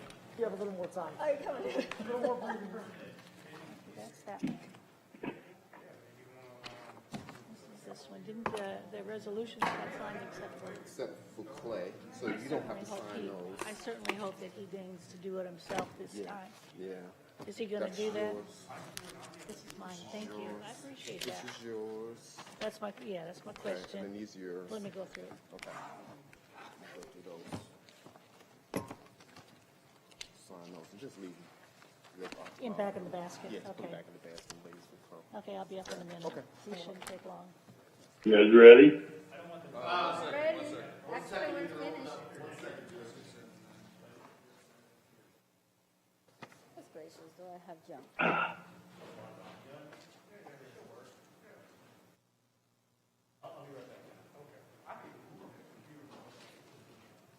Okay, Judge, All right, no action necessary as per the closed session. The court stands adjourned. Welcome to WebEx. Press 1 to be connected.